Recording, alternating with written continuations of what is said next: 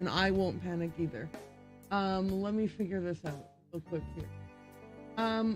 So I'm having a situation because one of my videos is using music that I've paid for the ability to use, but the Twitch is like, nah, you're not allowed to use that. And when I go to appeal it, the button for appealing, this is so annoying, this thing that happens, but like the button is not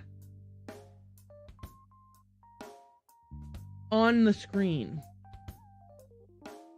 right? So if I try to appeal it, the button doesn't show on my screen for me to read what the button says. So I always, every single frickin' time, I click on the cancel button instead of the submit button. Because when I scroll all the way down, it's just 2 gray buttons, and I don't know which one is the one to go forwards. It won't let me scroll down far enough to see the actual fucking buttons. Does anyone else have that problem when they are appealing a muted audio? Because they're like, hey, yeah, no, I paid for the right to use this audio, so please let me use it.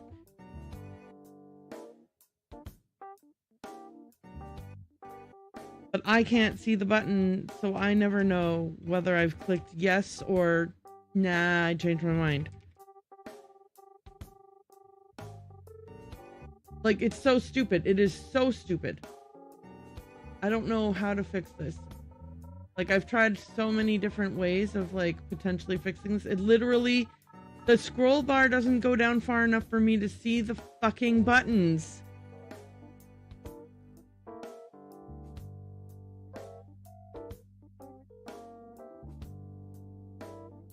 Anyway.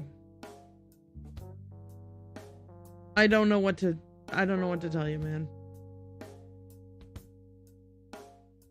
I mean, I'm not telling you anything. I'm just complaining about it because it's so freaking annoying. Okay. Anyways, I think I'm on the right track with everything I'm doing today. We are playing Hercule Poirot. And this is jazz music that I have on.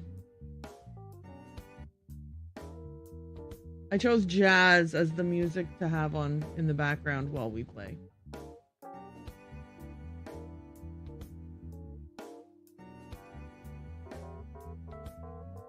Oh. Okay. Oh, I added a new thing where I can be like, hey man, what do you even think is going on here?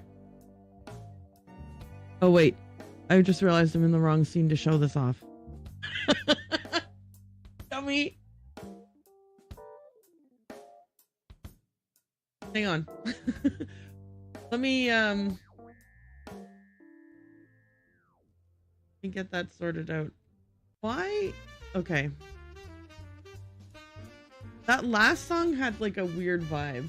Okay, let me go into the correct scene. So this is the scene we should be in, or this one, actually, so that you can see the whole game scene, right? But then if I was like if something unhinged happens in the game and I'm like, y'all, that was unhinged. Like, don't you agree? Oh, and look, now I can see now that I need to fix my trim. I'm gonna do it right now.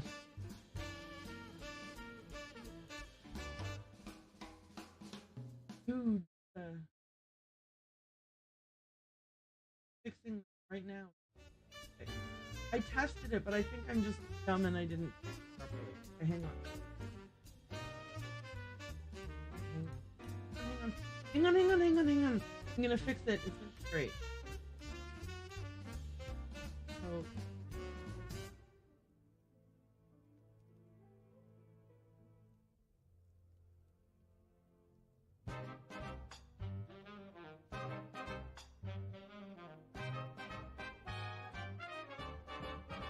Not even.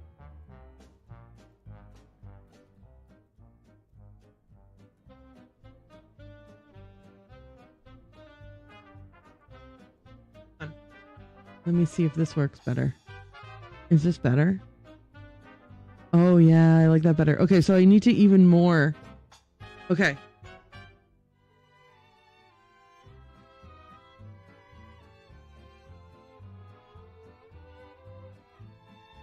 How about now? Ooh, I like this. Okay, so that's cool. Oh,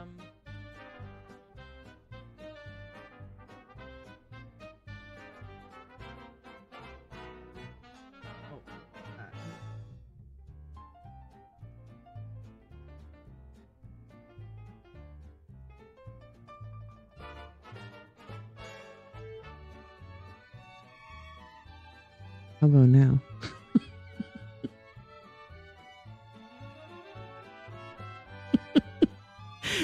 So when I lean in to whisper to you. Okay.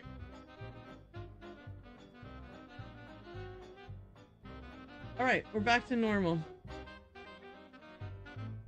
Oh, hang on. I forgot to do.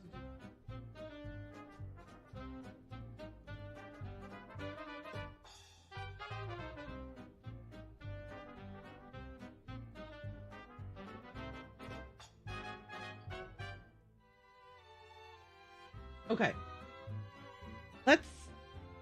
Let's get into this game. No, wait. I'm wrong. I don't want to get into the game yet. Here's what I meant to. Okay, so I apologize. Well, that was fun. I wanted to have, because a lot of times I lean in and whisper to you guys, but I was like, oh, I wish I had like set it up so that when I leaned in to whisper, it would be like a zoom and whisper, you know, type of thing. Like you'd be like, hey, Erin. Hey, man. I'm just telling you a little secret here. All right. And then, you know, back to a game regularly scheduled. Yes, I see that everything has crashed. Why wouldn't it? You know, I was literally just like, hey, let's get into this game. So obviously everything crashed. Obviously everything crashed. Oh, it's back. It's okay. So this is what's happening, I think. I think I need a new power supply. I think that my graphics card can run on the power supply I have. Right? But occasionally the draw is too much, and when the draw is too much, then it craps out.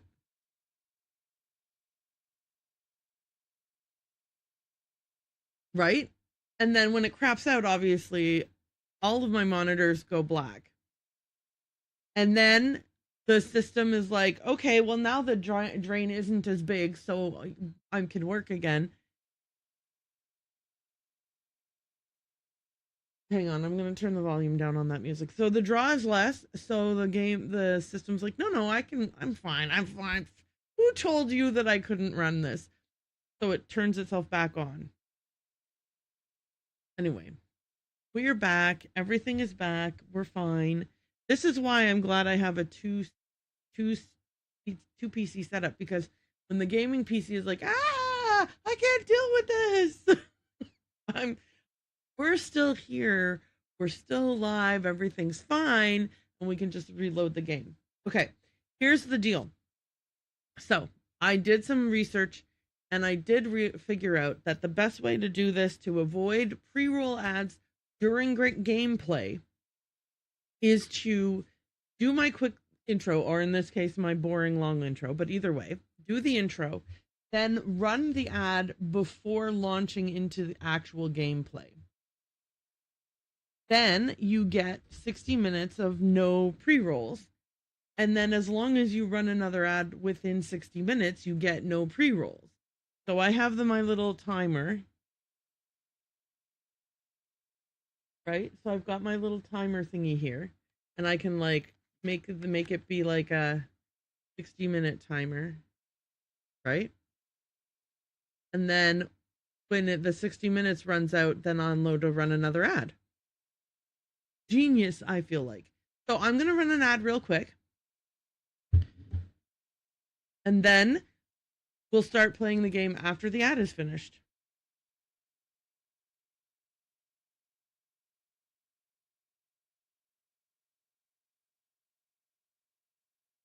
I mean, I'm not going anywhere. I'm going to still be here. But like the ad will be running. So we are going to continue this game. I almost clicked on new game like a dodo. Actually, you know what? While the ad is running, I'm going to real quick do some little housekeeping task.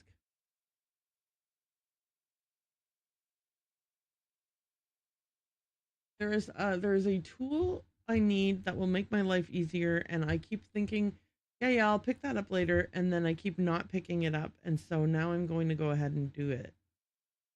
I'm gonna do it. Okay. Let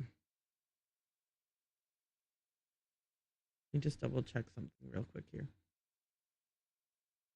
This is the perfect thing to do while the ad is running anyway. You see what I'm saying? Like, now is when this is when I should have been fucking around with resizing the whisper cam.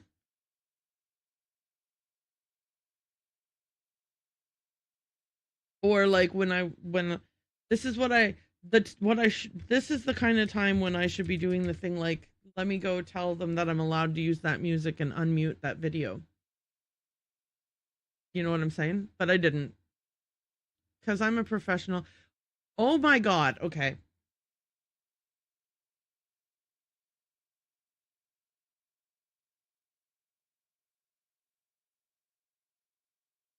Oh my God. Oh my gosh.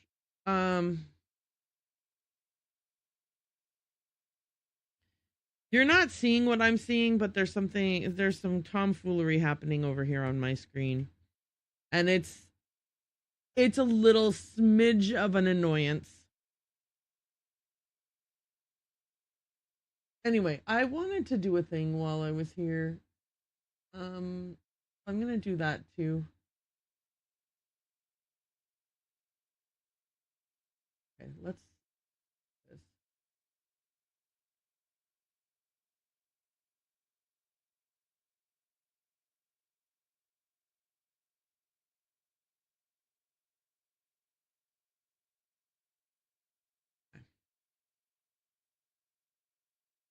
Thank goodness for small miracles. The small miracle being that I can finally get my act together. At least a little bit my act is together. I mean, you know, my act can be like a tiny amount act together.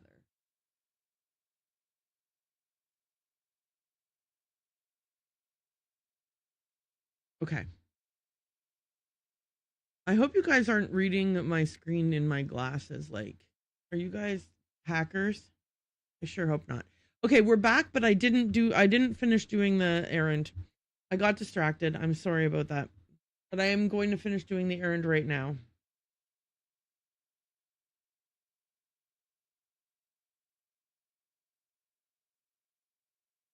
Huh.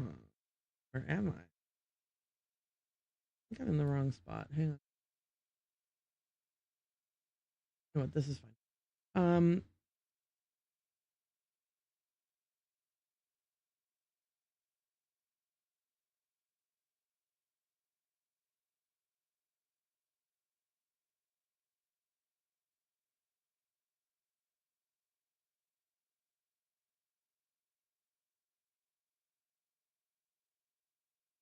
Sorry, I'm just trying to see how this works. That's not what I want.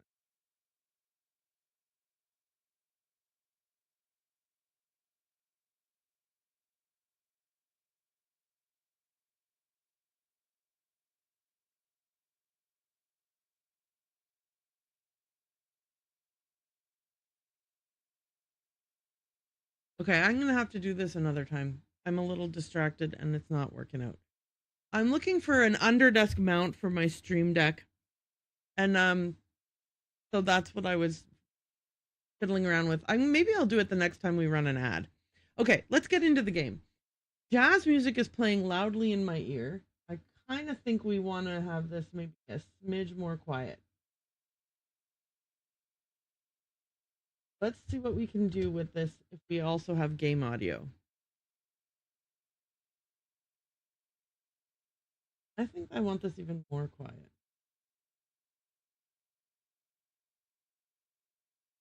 You guys tell me if this jazz music, if there's jazz music playing in the background and if it's super annoying or like, because I don't know what the game audio situation is like.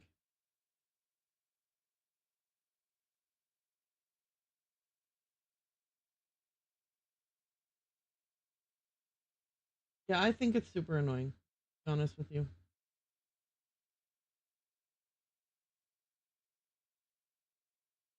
And there is some audio in the game, music in the game anyway. Okay, there's music in the game anyway. I've decided not to have, we're not going to have the supplemental audio. Plus, it's not very jazzy in the game. So what was the last thing we did? We were upstairs. We looked around the room where the body was found. Right? Okay, so we investigated, and we're also looking into whether he's connected to the blackmail because we found like a note that seemed like a blackmail note that he either received or was the sender. We don't know. Okay, so that's part of what we're up to here, and we also have new information. Angelin Van Den Bosch, we have new information on. What is it? Sorry.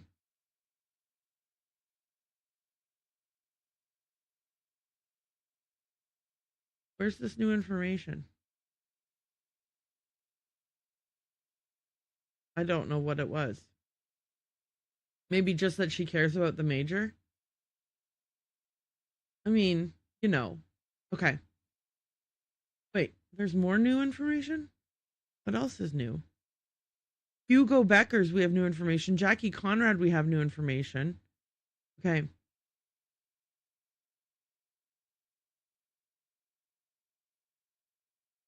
Hugo wanted to confront the major. That's new. I mean, again, this was new information last week. It's not new. I mean, it's new to in that we never looked at it. Jackie was writing an article about the couple. Oh. Zacharia mentioned the war again. Okay. Let's talk to, if we can talk to Archibald, we should, but I think we might need to talk to others. It's the next morning. Okay. Guys, it's the next morning.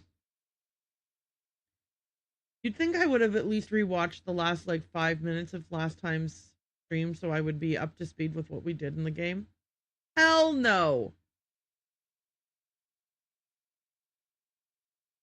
Good morning, detective. You slept well, is what he just said to us.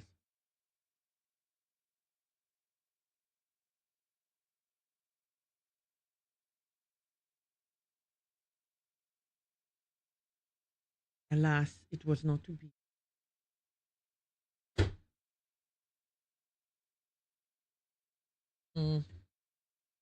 So you claim Poirot. No, just kidding. We're Poirot. Okay.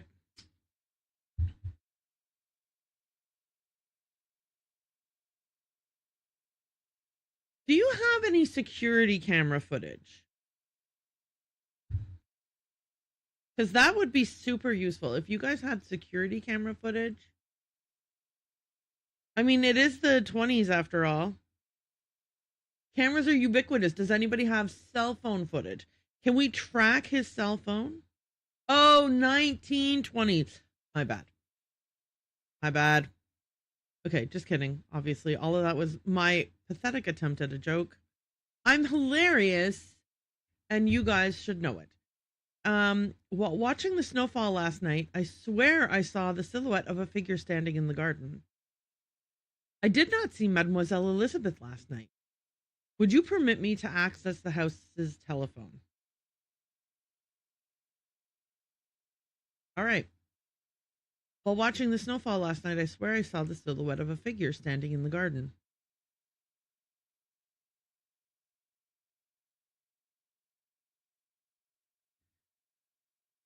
unless they were bundled up.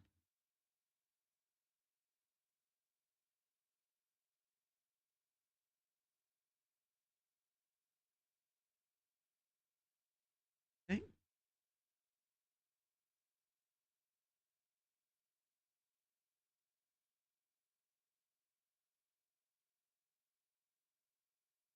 It was likely just your mind playing tricks. I don't, I don't, uh, listen, I can listen to a person talk and then try to mimic their accent literally immediately afterwards and have it completely be wrong. Like just happened. Like exactly. Listen, my nanny, I cannot say my name, Erin, the way my nanny said my name my entire life. Because I don't my mom and my sister do it and they make fun of me when I try to do it. Because I don't sound at all like nanny. They sound like nanny when they do. I don't sound. Nanny is my grandmother, not a person my parents hired to babysit me while I was a child. Just added context. Okay. I did not see Mademoiselle Elizabeth last night.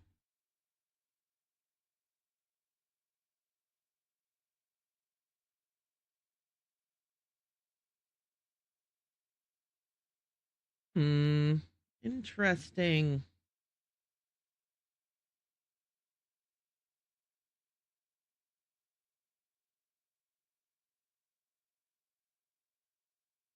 Maybe. I mean, here's the thing though. I wouldn't want my rest, like my day of rest, to come at the expense of a household member's death. I'm just saying, you know what I mean? Like, oh, it's like, well, you know, at least one good thing came of this guy's death. Elizabeth got the day off. I'd also like to speak with Madame Vandenbosch at her earliest convenience. Would you permit me to access the house's telephone? Let's do the telephone and then Madame Vandenbosch after.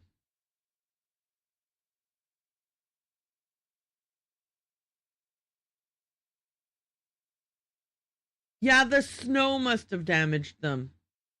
Likely. It's not the murderer who damaged the phone lines to make it harder for us to do our case.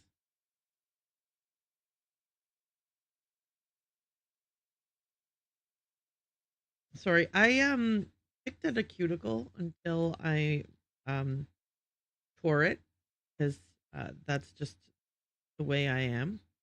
So I am putting some cuticle. I put some two different kinds of cuticle stuff on it. I'm gonna let that sit for a bit, and then I have to put on, um, like I usually use these brightly colored bandages just to humiliate myself. It's like the sticks to itself first aid tape. Um, the first time I ever saw this, it was like when my dog had needed a bandage, and they put this on so that way they don't have to shave all the fur off, and the bandage will stick to itself. Because even if they shave off all the fur, they can't shave off all the fur, right? And so, anyway, the point is that, and then I'll put that on my fingers so that I don't pick at it anymore. Okay, anyway, let's get back into the game. We're here for a reason, you guys. Quit distracting me with silly things.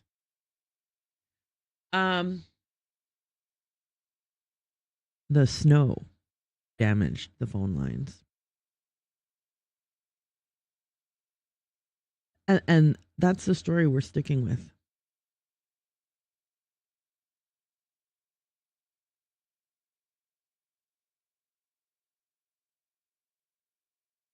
Okay.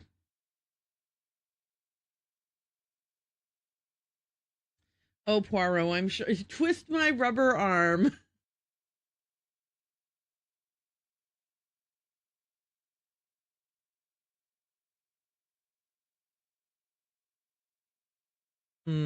Sure we are, Archibald. Although I am not able to call upon or leave the house to find help from the local authorities, it also means none of the guests are able to leave. I have until the snow clears to find not only Mademoiselle Angeline's blackmailer, but also the Major's killer. I'm going to ask about the Major's body. I want the Madame Vandenbosch thing to be the last thing I say to him.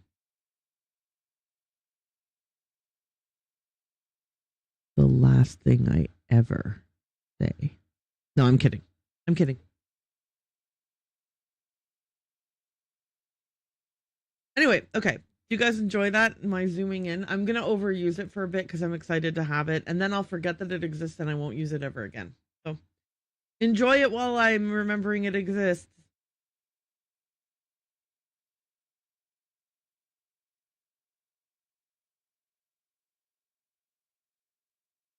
As one does, move the dead body into the cellar. That's the best. That's where we store all of our dead bodies.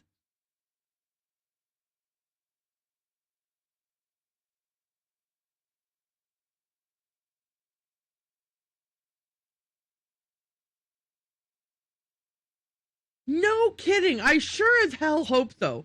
Were you going to store him forever in the cellar? Was that just going to be like, hey, look, here's our dead body corner. That's where we keep all the like winter clothes in the summer and summer clothes in the winter. Like, what are you talking about? Of course you're going to take the body out of the house. Holy. Okay. I'd like to speak with Madame Vandenbosch at her earliest convenience.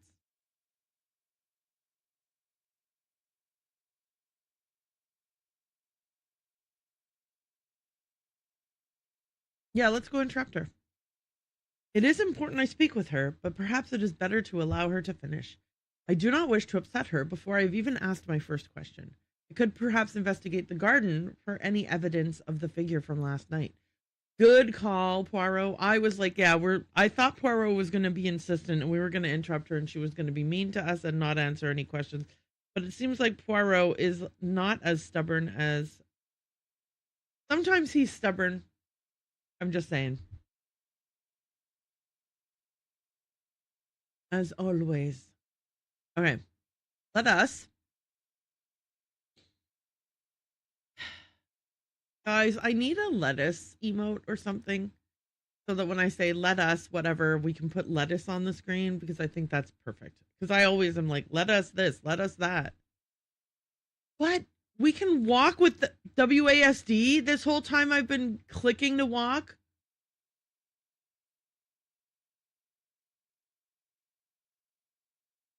Anyway, let's talk to Angeline.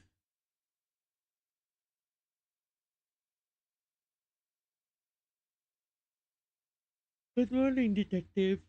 I hope you were comfortable last night.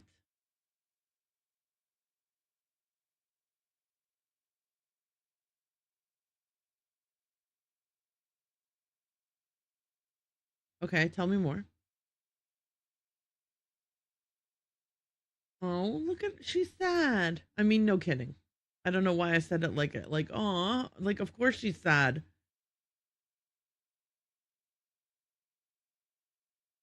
Yeah, hopefully. Perhaps on more than one set.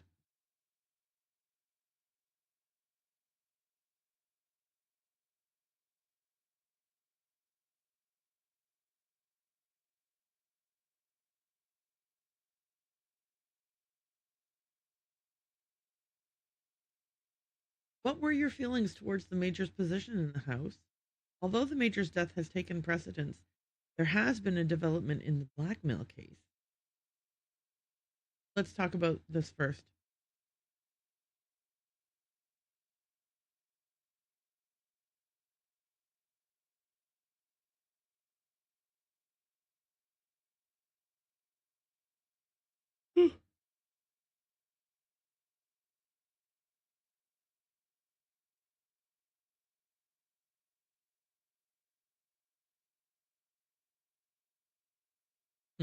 Interesting.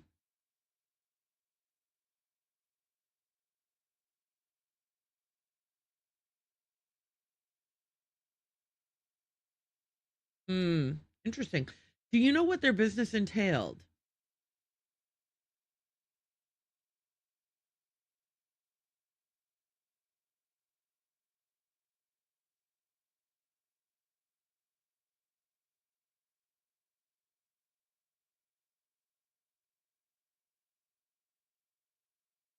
Well, you know how it is in the 20s? A lot of people have switched to consulting jobs. Again, I make a joke Because this game is set in the like 1920s, so the joke is that we're like, I'm applying 2020s logic to 19. You get it. You get it. You get it. Um, I think it's set in the 20s at least. I found a check addressed to the major from Monsieur De Silva, noted security consulting.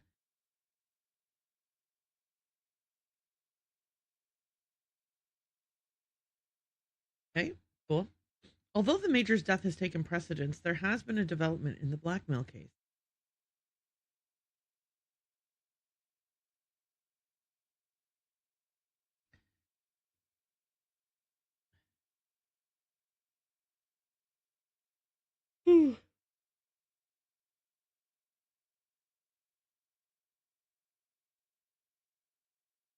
Valid.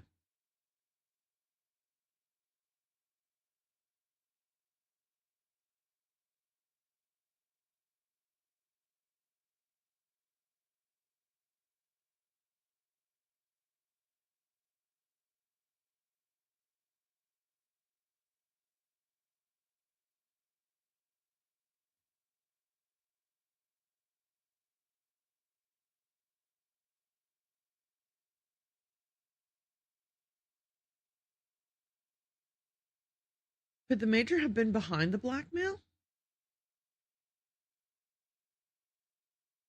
He couldn't, or he wouldn't. Yeah, it's almost like she knows the guy really well because he's been part of her family for years.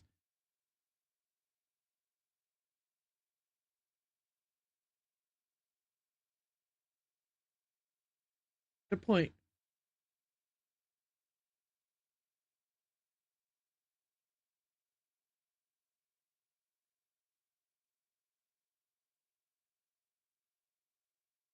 Okay, let's see if we can make any new connections. We can make one new connection under the major's involvement with the blackmail. All right, let's do that. Let me guess, it's going to be something along the lines of, why would he send himself a blackmail letter? Angeline disputes the major being the blackmailer. We have to talk to Cassandra. Okay, yeah, right, we do, but she's having breakfast. Angeline knew the major well. She has a positive impression of him, if only she knew his full character. Is her view of the major consistent? Okay, then we've got the brothers moved the body. The Demir brothers moved the major's body at the request of Archibald. We have to inspect the garden. Okay. The major's blackmail letter. Gideon paid off Angeline's blackmail. I think I want to connect. Angeline knew him well with, she disputes that he wrote the blackmail letter.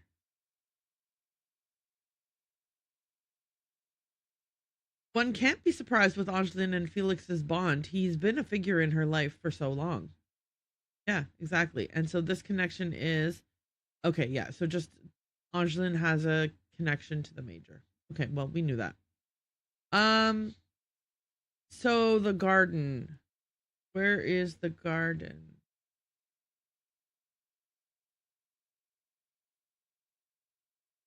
Is there a door back here?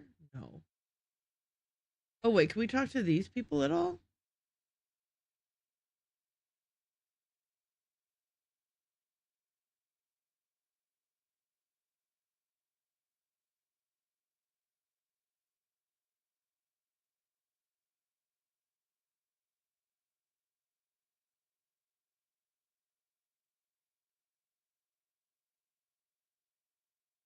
I mean, fair enough, right?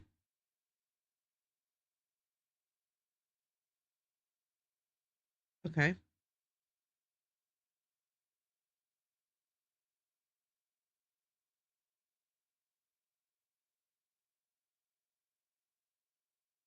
When were you touching the major's body? Madam, I demand to know who gave you permission to see the major's body. Good. Yes. So do I. Yes?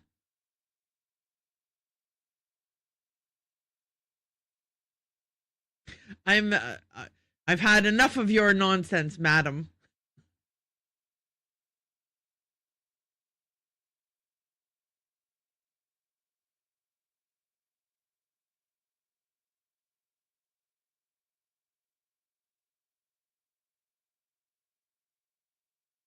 Okay, fair enough. I am very upset.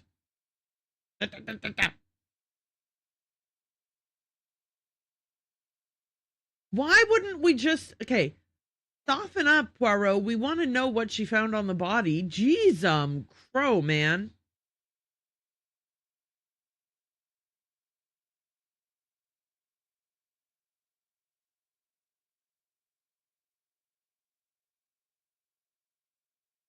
I pride myself on order and method, and this is far from either. A suspect in a murder investigation has examined the very victim that they are suspected of killing. It's like something out of a crime novel. Come on, Poirot.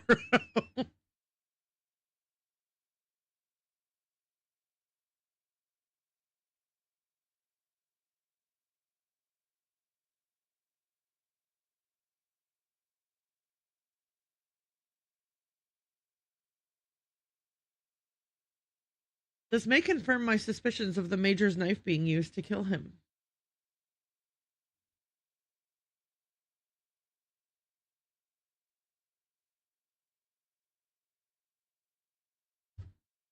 Oh my god. Poirot, you guys are both just as much guests at the house as each other. Like, it's not like, I mean, I guess you are officially a police officer, but I don't know, man. It feels like you're being a little bit, it's in my crime. Nobody can touch it but me.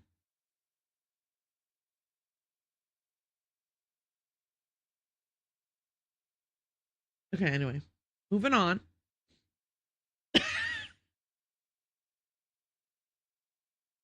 You are welcome, detective. When my superior officer hears of the goings on in this house, I will surely be seeing the green fields of the countryside once more. I must do all I can to redeem the reputation I've worked to build, starting with finding the killer. Okay, so we're selfish here.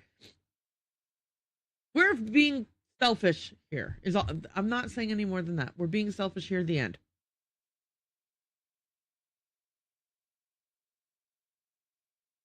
All right. Let's talk to Gideon.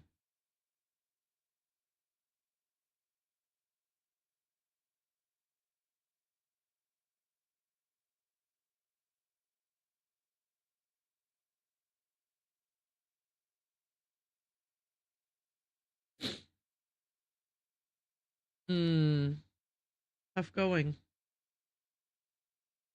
After investigating the crime scene yesterday, I asked Monsieur Sterling to move the body. While in the study, I noticed the Major's safe was locked. Would you know who has access? I'm saying the first one.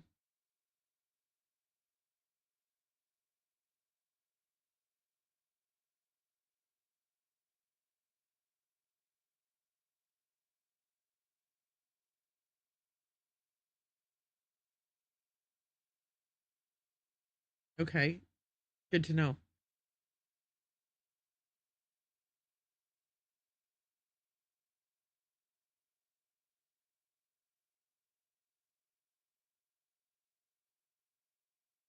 Um, have you spoken with your brother this morning?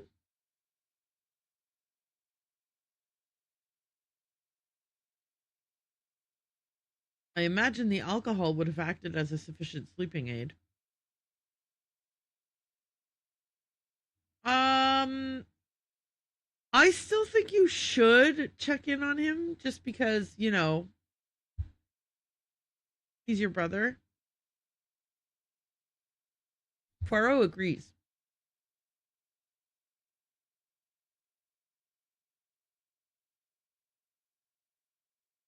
Aren't these extenuating circumstances, though?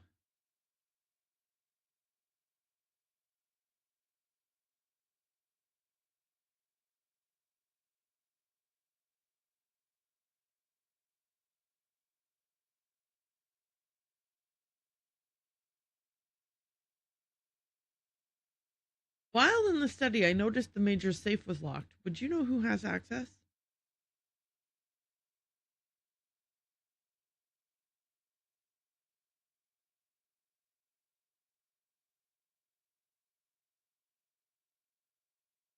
Okay, good to know. I wonder why Mr. Sterling did not mention this previously. That's actually a really good question. Why didn't he? Do I have any new connections to be made? I can make one new connection here. Let's zoom in a bit. So Zachariah was shocked by the major's corpse. Zachariah was therapized after the war. Gideon claims Archibald has access to the safe. Archibald asked Margot to inspect the body. Okay. I think the connection would be Zachariah was shocked by the major's corpse and Zachariah was therapized after the war.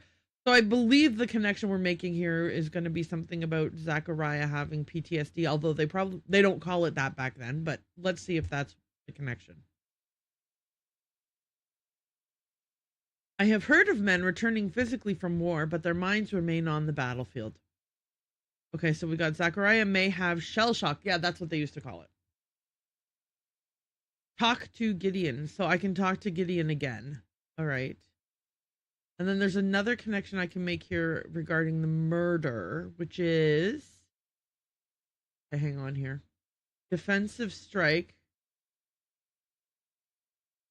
Potential murder weapon.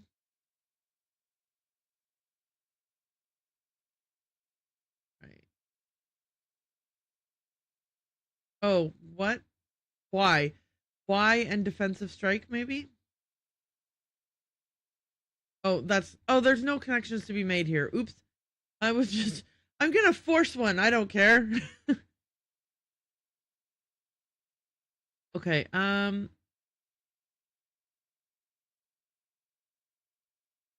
where is the door to the garden?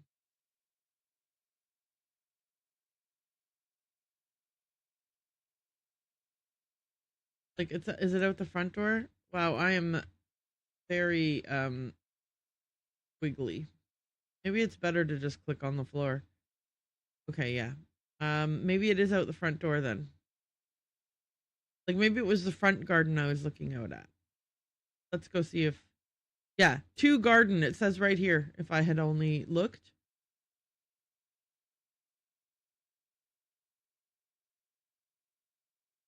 Wow, it's freezing cold out here. Why didn't I put on a coat? Boots, a scarf, a hat, anything? Anyway, finding evidence of a figure from last night will on one hand confirm I'm not seeing things, as Monsieur Sterling suggested, but on the other pose even more questions that must be answered. Are those footprints? Faint footprints.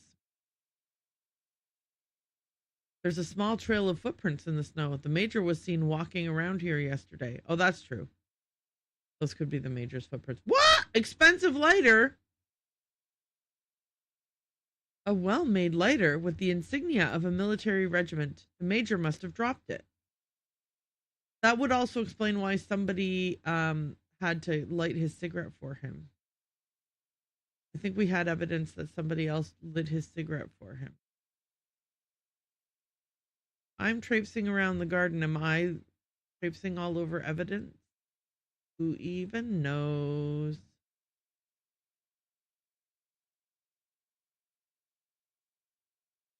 Oh, there's a fallen bird feeder here. I would have never seen it. It has almost disappeared in the snow. I doubt we will see too many birds in these conditions.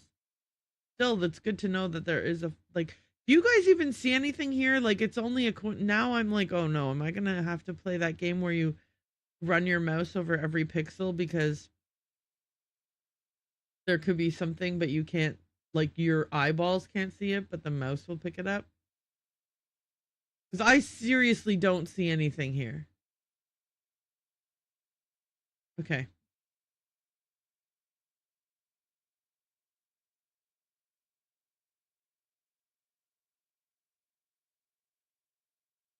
Here.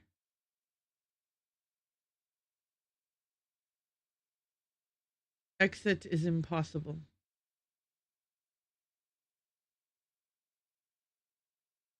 Right. Milk bottles? What? They must have been left out for collection. I cannot see anyone making it through this snow, though.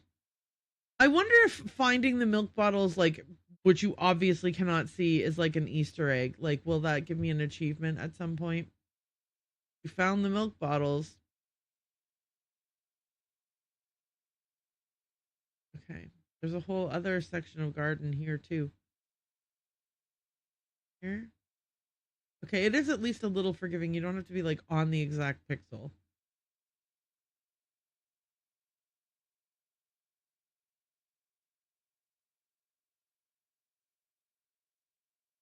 I don't. Anyway, and then Poirot died of hypothermia. The end. Garden tools. Garden tools have been left out, presumably before the snow fell. Yeah, presumably. Okay, so is that the whole garden then? I didn't see any evidence of another person. Did you guys see any evidence of another person? Wait, oh, I can zoom out. I was zoomed in a bit too far, maybe.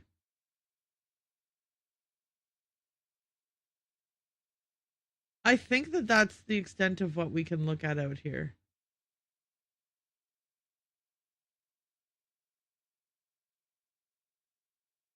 If I zoom in, can I see this bird feeder?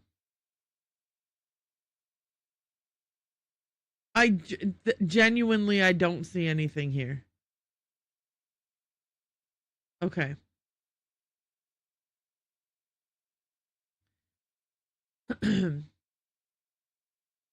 So maybe it is one of these things, you know?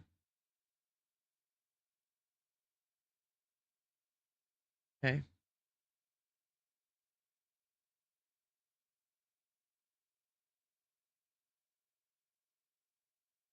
Milk bottles, garden tools. I think we found everything.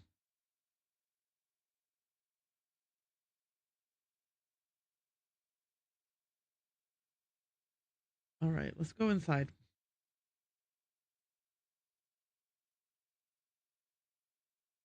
Wait, you won't let me go inside? I have not found everything? Dang it. Okay, Poirot.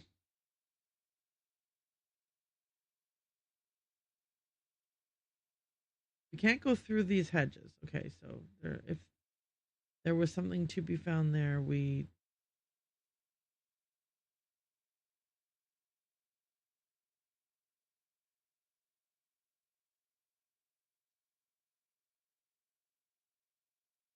I don't see anything here.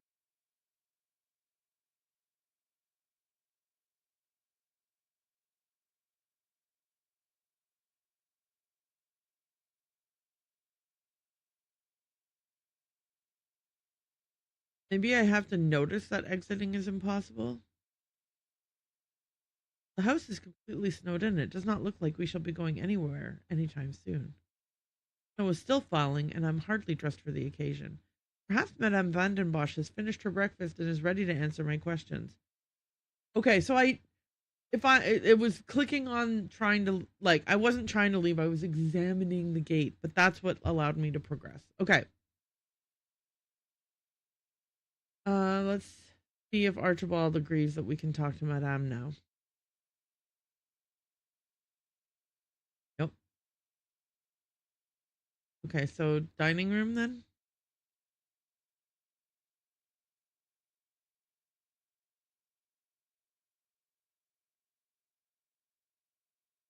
While I must speak with Madame Van den Bosch, I should also take this opportunity to talk to Mademoiselle Rihanna in the kitchen. Okay, cool. So let's do that then. Wait, let's look at stuff in the dining room. I don't think we looked at the dining room at all. Madame Van den Bosch's collection of art extends further than just paintings.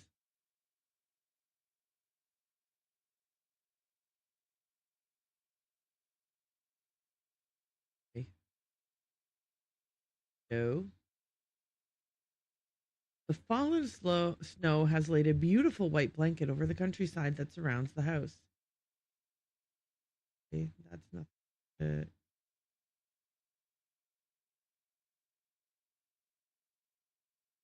There's a net here. I'm just gonna look at everything. I would like any and all achievements available, and if that means I examine things that don't tell me anything new, I will do so. I wonder how many travel expeditions have been planned while enjoying the contents of the globe. Okay. The kitchen is this way. Okay. Let's let's let's hit up the kitchen first.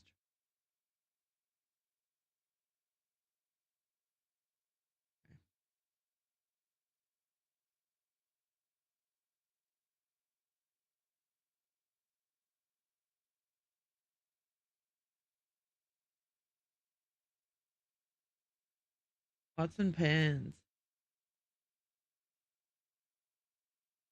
The cook has obviously used them for quite some time, judging by their condition.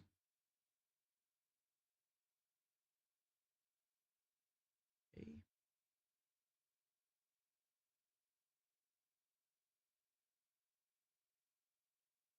Cupboard. There does not seem to be anything of interest in here. I like that we're just wandering around in her kitchen. She has not acknowledged our presence at all. Okay, let's talk to her now.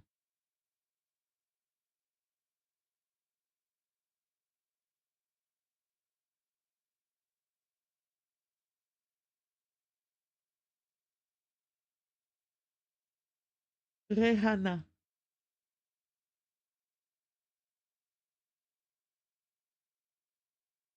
Okay, dude.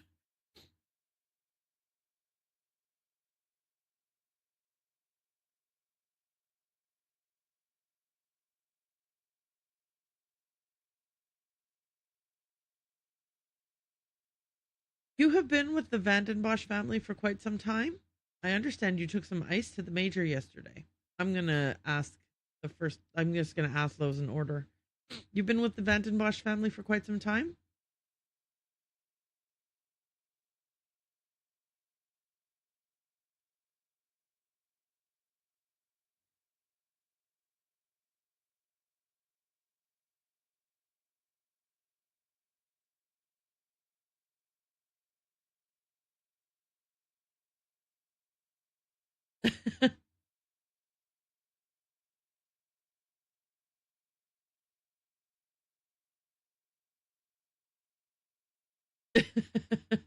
Alright, I understand you took some ice to the major yesterday.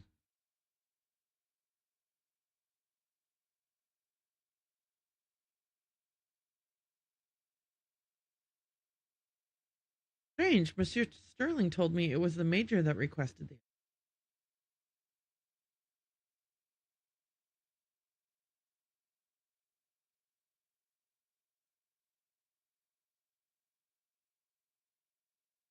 I hate to be the bearer of bad news, but there's no game audio. Oh, of course there's no game audio. For the love of Pete. Hang on. I will fix.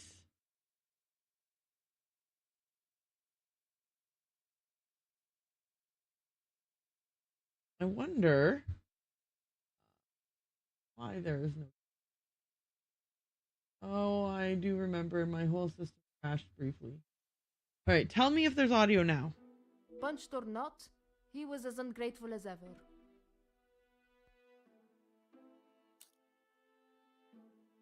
Ugh. Tattlers. Ugh.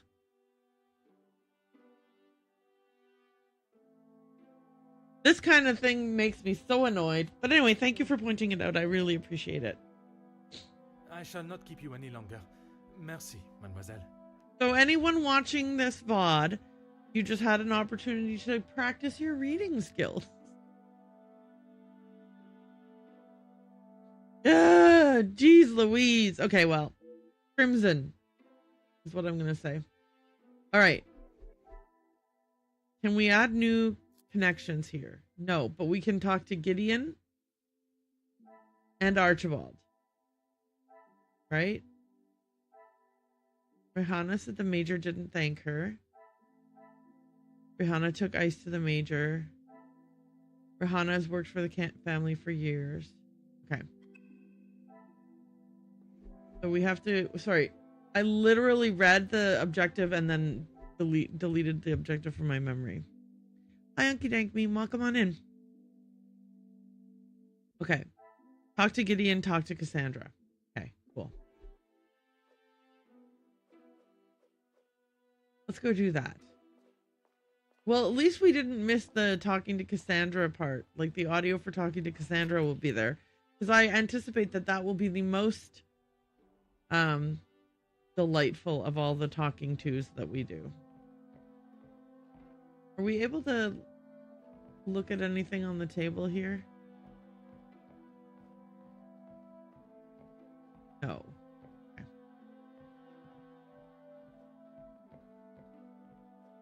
Wait, what's this door? Oh, to the salon. Okay. Let's talk to Madame Vandenbosch. Bonjour, madame. May I offer my condolences for your loss? Thank you, Detective, but they are not necessary. What can I do for you? I was hoping you would be prepared to answer some questions. If I must. If I must. Why would someone want to kill the Major? I'm sure you're aware he was not the easiest man to get along with. His hot temper made him a number of foes. Huh? A hot temper is reason enough to kill a man. His mouth often acted before his brain. Perhaps someone had grown tired of dealing with it. He was kind of a dick. And so that's why someone wanted to murder him. You suggested why someone might kill him, but who do you believe would do it? Seeing as I heard Mr. Becker's in what I would describe as an unnecessarily loud exchange of words yesterday, he would be my first suspect. Okay, that's fair. You heard them yourself. How could I not? The volume they were shouting at, I could hear them from the study in my room. You did not think it fitting to tell me this yesterday? Look, that was yesterday, and this is today. I didn't think Felix was going to wind up dead and a murderer loose in my house. My apologies, Detective. Fair and valid. Although I must learn more of this argument, it's not Madame that I expect the answers to come from, but rather Monsieur Becker's. He has a great deal of explaining to do. A letter was found in the Major's study. I assume you are talking about the supposed blackmail letter. How do you know about it already? Oh, maybe he told you. Oui, madame. You know of it? It arrived shortly after the first. Rather coincidental, if you ask me. That is an interesting coincidence. I'm not sure I understand what you're trying to say, madame. He no doubt had secrets hidden away. But do you honestly think Felix had anything of value to his name worth threatening him for? I don't know. Perhaps you should enlighten me. Well, he was here, living in my house, eating my food, prepared by my staff. Does that answer your question, Detective? A freeloading bum. How do you think the Major came to have the letter? I wouldn't put it past him to have written it himself, in the hopes of getting some sympathy from me.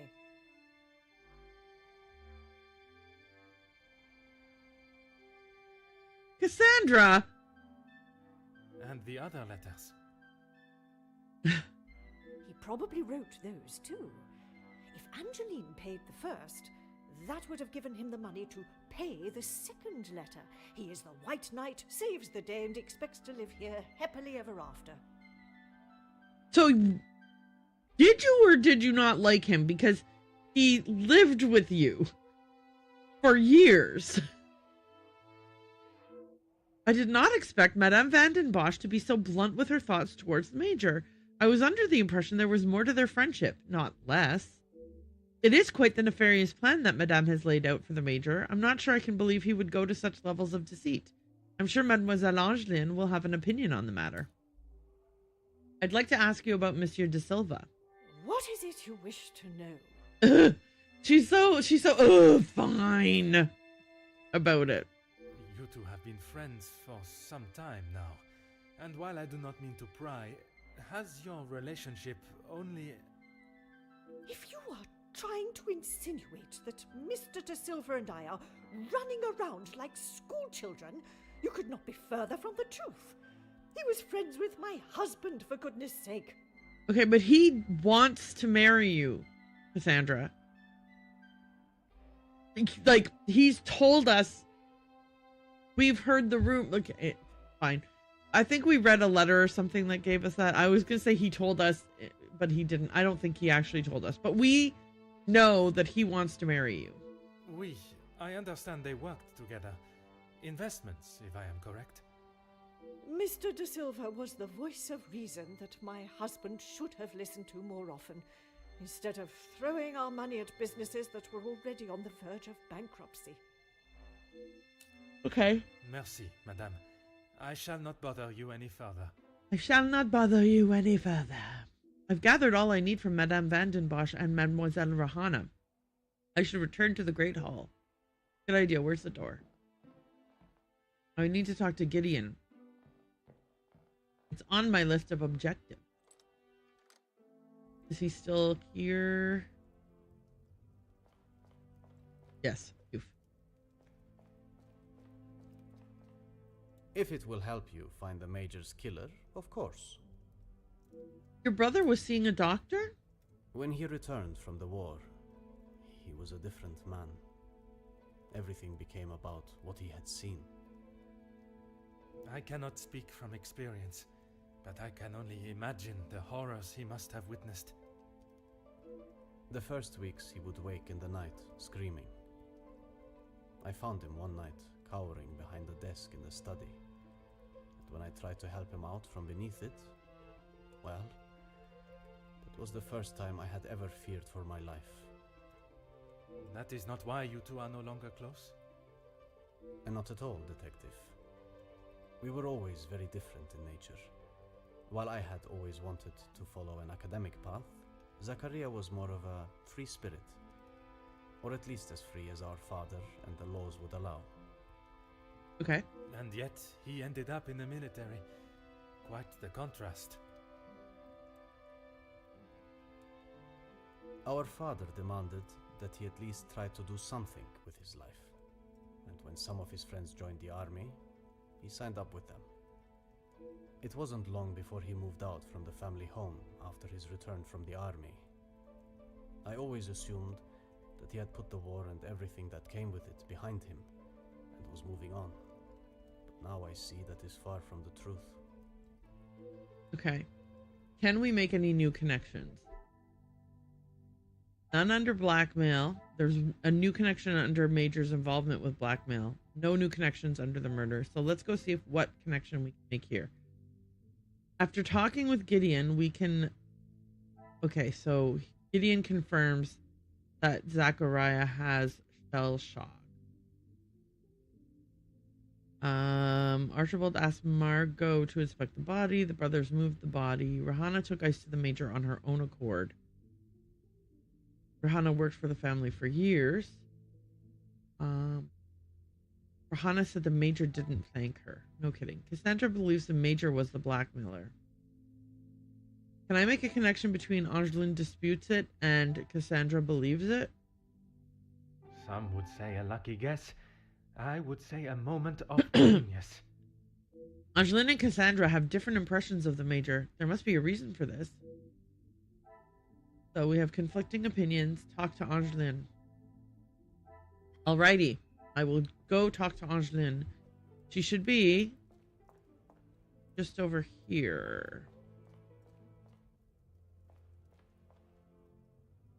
There. I was zoomed way in. Right. Is there something I can help you with, Detective? Your maman did not describe her friendship with the Major in such a positive light. You have got the wrong end of the stick, Detective. Maman has snapped at him recently, but it was nothing more than that. Are you sure? It was something to do with the letter. I heard them in the library before Maman shouted and he stormed out of the room past me. Okay. Could it have been the blackmail letter that instigated their argument? Maybe. Why would Maman be upset with him over the letter? Madame is of a very different opinion from yourself regarding his connection with the letters. She believes him to be the author. That is what she told you? She has always been one to make a quick, if not rash decision, but she cannot truly believe that. Was the Major aware you had paid the first blackmail letter? I don't recall telling him directly. I did not want Maman to find out it had been paid. If he knew, surely she would. Fair. Madame believes he may have been behind all the letters, and taking your payment of the first, then used it to pay the second and be the hero in you and your mother's eyes. I never knew Maman had such an imagination. Where would she get a story like that from? Well, That is a question I was hoping you may be able to answer. you know, You have met him. Do you really think he's capable of such a devious plan? It is a plan only the most crooked and underhanded could create. Is that the Major? I am not so sure. the more I think on Madame's story, the more ridiculous and obscure it sounds. But that does not mean it could be... Sorry. That does not mean it can be ruled out. I shall not keep you any longer. Merci, mademoiselle. Okay, so do I have an ability to make any new connections regarding the blackmail? One more new connection. Okay, so we talked to her, and Angeline confirms that Cassandra wasn't happy with the Major, but she questions Cassandra's reasoning for the Major's blackmail.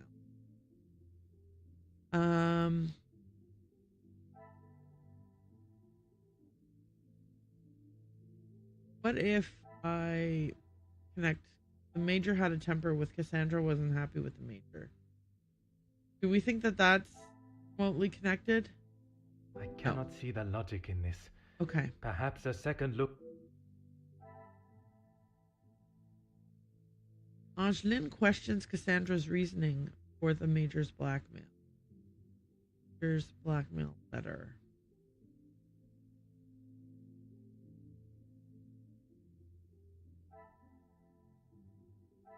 Can I connect these two? Is there something... Okay. I have clearly... Does this connect this? Come, my little grey cells. No. We must... Okay, I am at a loss. Hang on.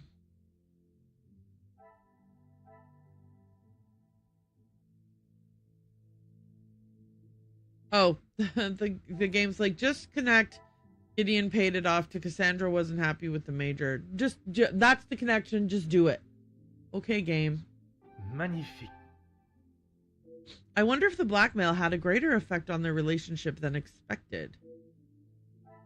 Relationship ruined by blackmail. Talk to Angeline. Okay. I will do that. Angeline, you're right here. I'm going to talk to you. Is there something I can help you with, detective? Was the arrival of the blackmail letter what caused the tension in Madame and the Major's relationship? I'm afraid it had been that way for some time. Maman is not forthcoming with her emotions, as I'm sure you are aware, but I could tell she had not been happy with their arrangement for the last few months. Okay. What gave you that impression? There was not one particular thing that she expressed. It was just the way she spoke to him and of him when he wasn't present. So she got sick of him? I shall not keep you any longer. Merci, mademoiselle. Okay. My alarm is about to go off. Oops. I believe I have gathered everything that is required. Monsieur Sterling will be able to assist me in gaining access to the Major's study. Okay.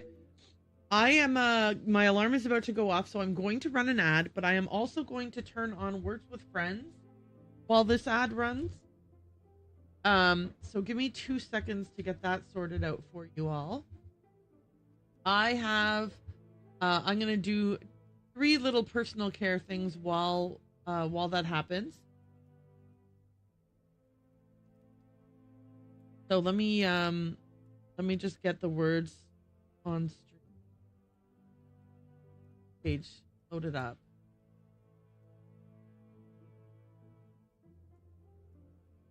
Yep. There's that alarm.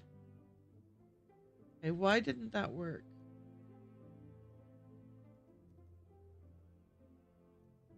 It didn't work because I clicked the wrong button. Okay. So I'm going to run an ad now. You guys can enjoy playing some words on stream, and I will be back um, after the ad, but also after my personal care stuff.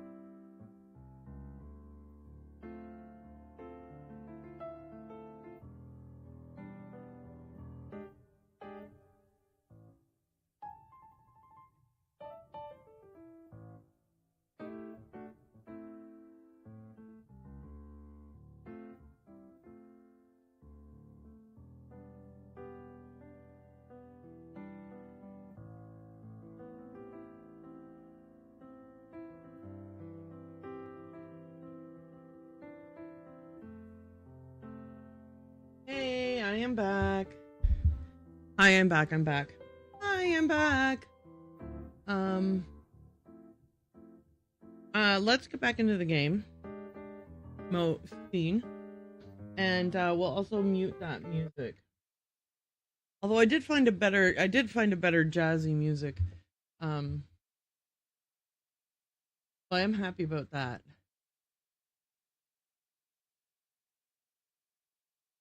Yeah, so.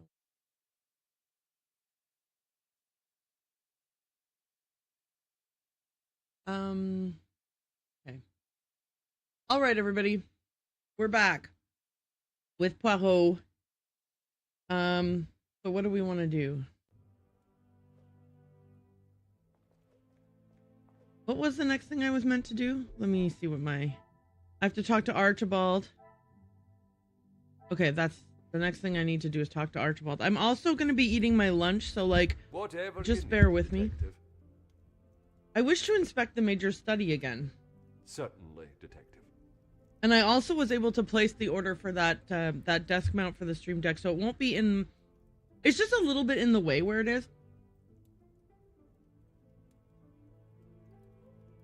Oh, oops. I wanted to have my Be Right Back screen on. Hang on a second here. There, that's better. I didn't mean for you guys to watch me take a giant bite of food. Whoops. Anyway, let's yeah, so I ordered that thing, and then so my stream deck will be like mounted like kind of under my desk a little bit, which is going to be fabulous because it means that it'll be out of the way, and then but easy to access, because like right now, in order that it not be fully in the way, it's also I have to reach a little further for it. This, you guys don't care. It's gonna be great. The end. Bye.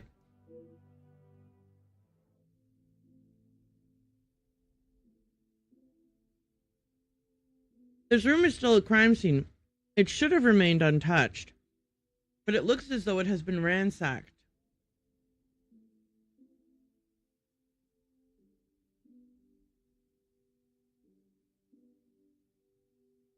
Okay.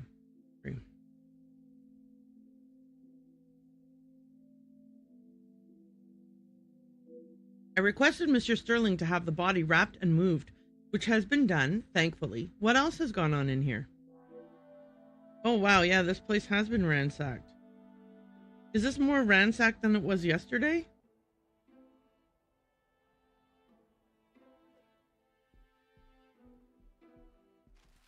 I don't remember all these books and stuff all over the floor, and I certainly don't recall the safe being open. Am I crazy? Or did I completely miss that yesterday? Someone was obviously looking for something in particular in the Major's documents. These accounts have been thoroughly rifled through. The Major has recently taken out a large loan, and the interest rate is astronomical. Okay, anything else here? Oh, empty envelopes. Oh. The address to the Major with no return address. A photograph. Aha. I must admit, side by side, there's a striking resemblance between mère et fille, mother and daughter. Perhaps such flattery is the way to win over Madame Van den Bosch. Oh, look, but he tore the husband out of the photo. Oh, Major Hagen, this is so clumsy. So clumsy of you.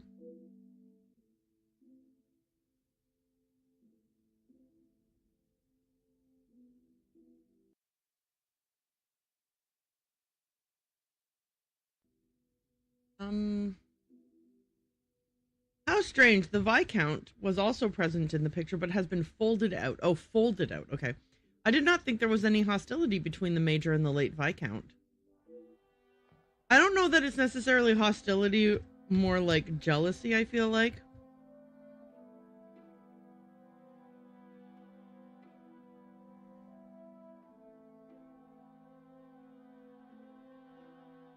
All right, oh, there's a sealed letter in the safe.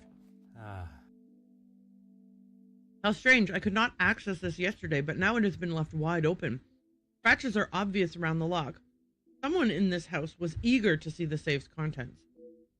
A half-sealed letter addressed to Madame Van den Bosch from the Major.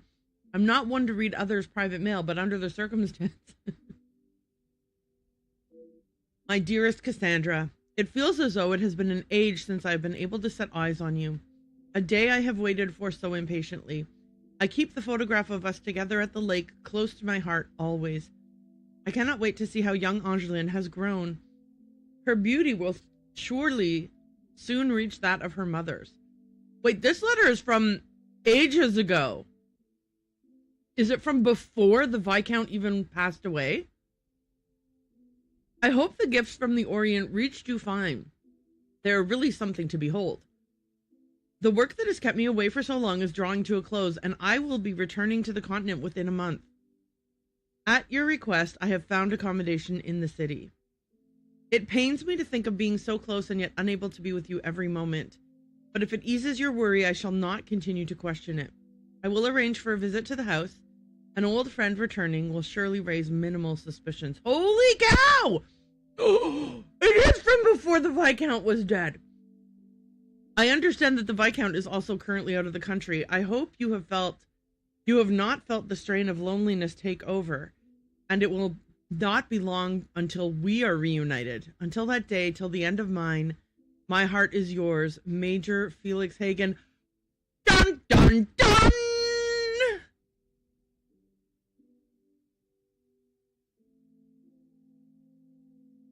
It seems there's a great deal of Madame Van den Bosch and the Major's relationship that she has withheld. Oh, I think so.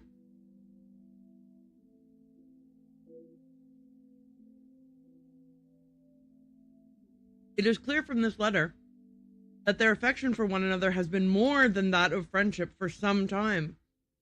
The mention of young Angeline suggests it may go back as far as 20 years. I mean, the fact that the Viscount was alive and not in the country... Holy cow, man. Is that everything I can find in this room, or is there more?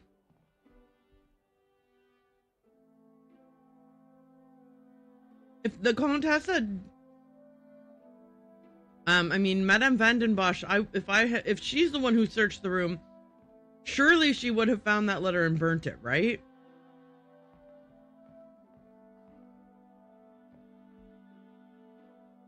Okay, I think that's everything we were meant to find here.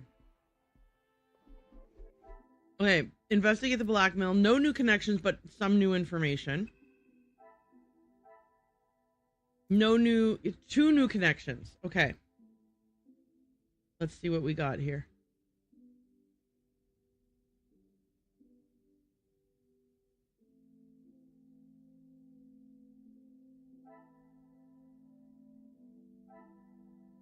Okay, so the letter was addressed to Madame Van den Bosch, but it looks like it may have been unsent. The Major confessed his love for Cassandra. I mean, I'm not too shocked, but the fact that they maybe were having an affair is interesting.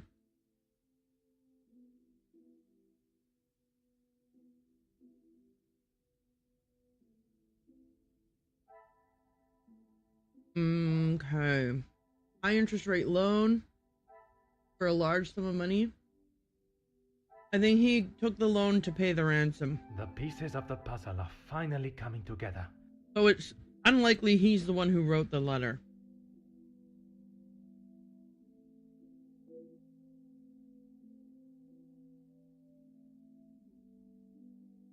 The Major paid the letter that was addressed to him. He must have been worried enough that something would be released to the public. But what? Okay. And then, this is probably what he was worried about being released to the public. This will not get me any closer to my goal. Shit. Okay, hang on. Okay. Angeline questions Cassandra's reasoning for the Major's blackmail. Cassandra and the Major had relationship issues. Does this connect to the Major confessed his love for Cassandra? Order and no. method. Okay. That is the way. Okay.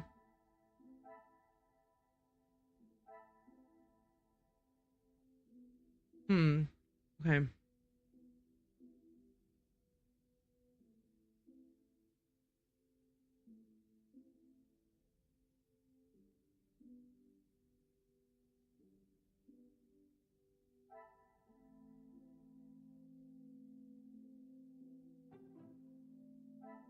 That won't connect.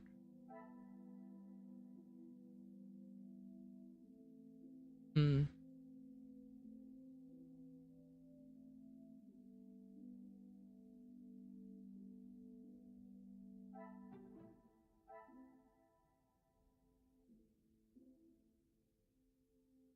Hmm. What if the love and the photo go together? I must act on Shoot. thought and... Okay. I don't know what I need to do. Oh. The game got frustrated with me and gave me the answer, it looks like, maybe. Angeline is attached to the Major, Angeline and Cassandra in the photo. Another success. I never doubted myself. Okay. The hidden photos of them, along with Angeline's attachment to him, proves he cared deeply for them. Well, yeah. I mean, he was sniffing around the back door while the Viscount was still alive. Okay. The Major cared about Cassandra and Angeline is why he paid the ransom. I must take a No, different what? approach if I am to uncover the... Damn it! Okay. I was like, he paid the ransom because he cared about them. Because that seems like a reasonable assumption. Hmm.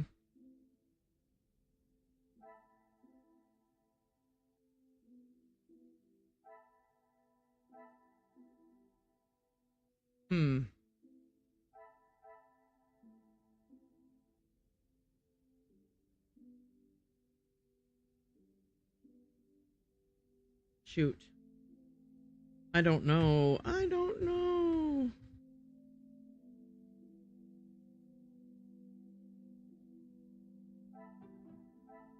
What a revelation. Okay. That was a shot in the dark, but I'm glad it worked. I believe the Major would do everything to remain in the comfortable life he's accustomed to, but would he stoop so low as to fake a blackmail letter? No, he wouldn't. He wouldn't, and we know because he took out a loan to pay it. Magnifique. The evidence shows the Major was not the author of the blackmail letter. The Major was a victim just like Mademoiselle Angeline. Whoever it is that is penning these letters knows a great deal about many people. I wonder how many more have received similar letters. Sorry, the Major is innocent.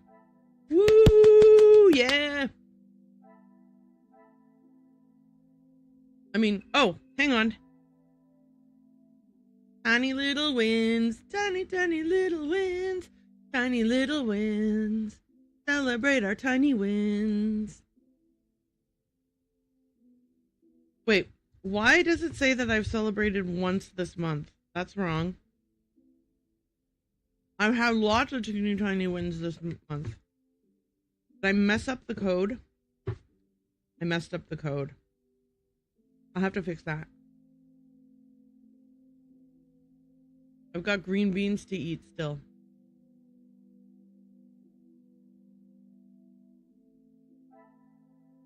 Okay, I have to go talk to Archibald now.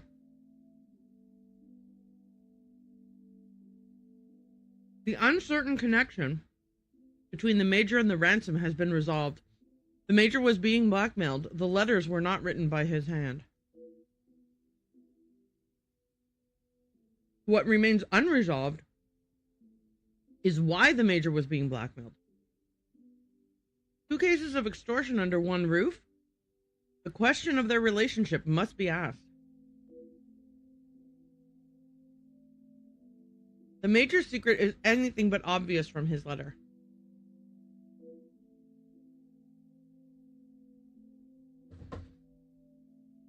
I now have a blackmailer and a murderer, and their weapon to find. If the correct process is followed, they shall all be found swiftly. I shall take my leave. This room has already revealed enough new insights to the Madame's and the Major's lives. Detective Poirot, I have been asked to inform you that Lady Vandenbosch has returned to her room, and she wishes not to be disturbed. Mm-hmm. Merci. Madame certainly has mastered the art of subtlety. They may not be the exact words she used, but I'm sure you can imagine. Excuse me, I have some further duties to attend to in the pantry. Mm-hmm. Do we have to go to the pantry to talk to him now? Oh, never mind. Okay. Let's search the top floor. Perhaps I should take this opportunity to search the top floor. Now there is no one to disturb me. There's one room that holds particular interest. I should inspect the storage room while I have this rare opportunity. Okay, where is the storage room? This is Cassandra's bedroom. Obviously, we don't want to go there. Angeline and Gideon's bedroom. Collection of books. Hey, let's take a look at that. I could spend every waking moment reading about the adventures of the characters within these books. Okay, let's look at the telescope. It's pointed right into the neighbor's bathroom! Gazing at the stars is truly one of life's simple pleasures.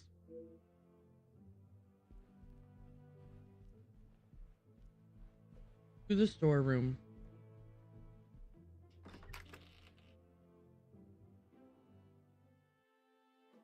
Alright. No, dang it! I didn't read it carefully, sorry.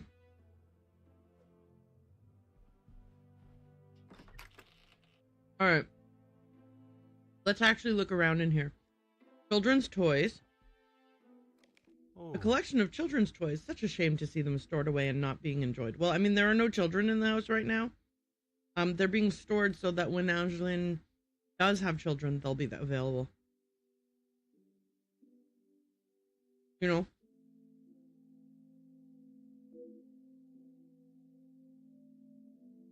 Considering they've been kept in a storage room, they're all in almost perfect condition. My immediate assumption would be they belong to Mademoiselle Angeline.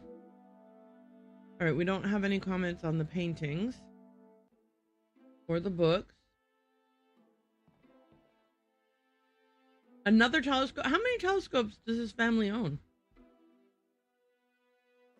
Ooh, a grandfather clock. Huh.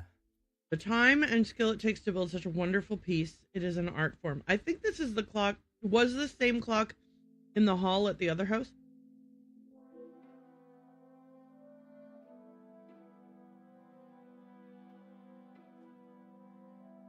Is that it?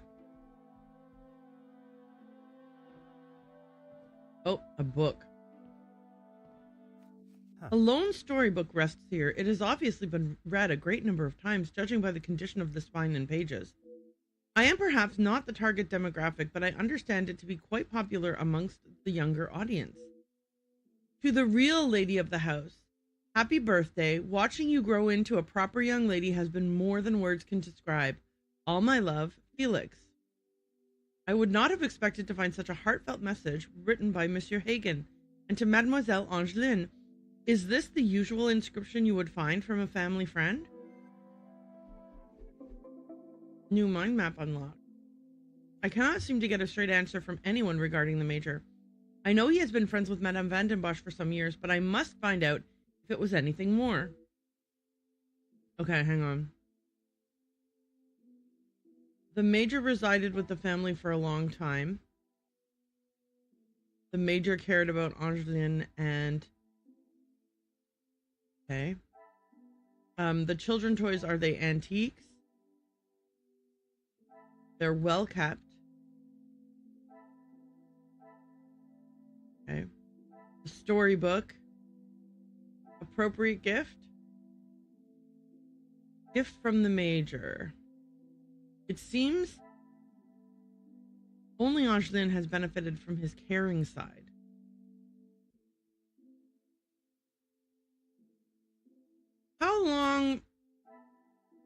how long before her birth did their affair start? Maybe he's her father, and she doesn't know it.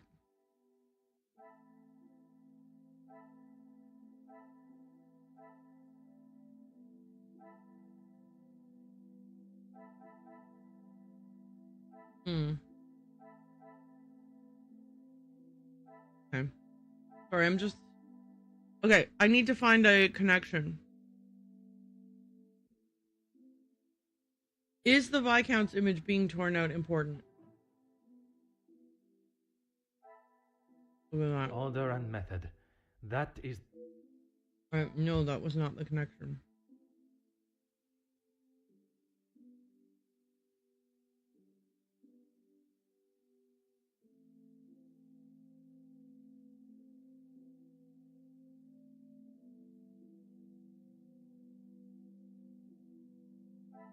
Does this connect to this? I must take a different approach if I am to uncover the truth. Okay, I don't actually know what kind of link the game is looking for here.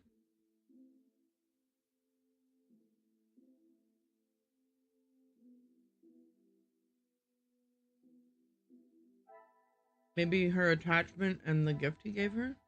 This will not get me any closer to...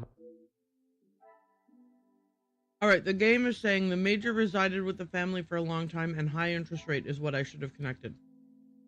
Obviously! What a revelation! It seems that the major has lived rather comfortably in the Vandenbosch house for many years. Okay. Yeah. Talk to Angeline. Is that really it? Okay. Game. If you say so.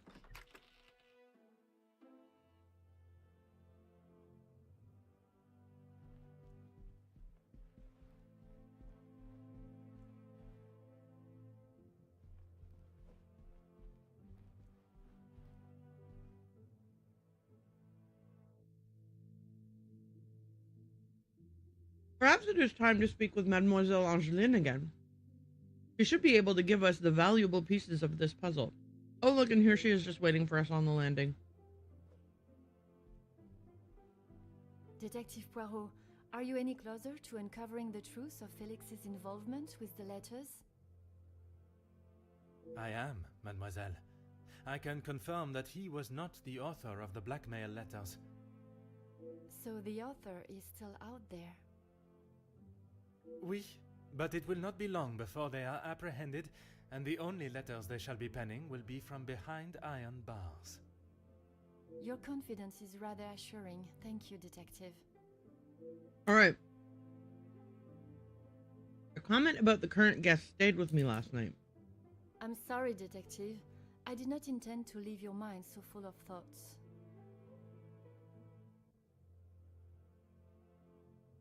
No apology is required. It actually made me question my whole chain of thinking. What if there had been a collusion between them, and the Major's murder was planned, organized, and orchestrated to make the investigation seem almost impossible? Oh my, Detective, that is quite a theory. Every guest has a motive. You confirmed that with the mention of Mademoiselle Conrad and the Major's fight. Supplying one another with a rock-solid alibi would surely throw off any detective. But not you. Correct, mademoiselle. It would take much more to stamp Detective Poirot. Poirot's thinking ahead to Murder on the Orient Express here, I guess.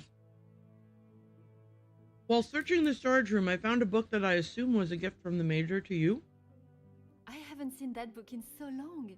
Yes, it was a gift for my 10th birthday. I have read it from cover to cover countless times. He left such a lovely inscription too. It sounds as though there is a side to the Major I did not get to see. Was it common for him to bring you gifts? Not common, but If he had been away for some time, he would bring me a small memento from his travels. He hasn't done that in some time, though. The toys that were with the book, were they also gifts from the Major? They were. I'm afraid they may have gathered some dust being in the storage room for so long. I kept them in hope of giving them to my child when the time comes. I am starting to suspect the guy is her father. Y'all, I'm beginning to suspect that guy is her father. Listen, I'm back, but look, talk to chair first. My water glass. I promise I didn't go far. I'm right here. All right, I'm back. It sounds as though he had always cared about you. Yeah, it really does. His presence at the house was comforting for us both after Father died, even if sometimes he was a little too overprotective. Yeah, but he might have been overprotective because you were his daughter. You spoke last night of the Major's support of your mama. If I may be so bold, did the Major contribute to the house? I actually want to ask this. How do you mean, detective? Financially. I imagine a house of this size is rather costly, keeping it in the immaculate condition it is in. Maman looks after the financial side of the house, but I think she has had to ask him more than once for a contribution of sorts. It is not for me to get involved. All right. You spoke of the Major's last night. All right. You spoke last night of the Major's support of your mama. That's right. Ever since I can remember, Felix has been around. It seems as though she has a number of support networks. The Major, her friendship with the Countess, not forgetting Monsieur da Silva. Maman has many friends. I know how she may seem to most, but once you break the hard shell... She's like an M&M. Delicious chocolate inside the hard shell. There is a further shell waiting to be broken. Poirot. Okay, so she's like a jawbreaker. Oh my God, Poirot. Oh, very good, detective. Forgive me, mademoiselle. I only jest. It's quite all right. You're not the only one that feels a razor tongue. She's grateful you are here, especially now, whether she shows it or not. Okay, that's cool.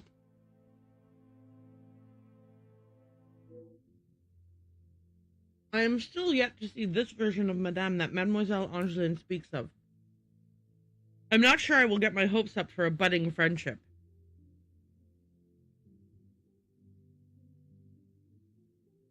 Speaking with the Countess yesterday, she did not have the greatest opinion of the Major. They have often come to blows when it concerns Maman. They are both trying to protect her, but they themselves cannot seem to get along. She spoke of his desire to join the, how do you describe it? Social elite. This isn't the first time she has vocalized that concern. She thinks the Major was just using our family name to make his way to the top. And you do not agree? I don't think so. I will not deny he has shown interest in Maman's social circles, but they have been friends since even before I was born. Surely all those years of friendship was not just to raise his social standing. Mademoiselle Angeline obviously does not believe what the Countess had to say about the Major. Perhaps it is jealousy that drives her scandalous theory. I shall not keep you any longer. Merci, mademoiselle. Merci, mademoiselle. I have everything that is needed to push Madame Van den Bosch on her secret.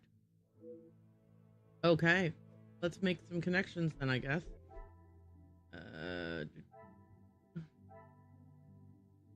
Oh, no connections. We just have to go push our luck, I guess. Okay. Oh, so was there a new objective? I didn't even read. No new objectives, though. Okay. What, did that say Madame Van Den Bosch? You only have to ask, Detective. Okay, it did. I shall not keep you any longer. But I'm not allowed to talk to Madame Van Den Bosch. Or maybe I disturb her, even though she told me not to disturb her. I am not sure what to do now.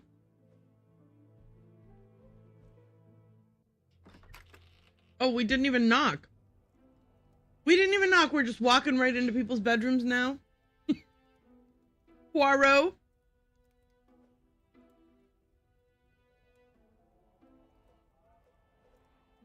Let's look around a bit. Ah. Madame Van Den Bosch's collection of art extends further than just paintings.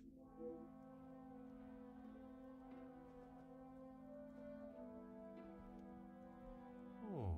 A roaring fire. I could stand and gaze into the flames for hours. I have the hiccups.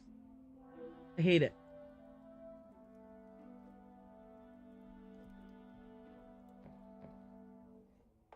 Aha. These perfume bottles look rather expensive. It would be wise to be very careful with them.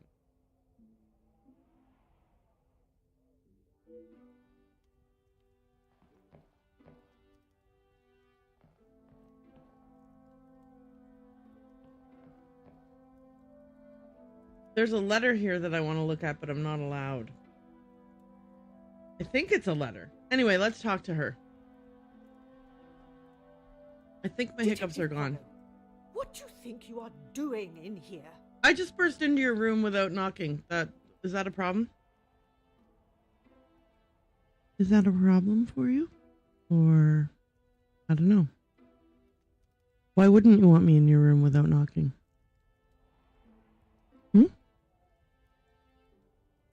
I don't understand why you're so upset.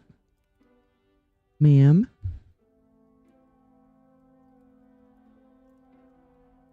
I have something. I Oh, wish sorry. to discuss with you. Not my line. Well, I hope it is important enough to justify barging into one's bedroom. Right? I assure you it is. Good, because this has gone on far too long. We are snowed in this house while a murderer runs amok. Amok! I can understand your frustrations, but it is not as simple as... You were once an incompetent officer, and now it seems you are just as incompetent as a detective. Ma'am? I am trying to solve a case here. If I was not being lied to and misled at every turn, perhaps the murderer would already be in custody. I hope you are not suggesting I had something to do with Felix's murder. No, I'm not. I am suggesting that if I had the support that everyone claims they are offering, we would be in a very different situation. Go there. If you have something you want to ask, I suggest you ask me now. I was not aware the Major had been so close to your daughter. I would like to ask you about a letter I found in the Major's study. Let's start with the daughter. We met before Angeline was born, so he was often at the house when she was growing up. And where was it you two met? I was attending an event. Felix was also in attendance as a serving officer. A conversation was struck. So it was not through the Viscount that you two met? No?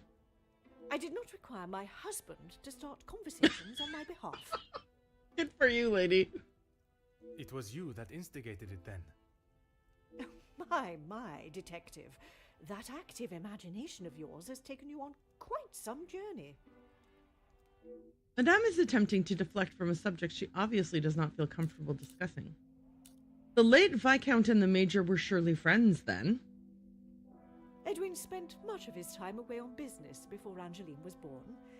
Felix was a welcome distraction from the loneliness of the house. I'm just leaning in for some tea. You were alone in the house. The The staff continued their duties, of course, but trying to get any sort of sophisticated or cultured conversation from them was like drawing blood from a stone. Mm-hmm. Okay.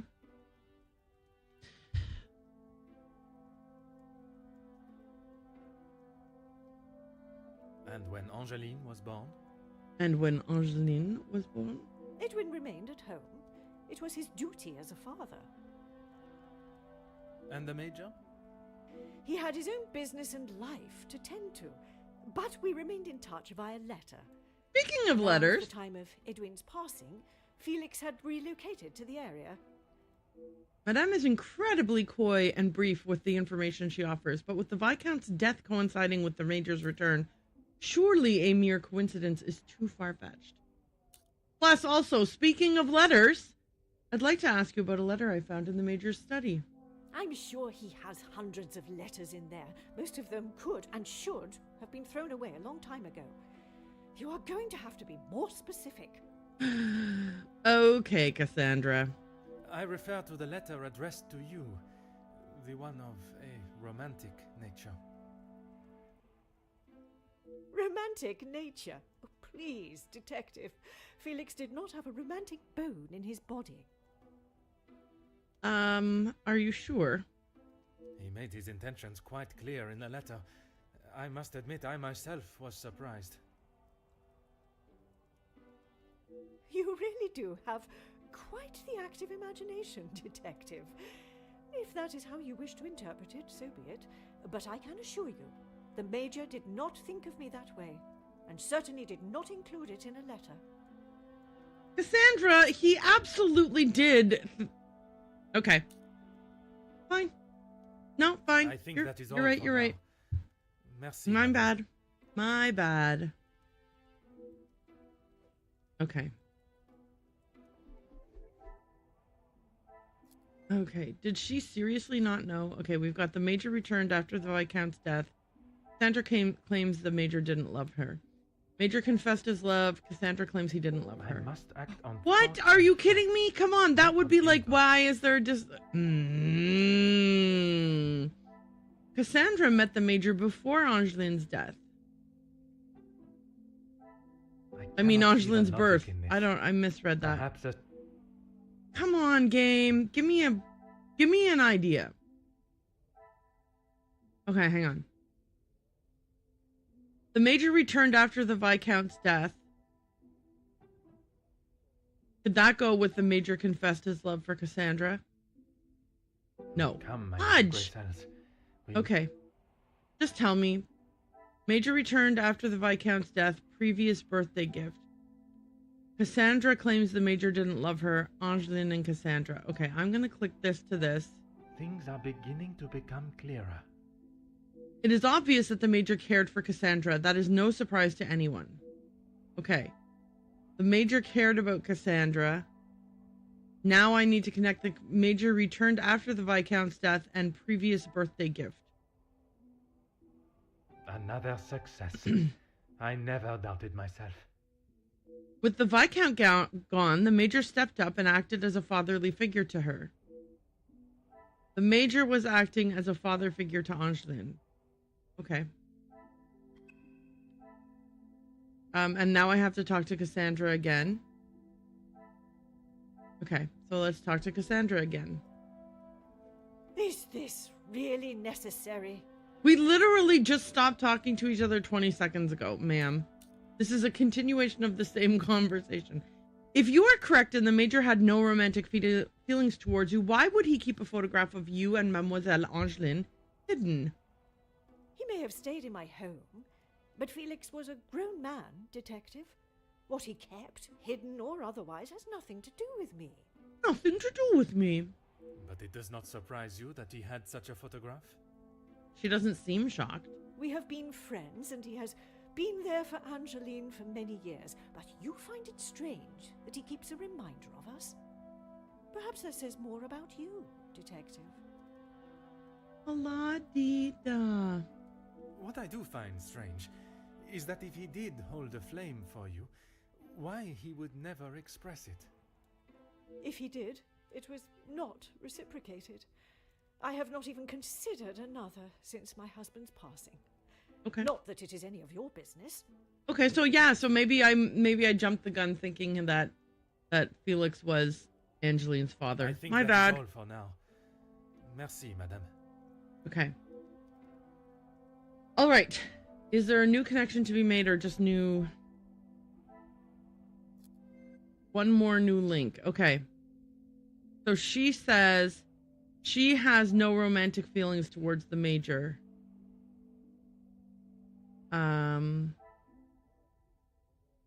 What does that connect to?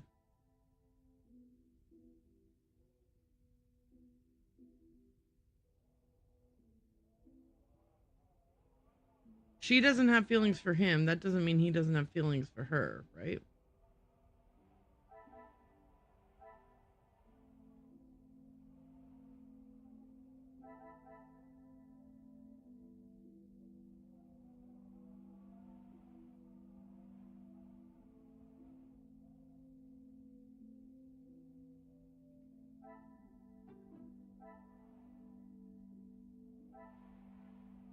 Is No. there something? Is there something I am not seeing? Yes, there is, because I don't know what look, all it says is there's a connection here. There's no hint about what the connection might be about. It has to be, this is the only thing that's new since I talked to her. So it has to connect this to something else, but I don't know what. She has no romantic feelings for him, and he hasn't helped the house financially. So why is he there? Some would say a lucky guess. I would say a moment of genius. As much as she tries to deny it, Cassandra shared the Major's feelings in some capacity. There we go. Okay, so Cassandra did care about the Major. Time to talk to Cassandra again.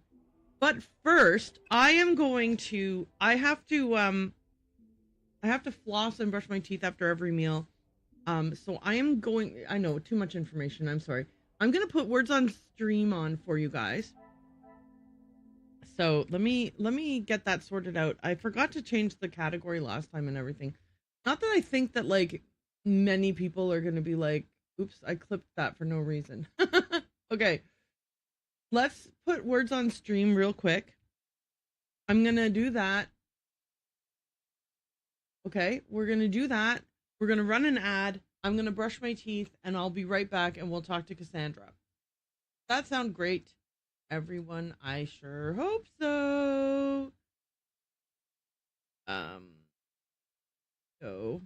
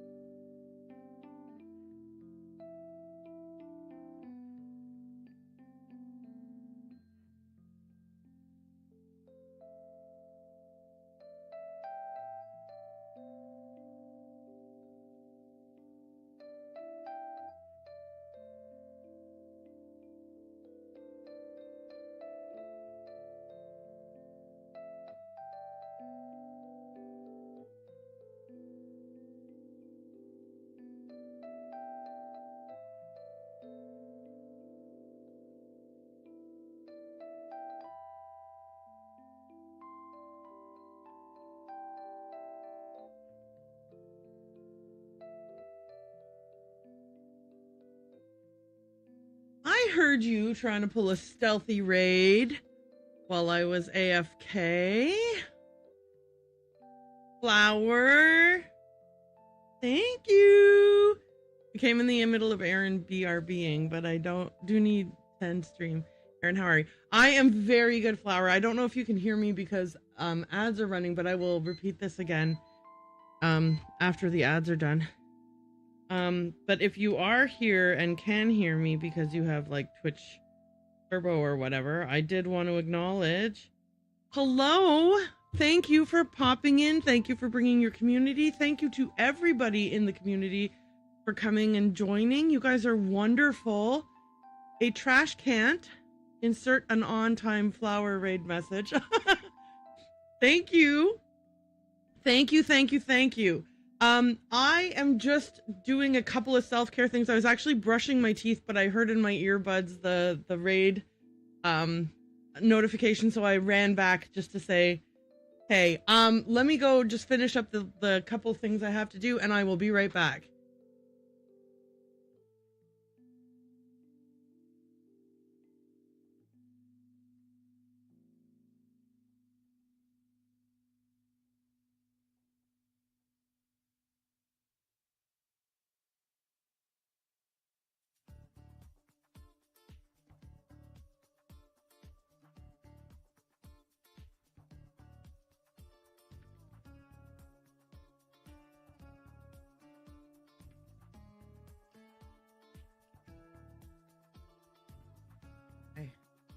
I'm back for real, for real.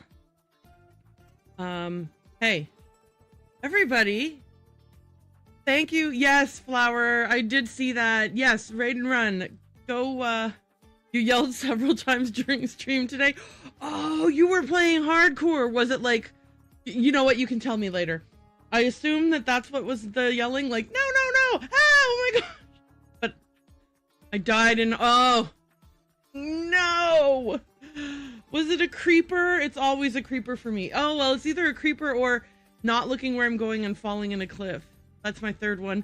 Yeah, it took me a lot before I didn't die immediately. It was a creeper. Okay, well, you go rest up. To everybody who came in with Flowers Raid, welcome on in. I'm so excited to see you here. I kind of said a little bit, but the ads were running, so you might not have heard. Yeah, welcome on in. We are playing an Hercule Poirot game today. I just need to go change the category back to the Hercule Poirot game. I set it to words on stream briefly while I was away. We're playing Hercule Poirot, the first cases. We're on chapter 5. There's been a murder. We're trying to solve it. We're working our little gray cells. It is what we are doing. Of course, if anybody has to raid and run, please do feel free to do so. You know, I get it. Or raid and lurk, I get that too. Not expecting you guys to be, you know, you might be tired. You might be not in the mood to chat. You might be AFK right now and didn't even know that Flower raided me. All of those things are fine and valid. It is wonderful that you guys are here, and we are going to get back into our game. I'm going to mute my my non-game music and get back into the game here. So we now have to talk to Cassandra. And she's standing right here in front of us, so conveniently we don't have to go too far to talk to her. We're just questioning. Is this really necessary? She's not exactly the most pleasant of ladies. We are talking to everybody who's in the house to get a feel for what's what. We want to figure out who killed Major Hagen. We showed up at the house for an engagement party. The lady, the engaged young woman who is Cassandra's daughter, told us that she had received blackmail letters and was worried about that, and she suspected one of the people. I'm not even in the game scene. She suspected one of the people at the house was the blackmailer, so that's why we showed up. While we were not snooping around, but, you know, while we were poking our nose in places and asking questions and whatever else, a fight broke out between Angeline's fiance and Major Hagen. And then later, Major Hagen was found dead in his room. And so now what was a blackmail investigation has now turned into a murder investigation. And that's where we're at. Well, so I need to push on why okay, so basically the Major has been living with Cassandra and her daughter Angeline ever since Cassandra's husband, the Viscount, passed away, which is a while ago. She claims not to have any romantic feelings at all for the Major, but the Major wasn't like financially contributing to the household. So, like, why was she letting him live with her if he wasn't contributing financially and she had no feelings for him? Like, something doesn't add up. So, we're going to push her on why she let him live with her for so long, if as she claims, she has no romantic feelings for him. Who I allow in my house is none of your business. I do not have to explain anything to you. Okay, so this indicates that she is fully guarded and will not answer our questions. We have to, like, press on in a way that breaks the shield. And so some of that is, like, by knowing information and pushing her on it, but also there's an aspect to it of knowing what her personality is and not getting her back up. I did not think you were one for charity. I would not expect you to think much of anything. There is no need to talk on it any further, but I'm sure you will remember that, financially speaking, we have had our issues. I have all the evidence I need to confront Madame Van den Bosch. It is my approach to the questions that I must consider. She will no doubt be defensive when pushed, but that may be the only way, as she will not give up any information she does not want to easily. I think that too is supposed to have only one O, but anyway, that's neither here nor there. Let's go on. So we can be suggestive and yet you allowed the Major to reside here, even without contributing, or forceful. Why is it you protect the name of Monsieur Hagen so resolutely? I'm going to do suggestive. Need I repeat myself, detective? There is no need to talk any more on the subject. Ma'am. Men and women can remain friends without any romantic involvement. I'm sure you are aware of that. Yes, I am, and Your insistent questioning on such trivial matters are getting on my last nerve. There is a murderer and a blackmailer to be found. That is your job here. Antagonizing. His declarations of love meant nothing to you then? Or suggestive? Judging by the Major's words in the letter, it was not only one that he sent declaring his love, n'est-ce pas? Ooh. I'm going to do suggestive again. How many times do I have to tell you? There was no romantic feelings between us. I feel like maybe I should have been more aggressive. I might have grown weary of this. I might have ruined my chances. Okay. There's something about your relationship that you are obviously refusing to elaborate on. The love letters, the housing, or forceful. Your continued reluctance to answer my questions and defensive nature suggests that it was a shared love between you. I'm going to be direct. I have explained this to you already. You really are trying my patience. That did not break the... look, the shield is still intact. I have screwed this up. You continue to withhold the truth. And you continue to get on my last nerve. I am not obliged to tell you every detail of my private life. But when it impedes my investigation... Believe what you wish. You clearly have no idea what you're talking about. My personal life has nothing to do with your investigation. I don't know how else it can be said. Keep your nose out of my business. So have we just screwed that up and now we don't have...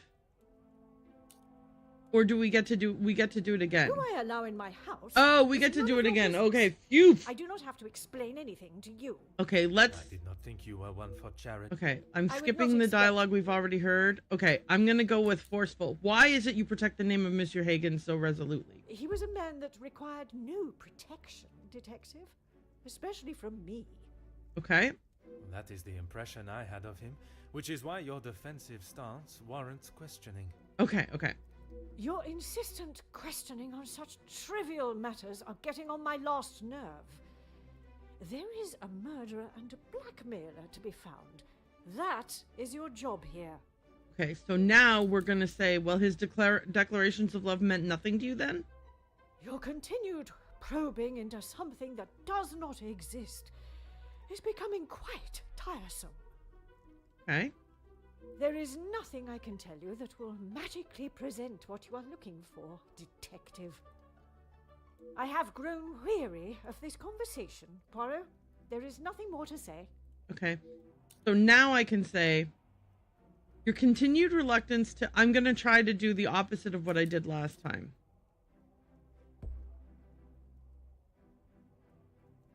Okay. Madame, you continue to withhold the truth. And you continue to get on my last nerve. I am not obliged to tell you every detail of my private life. No. But when it impedes my investigation... If only you were this focused on finding the blackmailer and... Madame. Very well. I did not lie about how we met. I was attending an event, raising money for... Oh, I cannot recall now. Okay. It had been some time since I had returned home, and was rather missing English soil. I was aware of Felix's invitation, or at least that there was to be several British officers attending the party, and that is where our friendship began. That is where our friendship began. He was a warm reminder of home, and I enjoyed conversing with him. We shared walks in the park and read together. As I said, he was a welcome distraction from the days spent alone. Because the Viscount was away. He was out of the country, right? I shall go no further with the details, but I will say, I had no intention on being unfaithful to my husband. It was never our plan to go that far. Once I found out I was pregnant, I knew it had to stop. Who's the father? The Viscount never questioned Mademoiselle's birth? In his mind, he had no reason to, and he shouldn't have had to. It was my mistake to bear. If he knew the truth, our lives would have been ruined. Okay, so it is... Cassandra suspects that Hagen was Angeline's father. Hagen suspected that he was Angeline's father. The only two people who have no suspicion of that is Angeline, who was a baby, so why would she suspect anything? And the guy that Angeline thinks was her father, Cassandra's husband, the Viscount. I told Felix that he was to stay away, but he had no intention to. He became an uncle figure to Angeline, and they grew closer after Edwin's death. Okay, can I just say, like, as much as you might think, oh, well, he overstepped his bounds by not staying away after you told him to stay away. If Angeline is his kid, then he would, and he wants to be in her life. That's admirable. That's admirable of him to have done so. To have done so in a way that did not fuck up your marriage. Okay? That's a good man. Anyway, give me 2 seconds. I just want to do a little housekeeping over here on my end. Because I'm lurking in my own stream now because Flower raided me while I was lurking there. So I just want to see if there's anyone else who I should be lurking. You know, any friends who are live who might want me quietly, background, sneakily lurking. Maybe. Anyway, so let's keep going. I could not tell her the truth. Too much time had passed. The secret remained only between him and I. Until... Okay, so it's not just we suspect he might be the father. He 100% definitely was the father. Okay. And what were the Major's thoughts on revealing the truth? He wanted to tell her everything. He wanted her to know exactly who he was. But I told him no. it would not have been the poignant reconciliation that he expected. She would not understand. Yeah, so we know from earlier, we met Angeline in the previous to this. The prologue was a case of a missing bracelet at their home, and we know Angeline adored the Viscount, the man she thinks is her father. She was like, she was extremely devoted as a daughter and really, really loved him. I think that if she found out that Hagen was really her father, her reaction would be one of more betrayal than of like happy to learn this news and like, I'm so glad that you've been in my life this whole time. I think she would feel like, she was lied to, she was betrayed, that they are taking something away from her by removing the father-daughter relationship she thought she had with the Viscount. Like, because people don't react super rationally when they find out big news like this. So yeah, Hagen just had to kind of quietly live his life near her, but never really acknowledged. That's sad. Okay, so tell me about the letters, or can I assume this is the secret that has been used for ransom? Oh, I wonder if the Contessa, who is Cassandra's best friend, if she knew. Okay, let's talk about the letters, and then I'll ask if she thinks that's what the ransom was about. I tried to retrieve them from the safe after everyone had retired last night. But when I opened the safe, they were nowhere to be found. I assumed he must have hidden them somewhere else. When I entered the study this morning, they were as visible as a red notice on a police station wall. Yeah, it was very much like, here's all the letters scattered around the house. They weren't there the night before when the body was there.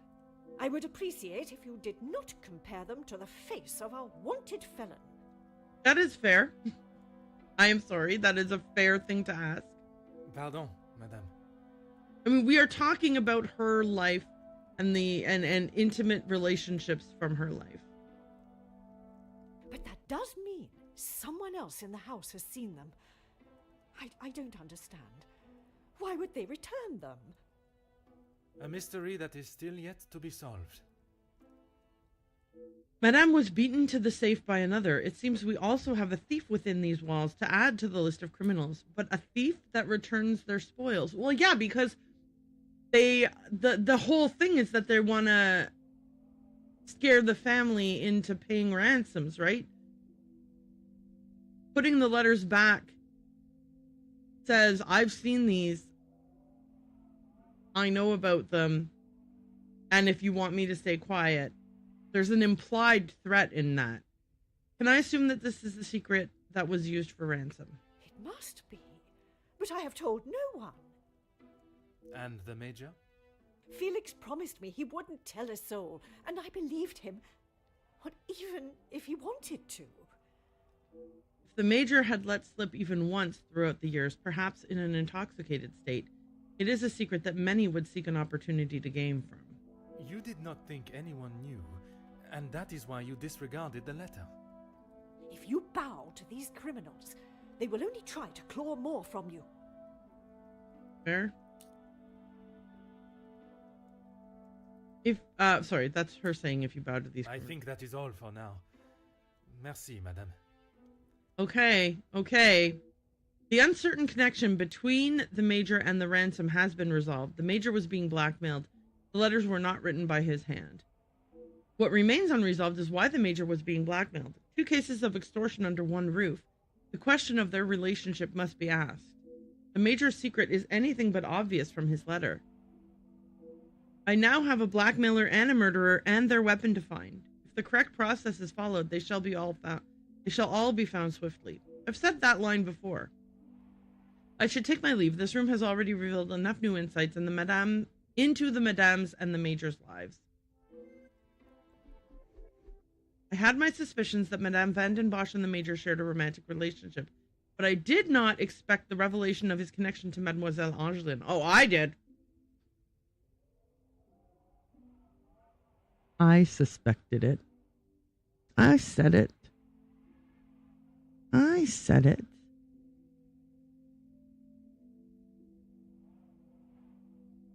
I am one of the very few that hold Madame's secret. I'm now one of the very few that... Okay. Objective complete. Investigate the Major's relationship with the family. Well, it all goes deeper than we originally thought. Okay. So that's been... What have we got here? Any new connections to be made? Investigate the blackmail. We're back to investigating the blackmail because the truth is that the blackmail and the murder are probably connected. Here it is. The Major is Angeline's father. Okay. So I'm going to leave the room and hopefully that will trigger something new happening.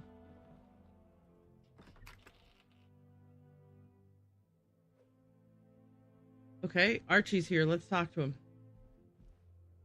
Detective Poirot, how is your investigation coming? Monsieur Sterling, I must admit, I have learned much more than I was expecting to. You'll be wrapping the case up soon, then. Wasn't I supposed to ask him about the and in this case, I shall need to the key to the Major's killer.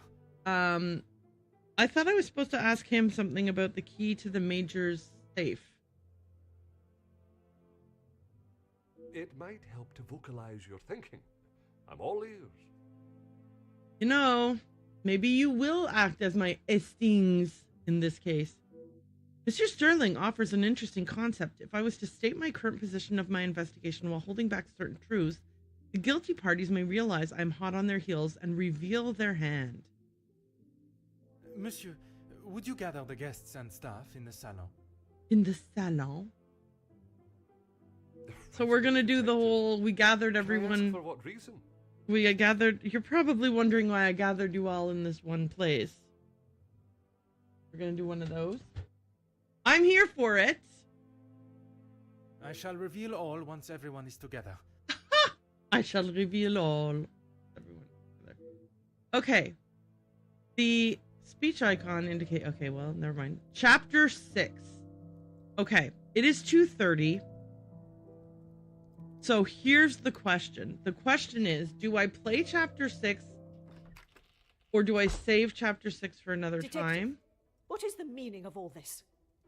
Madame. You know what? We'll play chapter 6. We're going to go ahead and play chapter 6. Your ears for only a few moments. What I have to say is of great significance to everyone. You are all invited here to celebrate the engagement of Mademoiselle Angeline Vandenbosch and Monsieur Gédéon Demire, the coming together of two prevalent families. But the celebrations were short-lived, as Major Felix Hagen was found dead in his study by a young servant of the house. It then became my responsibility and obligation as a detective to uncover the truth behind his demise. My initial examination of his study exposed a number of things I did not expect to find, things I have no desire to divulge at this time, but what I can say is this: it was no simple murder. A letter demanding ransom for a continued silence confirmed this. I am sure some, if not all of you, have heard whispers of a series of blackmails that have plagued the social elite in recent weeks. After hearing of the letters in the Major's study, you may ask if it was him behind the letters. You may further ask if he was preparing his next threat to another unsuspecting victim. It is a question that crossed even my mind. That was until I sought the truth. That in fact it was the Major that had fallen victim to our blackmailer Mystérieux.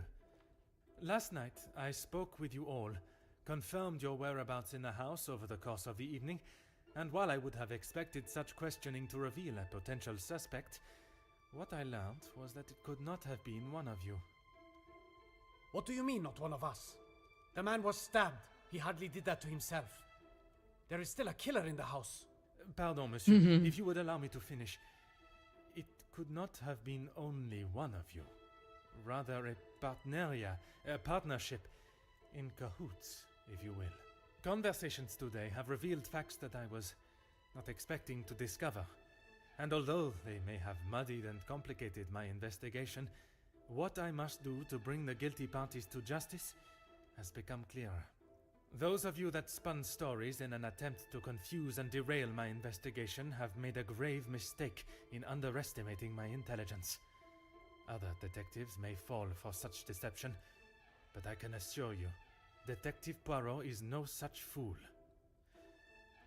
My investigation is far from over, and swift justice shall be dealt to those that have committed such appalling acts and have continued to I'm throwing my voice. lie Look at me to go. protect themselves. I'm like a ventriloquist. Now, I must continue mon enquête, and I shall leave you to consider that you may be beside a cold-hearted killer. Bonsoir. Monsieur Sterling, un moment. Jeez, I'm Quite the gross. speech, detective. Yeah, I'm hoping that I can shake something Merci. loose. But it was not made to entertain, more to warn the guilty parties that I am hot on their heels, no matter how clever they believe themselves to be. Well, if there is anything I can do. I'd like to search the guests' bedrooms. What? I mean, I guess so, right? Let's find some incriminating evidence in their bedrooms. When you returned to the study last night, did you notice anything different from our previous visit? There is a matter regarding the Comtesse that we must discuss. I'm going to start with when you returned to the study. Nothing. But I was so preoccupied with the Major. Sorry, detective. Should I have? Perhaps it was just my mind playing games again. Maybe one of the guests got lost and wandered in.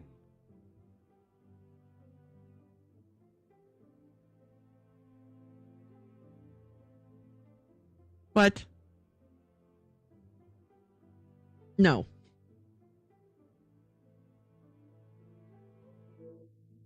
If a guest had taken a wrong turn, finding themselves in the Major's bedroom first, I'm sure they would not have proceeded through the next door unless they were not lost at all. Who has access to the safe in the Major's study? Master Hagen had a key, obviously, and Lady Vandenbosch. And yourself? Monsieur Demire was quite sure Archibald also had a key. It is not something one would easily forget. Regarding access to the safe, have you seen its contents before? When requested, aye. If something is required from there when Master Hagen is not around. Forgive me. Oh. If he is not around, how is it you access this safe? It's not what you think, detective. What I think is that you have been trusted with a copy of the key, and you have lied to me about it. I only lied because of the trouble I can get into with Lady Vandenbosch. At this moment, monsieur, you should be more worried about the trouble you shall find yourself in with the law. Exactly. I know how it will sound, but I lost my key. I must have set it down somewhere, and it has been tidied away. And Master Hagen asked so rarely for me to go in the safe, I didn't think it would be missed. Okay, so his key is out in the world right now. Mr. Sterling's story of his lost key strikes me as rather coincidental. The Major's safe is broken into with documents ransacked and letters involving Madame Vandenbosch's secret left out. It is a crime with no apparent purpose. Okay, I'm going to ask about the Comtesse. There's a matter regarding the Comtesse that we must discuss. I should have said this morning. I'm sorry. Monsieur, I am not quite sure you understand the severity of what has happened. Oh, right! That he asked her to look at the body. That's right. That's what we're talking about. Okay. So she had nursing experience, and so the Archibald asked her to examine the body and give her findings, but Poirot was like, "No, you've compromised the case." And plus, if she was the murderer, now she's had a chance to interact with the body after the fact, which so she could hide evidence or change things or who knows what. I am well aware, detective. I just thought she would be able to help. Would you allow a man with a smoking gun to remove his bullet from a victim's chest? Yeah? What of it? I suppose not. Oh, sorry. No, I wouldn't. I understand that Mr. Sterling was only trying to help. Surely he must have seen what it could do for the integrity of my investigation. Okay, now we're going to ask about searching the guest bedrooms. Is that really necessary? Archibald, there has been a murder! Yes, it's necessary! The murderer remains at large, and there is still no sign of the weapon. I would say that makes them essential.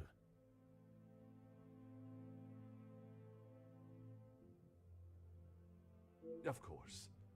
I still just cannot imagine any of them being guilty of his murder. Just can't imagine it. It's really hard Dude. to imagine, but it is the truth. Okay. I would like to begin my searches now. Since it is closest, I will start with the West Wing. The West. I may not be back when you return. Here is the key to the other rooms. Please return it when you're done. Merci. I shall guard it with my life. First, let us pay the Comtesse a visit. Okay, so let's find the Comtesse's room. Menu mind map unlocked. Okay, so we are now, before I can accuse anyone of any crime, I must be sure if they were working alone or with another. This is a perfect opportunity to find evidence of any collusion and look for the murder weapon. Okay, so I've got the key to the East Wing's rooms and the key to the West Wing's rooms. No, I just have the key to the East Wing rooms. Okay, and Archibald allowed Margot to check the body. He wasn't doing it maliciously, though. Okay, let's go check out the rooms. Margot's bedroom. That's the one I wanted to search first anyways. The Comtesse. I should make myself known before entering. Tuk, tuk, tuk. Tuk, tuk. Entrez. See? Madame, I'm here to search your room. Get the fuck out. Get the fuck out. The Comtesse's room. It would be rude to not address her before searching her room. Can you imagine if I just walked in the room and started rifling through her stuff? Detective, what a pleasure. I did not expect to see you in my chambers. In a purely professional capacity, I can assure you. There is no need to act so stiff, detective. Madame, after the revelation of your actions last night, I'm afraid my sense of humor is all but gone. Madame, I don't have a sense of... I will not apologize again for merely trying to help. Shall we get straight to it then? Let us not waste your time any further, detective. I saw you conversing with one of the young servants yesterday. I commend you on your dedication with the women you help. It is most honorable. Have you been able to find many of the girls from the shelter work? Okay, I'm going to ask her about the young servant because I think what's going to happen is she's then going to say that was someone from the thing, and then that will allow us to lead into the rest of it. So I think it's premature for these two to be on the screen right now. I think this should have been the only one I could have had available. But let's go. That would be Inga. She has been one of the most promising young women that has come from the shelter. Madame Vandenbosch took in a young lady from your shelter. Yeah, we know Madame Vandenbosch's personality.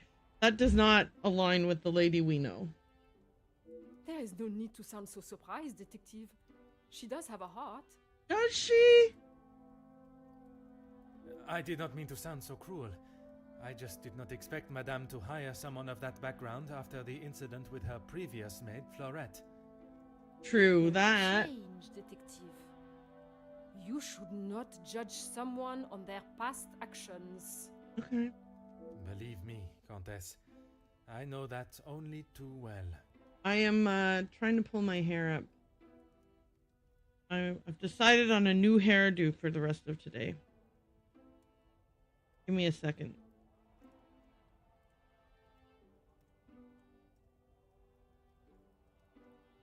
There. Oh, so pretty. Maybe. I don't know. I can't see it, so... Oh, already falling out on this side. Fabulous. Why do I even try? Let me do it again. Oh, I see why it's not working. Look at this. This puppy's broken. It's missing a whole thing. Hang on, let me show you. So there's like a missing, hang on. But where the hell? Here, okay, there, finally. There's a missing, you see the missing thing? It should have 4 things and it only has 3. So that explains why my hair fell out of it. Here. Put my hair in this blue one instead.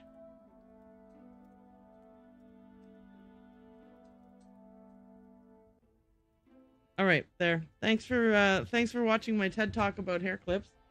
Okay, I commend you on your dedication to the women you help. It is most honorable. Be careful, detective. That almost sounded like a compliment.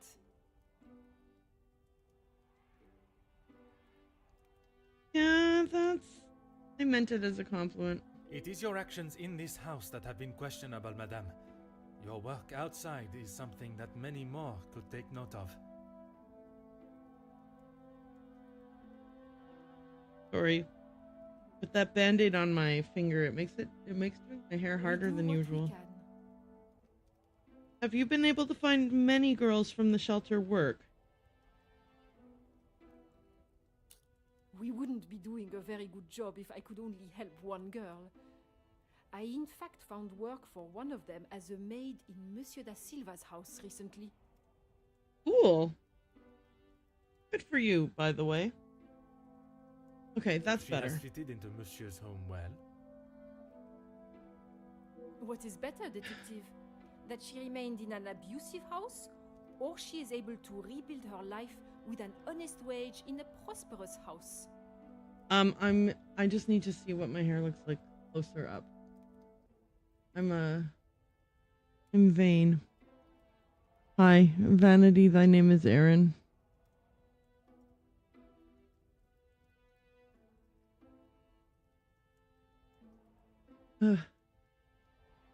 Okay, I'm fine. I don't know why I'm worried about this. My hair looks like what it looks like, okay? Gosh. Leave me alone, everybody.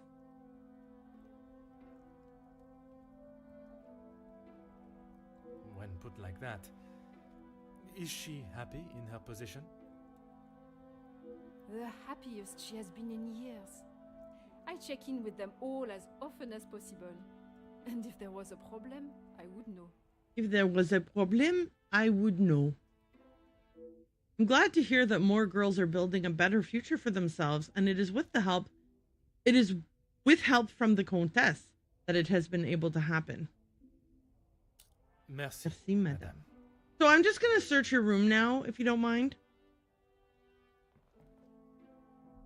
The wonders of modern technology. What a joy it must be to have music in one's home. Okay. There's like a book with ripped out pages. How come I can't look at that? Book? Perhaps the happy couple's engagement has someone in a particularly romantic mood. So she's reading a romance novel? Let me just look at these papers. I think I can't look around her room yet. Oh, maybe I have to kick her out to look around her room? Go ahead, detective. Merci. Merci, madame. Yeah, there's like, I didn't notice these 2 things were here that needing me to click on them. Hang on a second here. Cassandra van den Bosch. So we learned more about her. Someone accessed the safe before Cassandra. Cassandra met the Major before Angeline's birth. The Major depends on Cassandra's accommodation. I love that the Major is Angeline's father, isn't here. Okay. Nothing else here. Hugo Beckers. What did we learn new about Hugo Beckers? Cassandra suspects Hugo. Oh, never mind. I remember learning that. Margot DeVos. That's who we just were talking to. Wait, she has a threatening letter?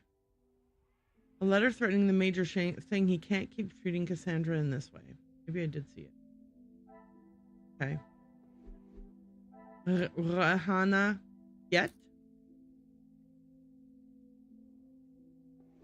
She took ice.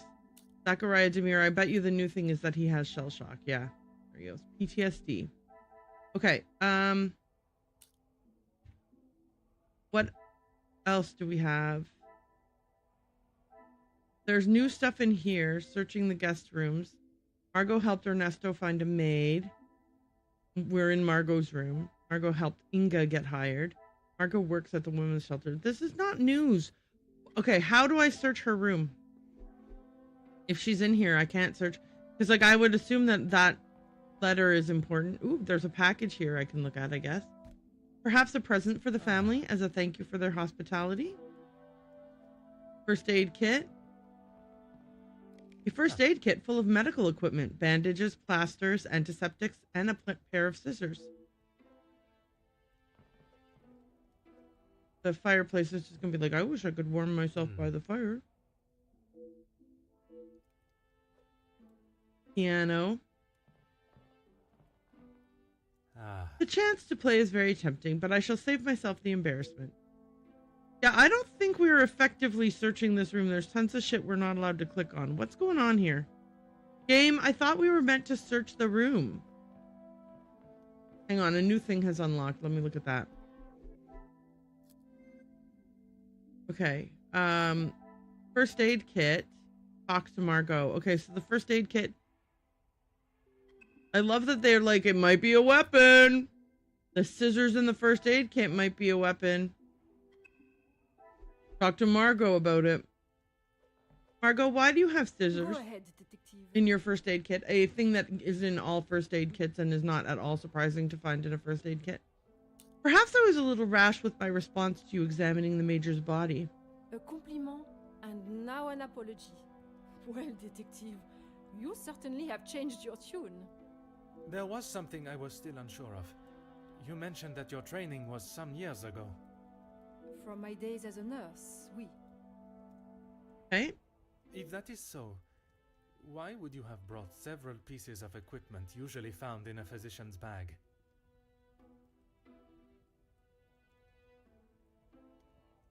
Poirot. Seriously? Seriously?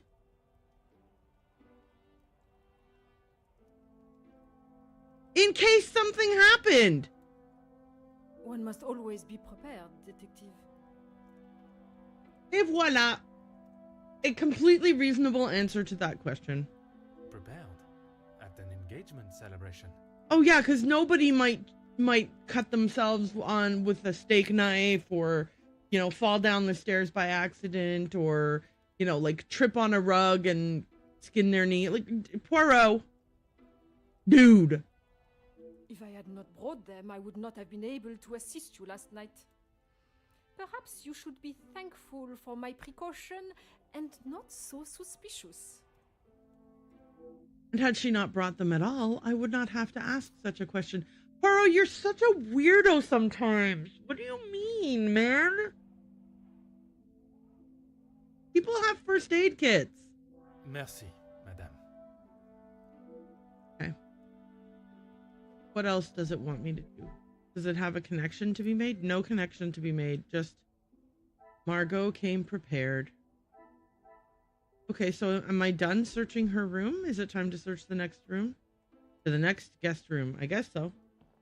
Although I still feel like that book with the torn pages is something worth searching.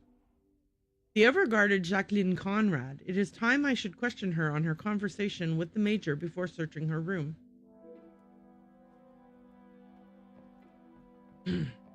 Detective, what can I do for you? Mademoiselle, I am sure you understand my reasoning for such intrusion. If it's going to clear my name, be my guest. I kind of like her. If you mind answering some questions, it can hopefully be cleared faster. I'd like to start with your relationship with the Major. Like I said, he's not the man he wants everyone to think he is. Like I said, he's not the man he wants everyone to think he is. Oui, but how is it you came to that conclusion? You don't really want me to recount every conversation I've had with him, do you? Do you? Her There is eyes one are particular I so have in dark mind. brown, they're almost black. you look here. Tell me about your argument. An argument would imply it was a two-way conversation. Okay, Jackie. And that is not how it was? Here it is. I've been helping Angeline get exposure, her marriage to Gideon is big news, and his work is really paving the way for others. I saw the chance to get their names out there, and he didn't like it. What was there not to like?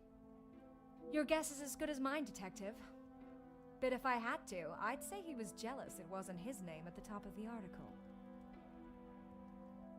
Hagen, you petty, petty fool. And his reason to storm off? Oh, you know about that. Let's just say I didn't accept his pathetic attempt to get me to stop the story.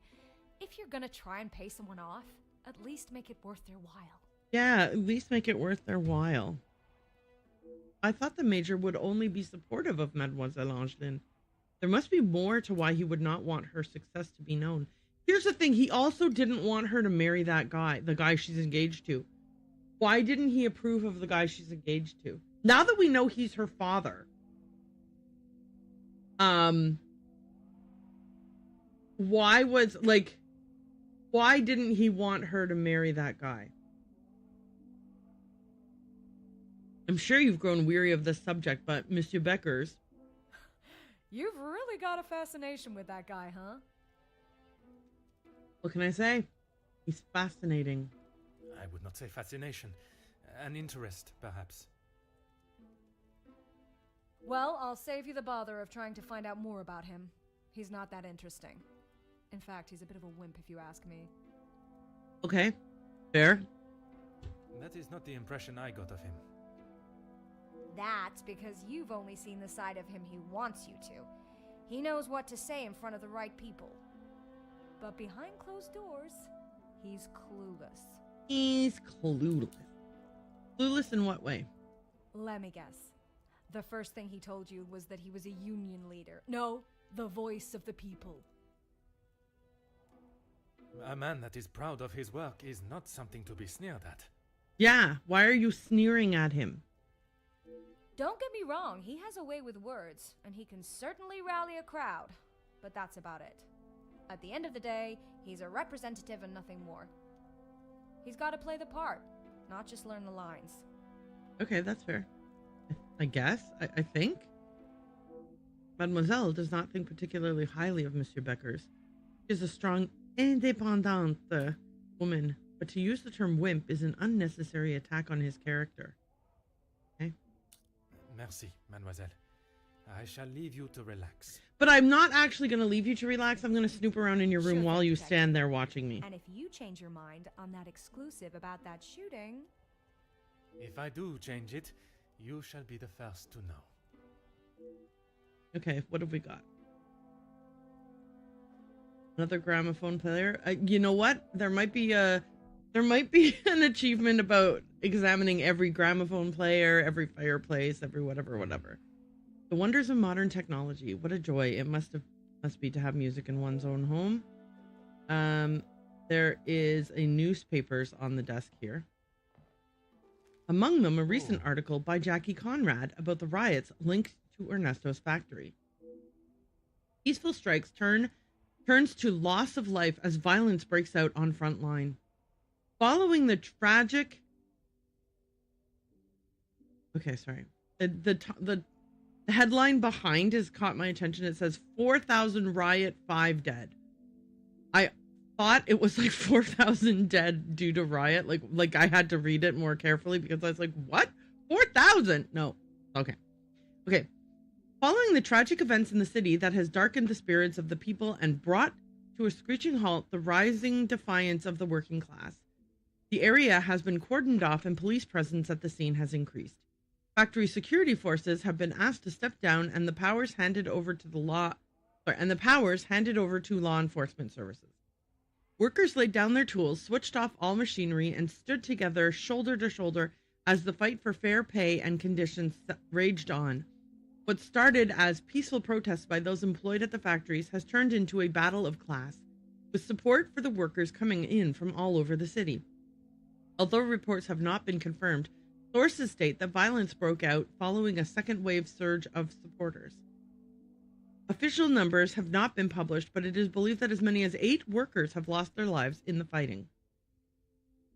The workers' front line has been considered as a representation of the people and working class of Belgium that now refuse to work in such demanding conditions for such a demeaning and insufficient wage.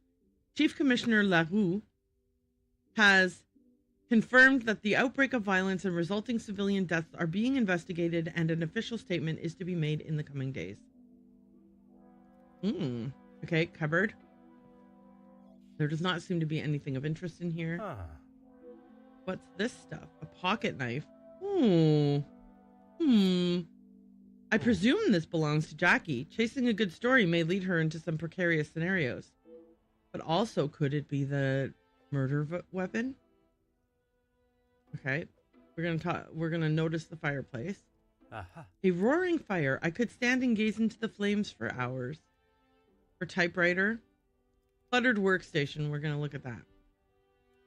Jackie has set up a makeshift office in her room. She must bring her work with her everywhere. Mr. Artigue spotted leaving the Velvet Tickle Friday at 23:15. Cambrai House has been poaching off neighboring land, boar, deer, and duck, Maggie to follow up. Mrs. Bonte found her husband in their marital bed with a young maidservant, testament from maid needed. Mr. Deneau overheard the cackling crow speaking poorly of King Leopold. He said questionable ideas. We say doubtful, skeptical, and shady. Notes from Frances by Monday. Okay, so that's just some notes for her upcoming articles, I guess. And then we can't click on that or that or that. Can we click on anything over here? No. Okay. So I think the game is going to want us to talk to Jackie again. Let's see if there's any. So we just got some stuff like the pocket knife, stack of newspapers. We have to talk to Jackie about that. We're not going to talk to her about the pocket knife? Dude! Her notebook. The major tried to pay Jackie off. Wait, when did we hear that? How did I miss that?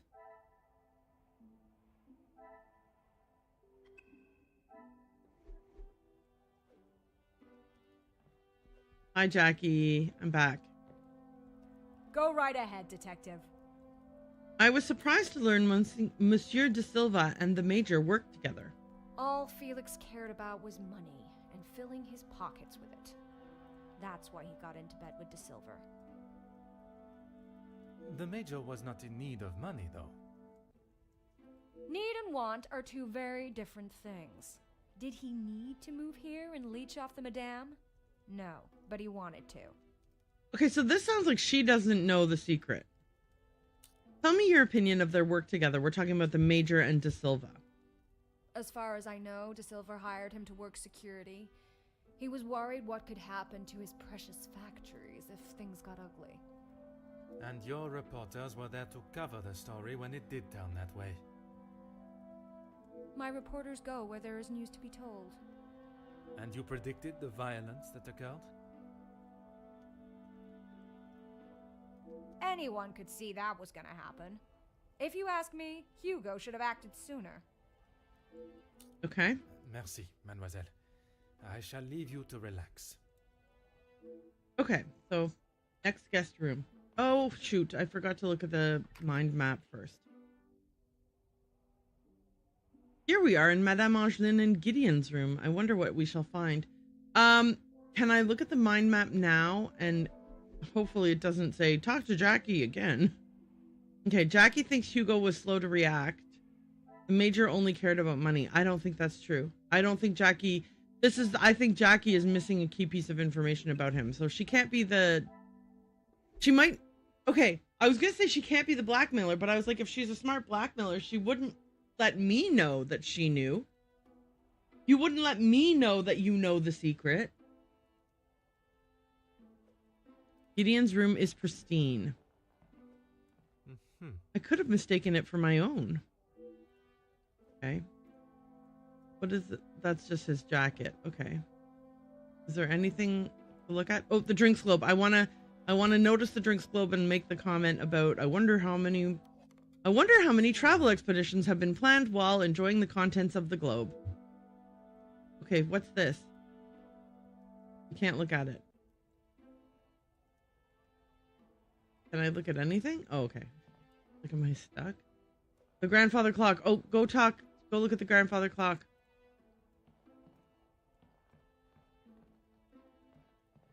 Okay. The time and skill it takes to build such a wonderful piece is an art form. This wallpaper is gorgeous. I'm not saying I would want it in my own home. Maybe a bathroom. Can you imagine a bathroom with that wallpaper? That would be so, like, huge, repeating, busy print in a bathroom. I think I think that's like a real statement. It's not too busy of a print because it's so huge, you see, so it's okay. Let's remark on the fireplace. A roaring fire. I could stand and gaze into the flames for hours. Let's remark on the piano. No, what? No, oh God. Okay, there's a photograph. Look at this photograph. It seems they used to be closer. Perhaps their recent behavior was merely a facade. Could it be possible that Gideon's collaborated with Zachariah? So that's a photo of the brothers. Anything else in here? I guess we're done. There was nothing of Angeline in there. With all of the west guest rooms searched, I should make my way to the guest rooms on the east side of the first floor. There must be evidence of collusion somewhere. What if there's no evidence of collusion anywhere? Look at this photograph. Okay, Gideon's room is pristine, and there's a photo of him and Zachariah. Da-da-do-da-do-da-do-da-do. Da-da-da-do-do-do-do. And what the hell is on Joey's head? Okay, so now we gotta go to the east wing. Whatever, guys. Oh, there's Inga. We should talk to her. Hello, Inga. Mademoiselle, we meet again. Bonjour, Bonjour, Monsieur Poirot. Pardon, Pardon, Detective Poirot. Just detective is quite all right. Bon, Well, can I help you with something? Sorry. I just wanted to... Sometimes I want to do things. It was you that alerted the house to the Major's body, was it not? Tell me about your relationship with the other staff. Oh, rats. That's the alarm for running an ad. I am going to run an ad. Just so, in case anybody pops in during the last hour of stream, I don't want them to get a pre-roll. So I'm going to do that. And while I'm doing that, we can, I don't want to go I don't want to do words on stream or anything like that. I think I'm just going to hang out and chat for a bit. So, so far, let me exit this conversation. Merci, mademoiselle. And we'll go look at the mind maps because then we can chat about different things. So here we have, let me give you all the tea that I know so far. So Angeline van den Bosch, we met her a few years ago.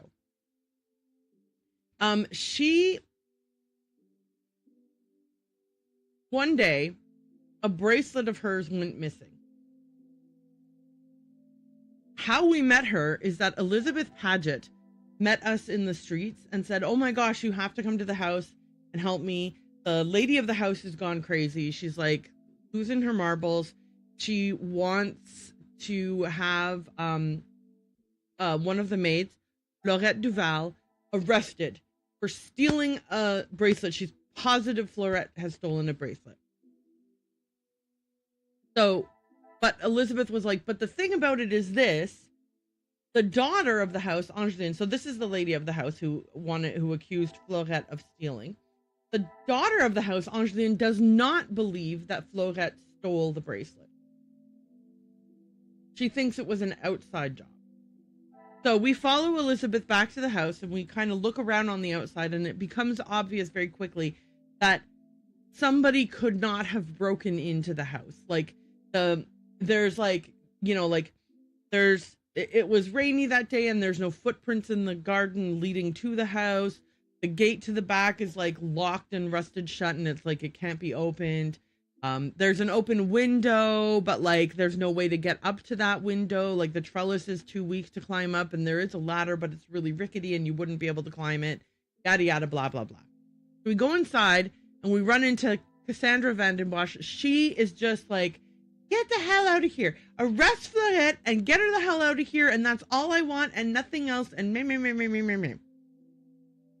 So, we're like, lady, we have to search the house and figure this all out. So we search like the house, the main areas of the house, and we search Angeline's room. And it becomes obvious pretty quickly that the breaking into the house thing has been kind of staged a little bit from in her bedroom. We're like, what's going on here? We talk to Fleurette and we find out that she spent the morning, she like had to leave the house early. She went to the bakery to get like pastries for the breakfast and stuff. She also ran an errand, a special errand for Elizabeth to pick up a jacket for her. Because Elizabeth has a fiance and the fiance's jacket's been torn and it has been mended. And Elizabeth asked Fleurette to do her a favor and pick that up. So Fleurette was already running behind in the morning and even got in trouble from Cassandra when she got home for being late with the breakfast.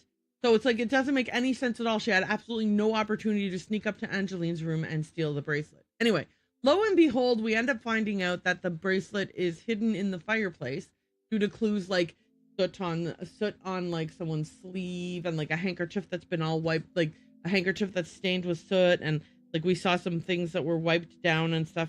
And it turns out that what happened was that Madame Vanden Bosch was selling off a bunch of heirlooms because they were in financially strained.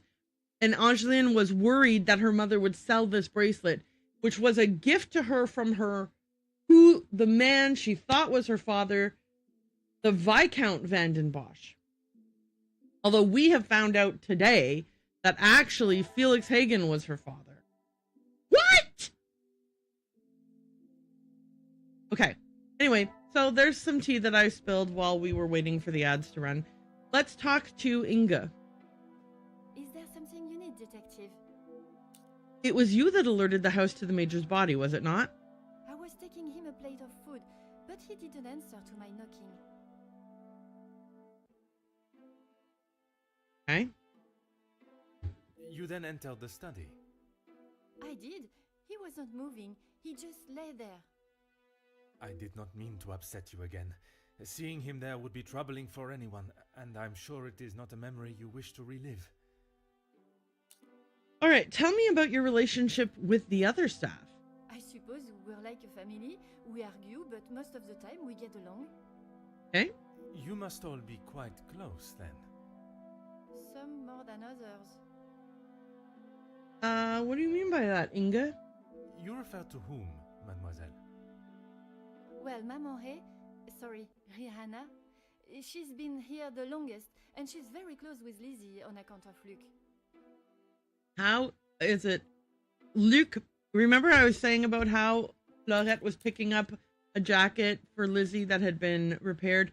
It was Luc's jacket.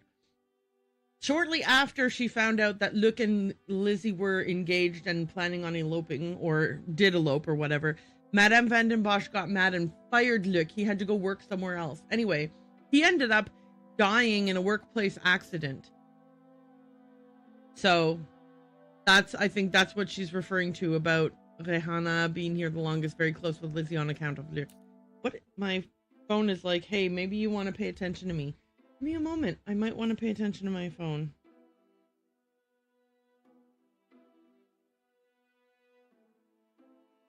Oh, earlier I tried to make some toast and there was blue mold all over the rye bread, so I threw it away. I didn't, like, if you see mold on the surface of something, there's molds sneaking into the something and you can't, like, just cut around it and go ahead and eat it.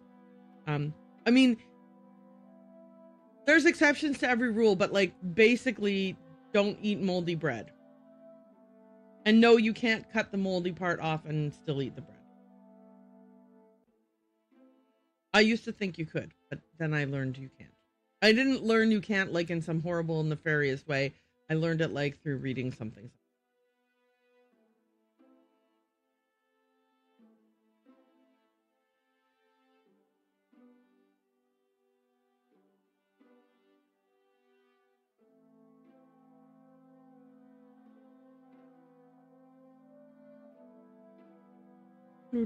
Okay, sorry about that. I just wanted to make sure that my watch wasn't like, look at your phone, something urgent happened. It turns out it was nothing. It was just Jason saying, I'll buy more rye bread.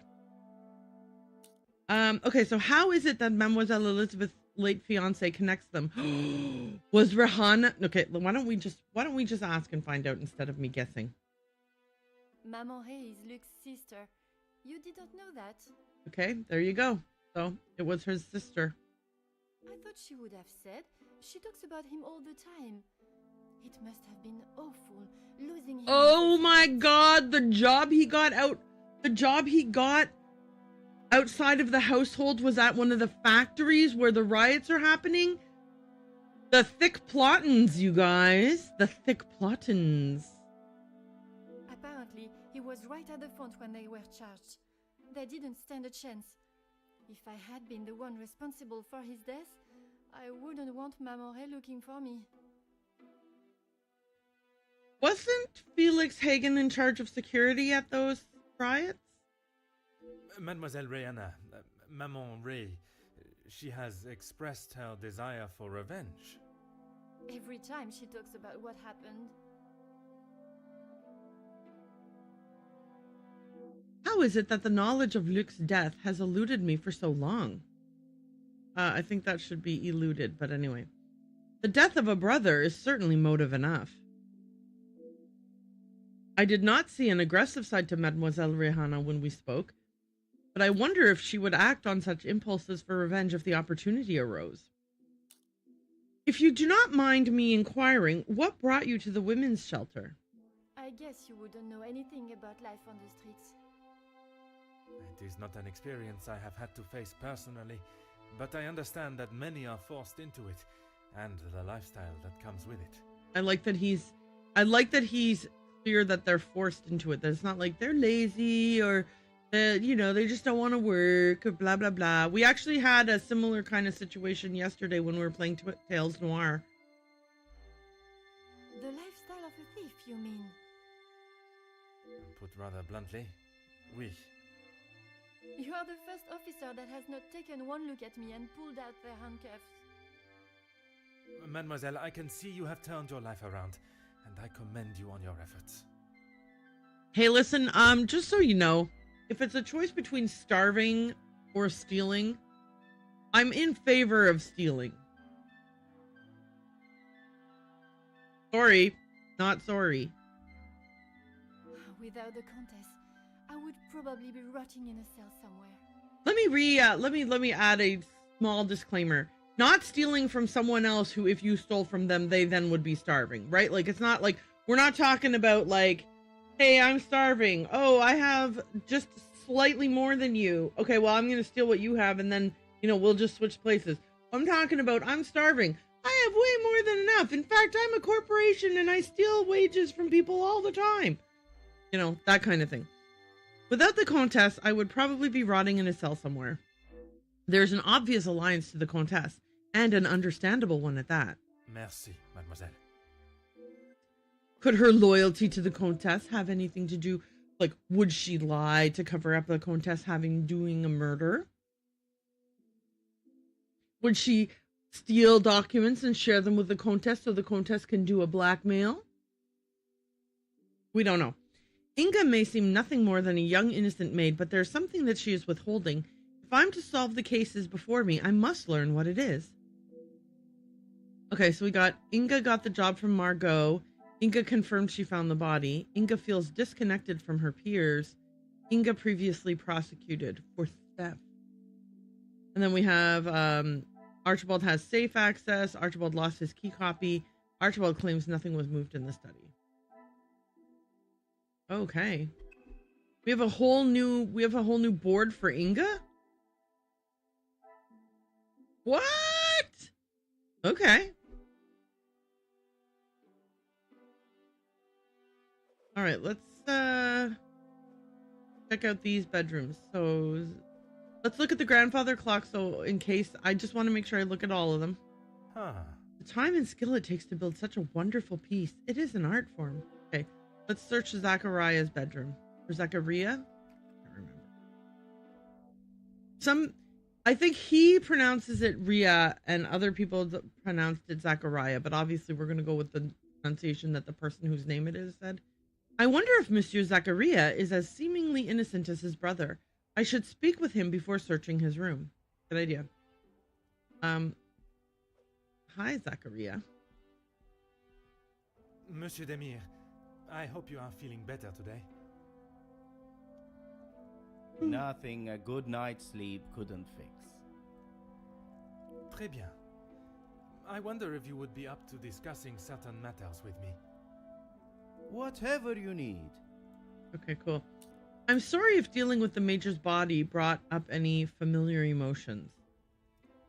I lost my taste for death a long time ago, but it had to be done. I'm certainly in no rush to be carrying a dead body again, though. Fair enough. I understand Most completely. understandable. I shall extend the same gratitude to you as I did to your brother. You've spoken to him already. How is he? Perhaps that should be a question you ask him yourself. I like the pattern on this wallpaper too, since we're on the topic of wallpapers. This would also be a good bathroom wallpaper. Yeah, maybe. I spoke with your brother about your past. I bet he had a lot to say. He always did have an opinion on the war. When I say your past, I refer to your past as brothers. Oh. Okay, well, what did he say? It seems you both had the same sentiment for this party. Perhaps the bridges that you thought were once burnt are in fact primed to be reconstructed. We'll see how probable that reconstruction is going to be. Until he sees my point of view, I don't know how we can move forward. What is there for him to understand before the bond can be repaired? Hey, good question. I was wondering the same. He lost his friends in the war, the same as everyone. But somehow he has forgiven. I'm sorry, Detective, I can't. And Gideon just doesn't understand that. After speaking with Mr. Gideon about his brother's state of mind, I think the best thing for them both would be a reconciliation. There's something about Monsieur Zachariah's story that he is leaving out, though. The deaths of his friends and comrades weighs heavy on him. Your brother talking with the Countess while in the salon, I was not aware they were so close. Your brother was talking with the Countess while in the salon. I was not aware they were so close. Those two, close. They must share something in common to be able to hold a conversation for the time they did. If there is one thing I know about my brother, it's that he will not. No. He cannot be rude. He just doesn't have it in him. Was it not your brother that punched Monsieur Hagen? Ah, that's different. He was asking for it. If you put my brother in a room with 5 socialites like her, he would work his way around every single one of them, offering his full attention and finest manners. Okay. Merci for your assistance, monsieur. All right, we're going to look around the room now. There's cigarette butts over here. Huh. The room is littered with mess. Cigarette butts discarded right next to the ashtray. Okay, so he's the opposite of his brother, whose room is meticulous. Because we made a note of that. Let's notice the fireplace. I know, listen, guys, if there is an achievement for all fireplaces examined or all gramophones examined or whatever, I'm not skipping on an achievement that could be so easily achieved. A roaring fire. I could stand and gaze into the flames for hours. Ceremonial dagger. What's this all about? What's all this then? An ornamental dagger from Zachariah's time in the war. Okay. A gramophone player. The wonders of modern technology. What a joy it must be to have music in one's home.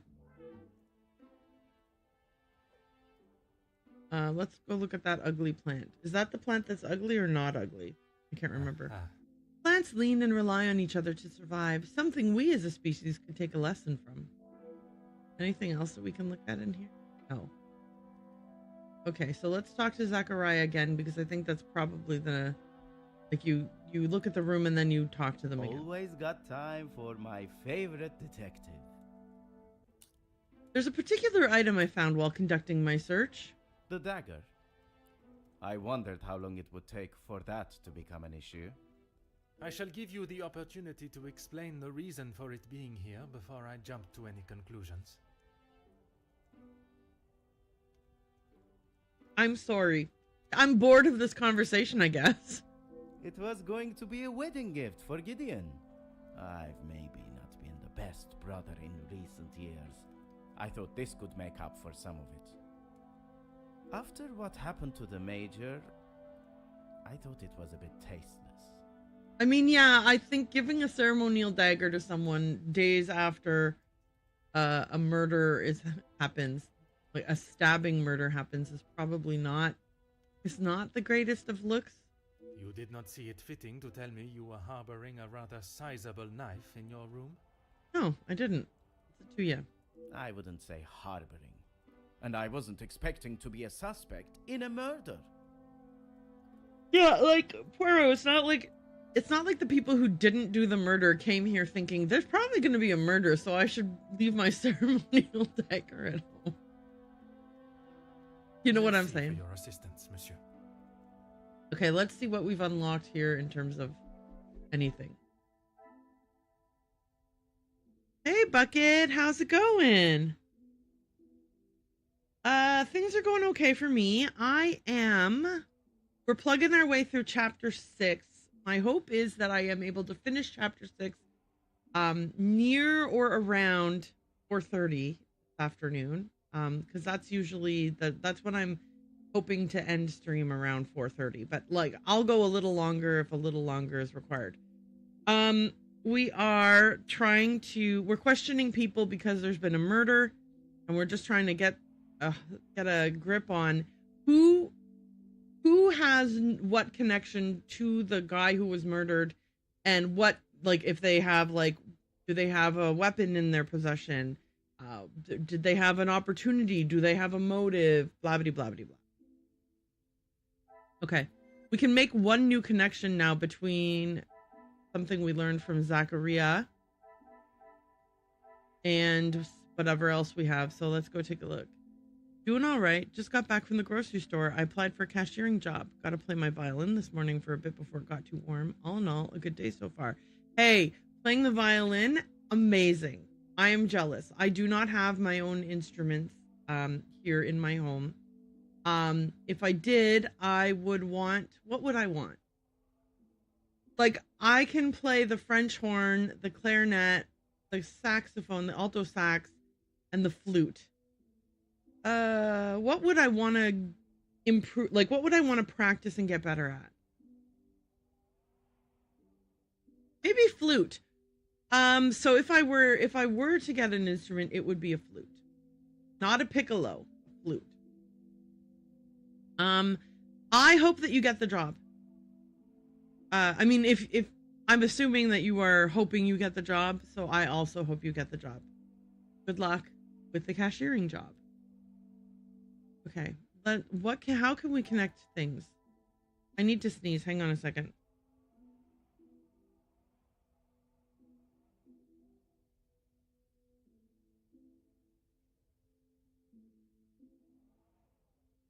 All right, I'm back. That was exciting.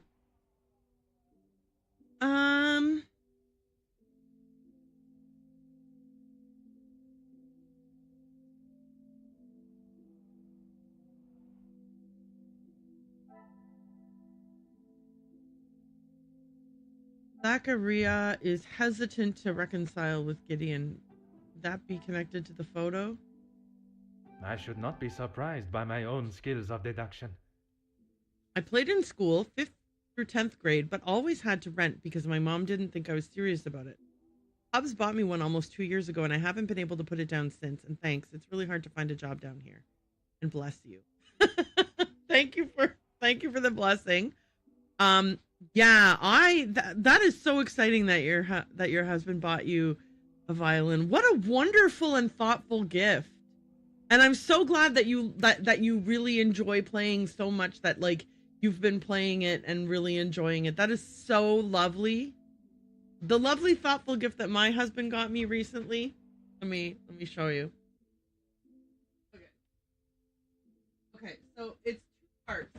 So part one was that he like randomly saw a thing where someone was like, "Hey, I have Jessica Fletcher action figure."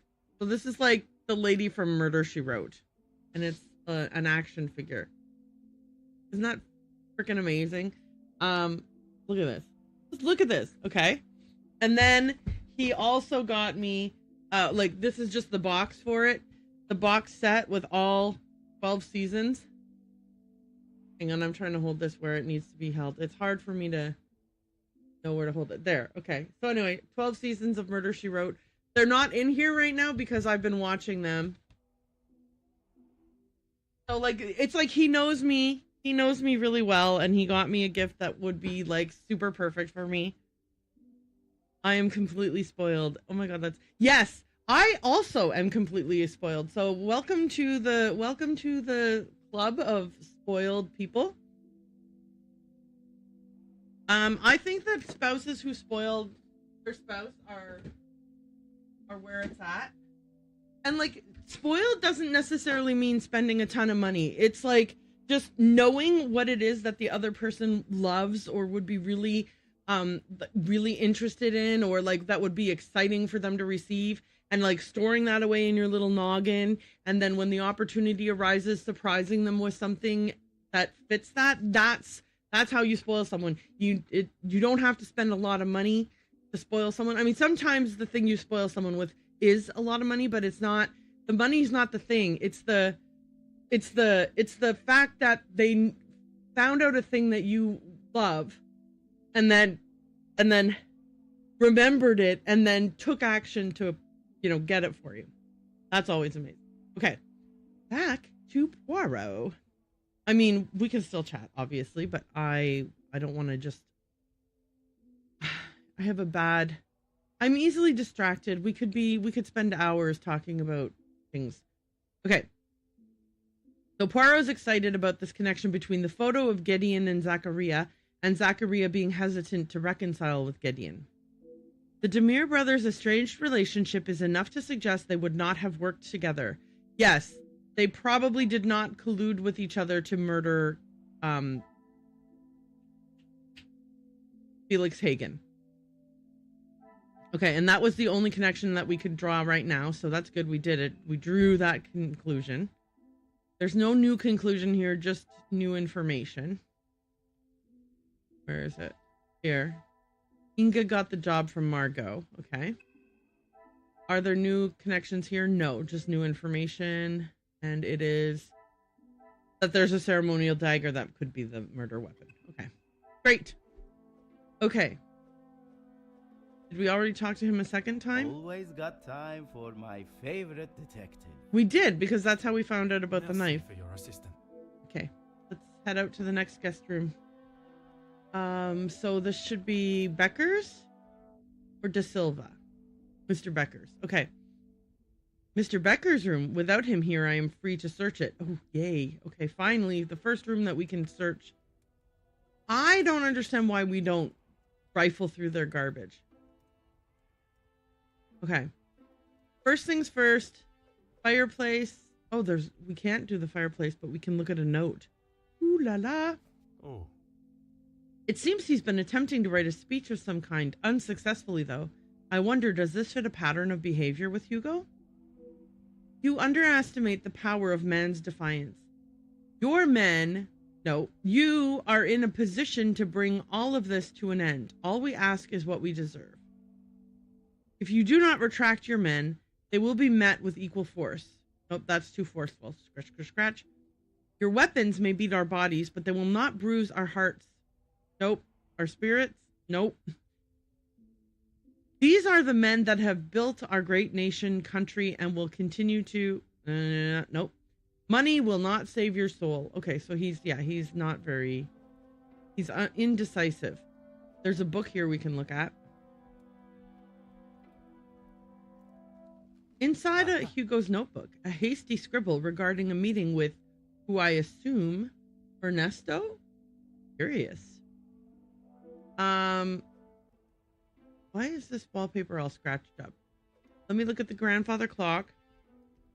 Huh. The time and skill it takes to build such a wonderful piece. It is an art form. Okay. Can we look at anything here? Or here? No. How about anything here? Also, no. On the bed? No. Over here? No. There's a photograph you can look at over here by the bar. With so many siblings, it must have been difficult for Hugo to get attention. Okay, so Hugo's one of these guys. There's Hugo. And then there's like a whole bunch of others. All right, we can't look at anything there.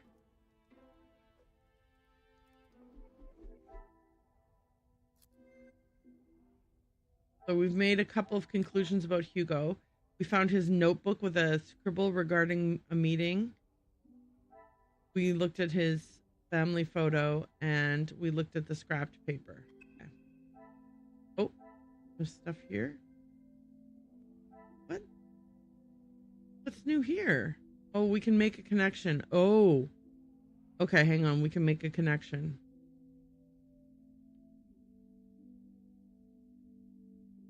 I think the scrapped paper and Jackie thinks Hugo was slow to react. The pieces of the puzzle are finally coming together. In Jackie's opinion, she doesn't value Hugo particularly highly. Would he collaborate with anyone else, I wonder? Okay. Jackie is unlikely to collaborate with Hugo. Oh, is there another connection to be made now? Okay.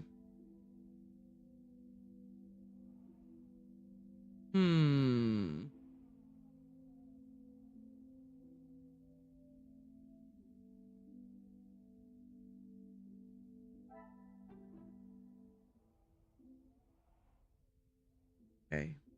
Sorry, I'm trying to figure this out. What?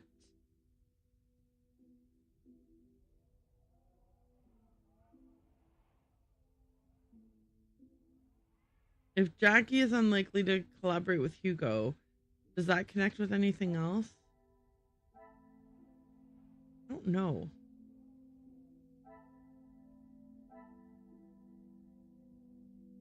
Would he collaborate with anyone else, I wonder? He had a meeting with Ernesto. Okay. Magnifique. Hugo and Ernesto confirmed each other's alibis. It's possible that they may have colluded to murder the Major. Can I find anything to support this? Okay, so now we're going to look in Ernesto's room and hopefully find some kind of connection between them. Okay. So let's skedaddle on out of here and go to the next room. Which should be Ernesto da Silva now. The business-minded Mr. da Silva's room.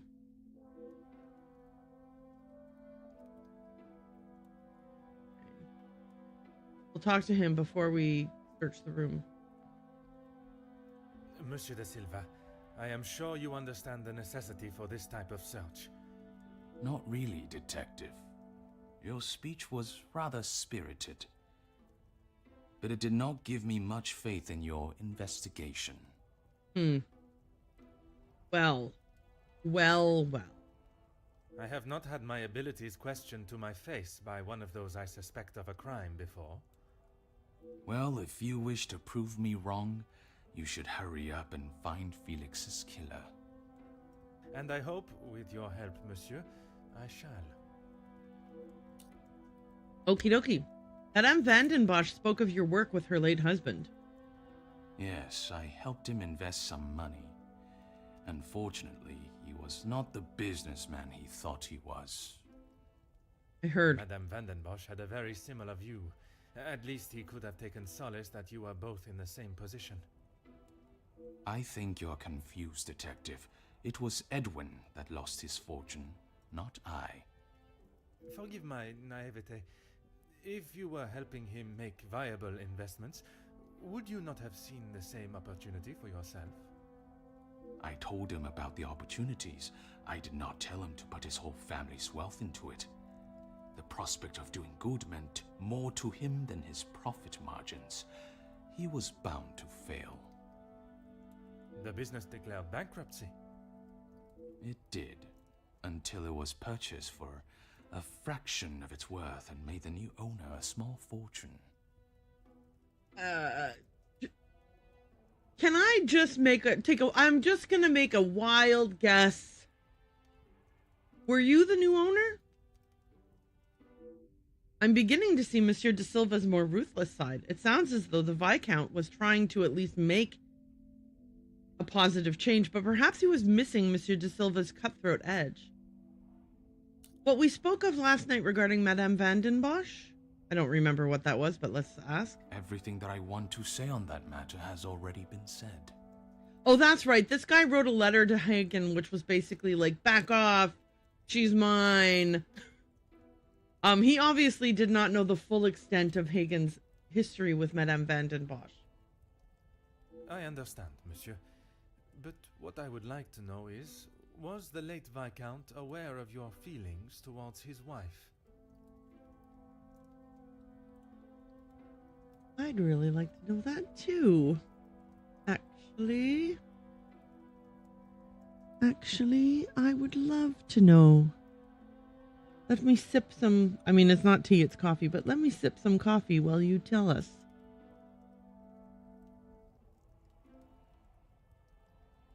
Excuse me, detective, but you have crossed the line. Mm-hmm.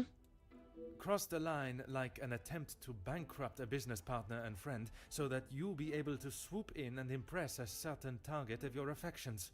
Holy cow! We're not even beating around the bush here. So did you bankrupt your friend so then you could like I don't know how I wish I was gonna say some like really cool thing like about how he was gonna step into his shoes and like, you know, steal his girl, but like I lost my train of thought. But anyway, did you bankrupt your friend so you could steal his girl? You make such ridiculous accusations without a shred of proof. Okay. Why are you so mad about it? Your reaction at the mere suggestion is proof enough, monsieur. While I cannot arrest you for betrayal of a friend, I can hope your conscience does not forget, and that will be punishment enough. Yeah, stew in your guilt, buddy.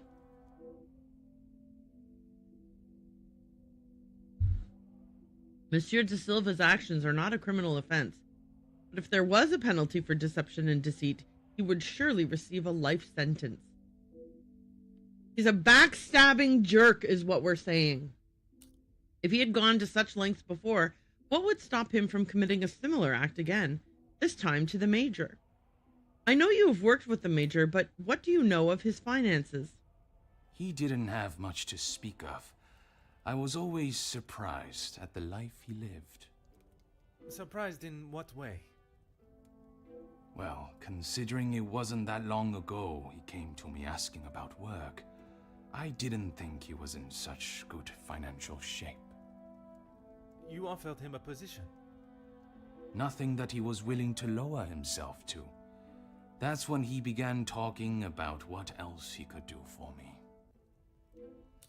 The Major worked security for your factories? If you can call what him and his team did security. For the money I paid, I did not expect them to be so reckless. It was a considerable amount you paid him? There's no need to divulge amounts, but it was certainly more than was expected. One would expect a business of Monsieur de Silva's caliber to have agreed a price for the Major's services. Why would he allow the Major to barter more? Good point. Why would you allow someone to barter more? Tell me about the Major's security team. He said they were all professionals, but I saw nothing of the sort. He said he had worked with them all in the army as their superior officer. They were men that could be trusted. But that was not the case? I had not even met them before they arrived on site. They brought their own equipment, They looked like they knew what they were doing. But then all hell broke loose and 8 people died. And this equipment, it included the weapons that injured and killed the workers? It was not much of a choice, Detective.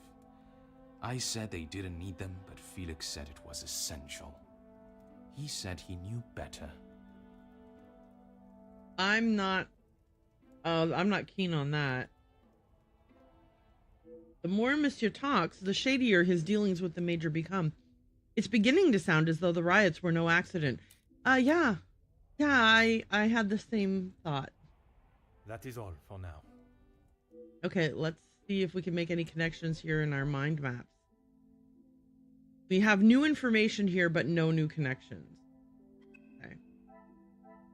Oh, because we haven't searched the room yet. Oops. Okay. There's a letter. A letter stating the blackmailer would reveal information of his questionable business dealings. So he also has been blackmailed. Dun, dun, dun.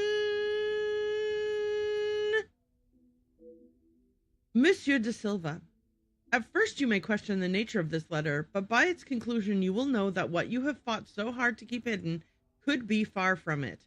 You have spent years feeding off of the hard-working backs of others and offering nothing in return. Your workers continue to take their lives into their own hands, day after day, with your shoddy, damaged, and dangerous machines for a fraction of what they deserve.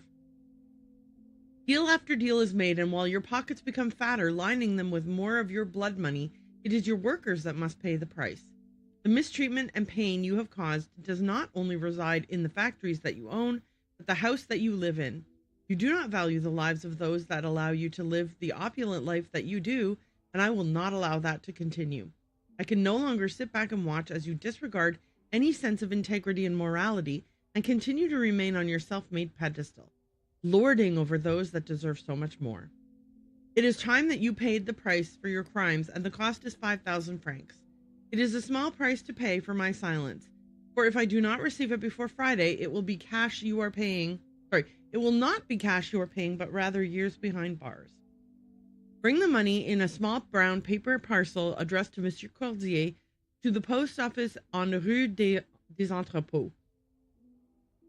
Give it to the cashier and leave. If you do as requested, you will not hear from me again, and you may continue your life of luxury. It is obvious you do not value others' lives, but I urge you to consider what yours is worth. Okay, then we're going to look at the fireplace just so we can, like I said, if there's an achievement, I'm getting it. A roaring fire. I could stand and gaze into the flames for hours. Newspaper? No. Plant? No. Tea? No. Letters all over the couch? Maybe. A contract for a partnership between Ernesto and Hugo.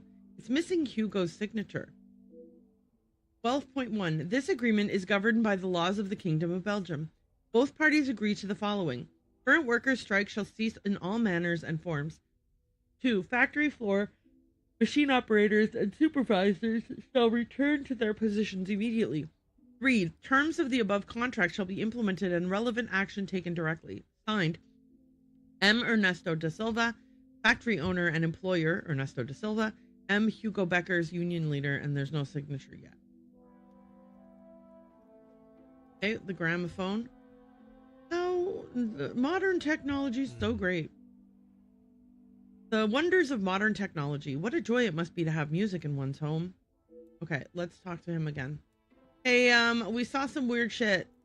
Tell us about it. What is it now, detective? I know, I'm such a pain in your ass. Push on why Ernesto hid the letter. Monsieur, okay, I'm gonna do this after I've done this. Monsieur Demire invited Monsieur Becker so that you two might sit down and find some common ground. Yes, and no one asked him to. But surely it is beneficial to both parties. Your profits must have been affected. There are barely any profits to speak of. Why have those talks not taken place and a deal arranged? Monsieur Beckers has made no attempt to speak with me and offered no counter-offer. The ball is in his court, detective. Although it is Monsieur de Silva's wages and treatment of his staff that is in question, it sounds as though he is at least trying to resolve the issue. Surprising, unlike Monsieur Becker's. So Mr. Beckers, I think, is trying to, but he doesn't know what to say, so he's trying to write down his thoughts, and that's why he had all those, like, papers. Push on why Ernesto hid the letter. I have spoken of a potential blackmail ring, and yet you still kept your letter to yourself. What letter? I don't know what you're talking about. None of your business. And it is nothing more than a cheap trick to have me admit something that is not true. If that were the case, it would be strange for you to have kept the letter and brought it with you, would it not? Your persistence. Yeah, why wouldn't you is a just have trait I thrown it do right not in the enjoy. fireplace? Monsieur de Silva has remained blunt, if not curt, with his responses to my questions. Perhaps it would be best to act in a courteous and empathetic manner, so that he may be more forthcoming with the truth of his blackmail letter and its contents. All right, here we go. So there must be a reason you thought justified hiding it, or you do not have to enjoy it, monsieur, but you must answer to it. Let's do straightforward. No reason, Okay, green. detective. That was the right choice. Merely saving you from wasting your time. Okay, next. I will be the judge of that. I would like to know about any and all evidence that may help my investigation. I trust there is nothing else you deem a waste of my time. Of course not, officer. It's not as though you think I'm harboring some illicit secret. The letter was a pathetic attempt to intimidate me. Nothing more. Okay. Condemning. Deal after deal is made while your pockets become fatter, lining them with more of your blood money, or concerned, you do not value the lives of those that allow you to live the opulent life that you do. I'm going to go with concerned. Woohoo! Green. I've never heard so much rubbish in all my life. I value those that work hard and deserve it. Okay. That suggests Let's there do are a some mini that you win. do not respect. Okay. We need to fix this. The party number of times this month is incorrect. Yes, well, why should I praise someone for doing a poor job? You make me sound like some monster. I don't think that you're a monster. Okay, De Silva.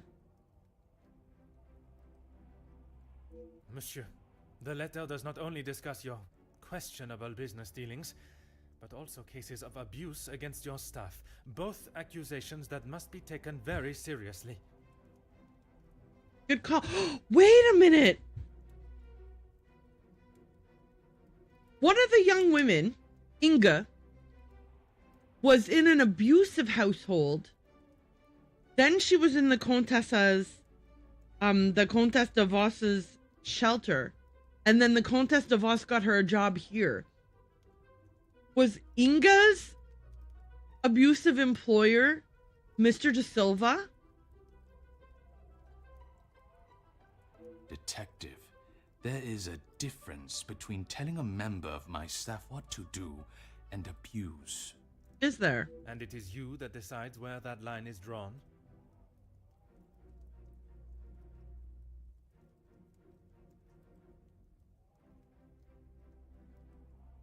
In my house? Yes, it is. Okay. Monsieur does not like being pressed on the subject of how he treats his staff. If he had nothing to hide, there should be no need for such a reaction. Do you have any ideas as to which staff member may have expressed their abuse? Please stop calling it that. I treat all my servants exactly how I always have, and no one has complained before. Okay. That does not mean your behavior is appropriate. Mm-hmm. They have one chance. If they are not doing the job they are hired to do, they are gone. You would be surprised how many staff expect an easy ride. Okay, so there's no opportunity for them to learn what it is your expectations are from them? They just show up, and if they don't know already what your expectations are, boom, they're out the door?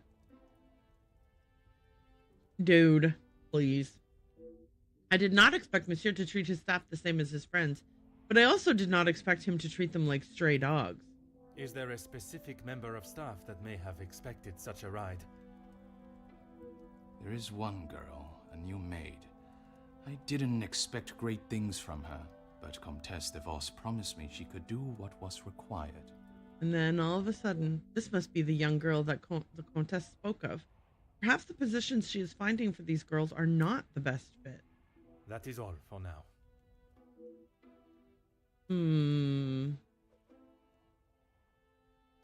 Okay, let me see what kind of connections we make. Any. Okay, so there is a new connection to be made in this page. Okay. Ernesto's employed a servant from the women's shelter. Inga got a job from Margot. I'm going to see if that's the connection. Another success. I never doubted myself. Another success. I never doubted myself. Margot is making her shelter girls do her dirty work, finding dirt on members of the social elite. What? Margot might be the blackmailer. You are... No. What? No. What? No.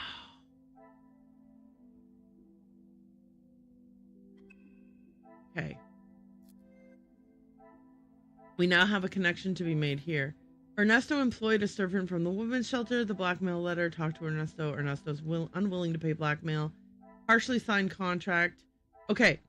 Partially signed contract and scrapped paper, I think, might connect. They might not, and we might get the, like, ooh, why do I suck message. But let's see. I cannot see the logic in this. Perhaps a... Okay, let me see. Margot works at a women's shelter. Ernesto employed a servant from the women's shelter. Margot helped Ernesto find a maid. Do I connect these two? Come, my little grey cells. Okay. We must think logically. Okay, hang on. Margot helped Ernesto find a maid. Oh, we're looking for evidence of collusion. Okay, sorry. Okay. Okay. So what about Margot and Ernesto would make them not make them not be working together? Or what about Ernesto and Hugo would mean that they're not working together?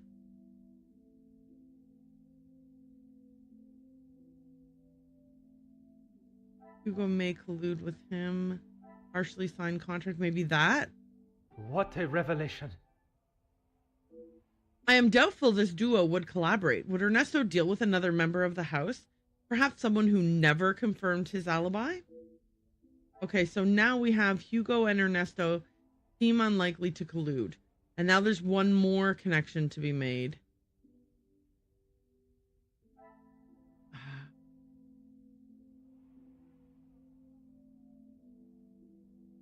Okay, he's unlikely to have colluded with Hugo.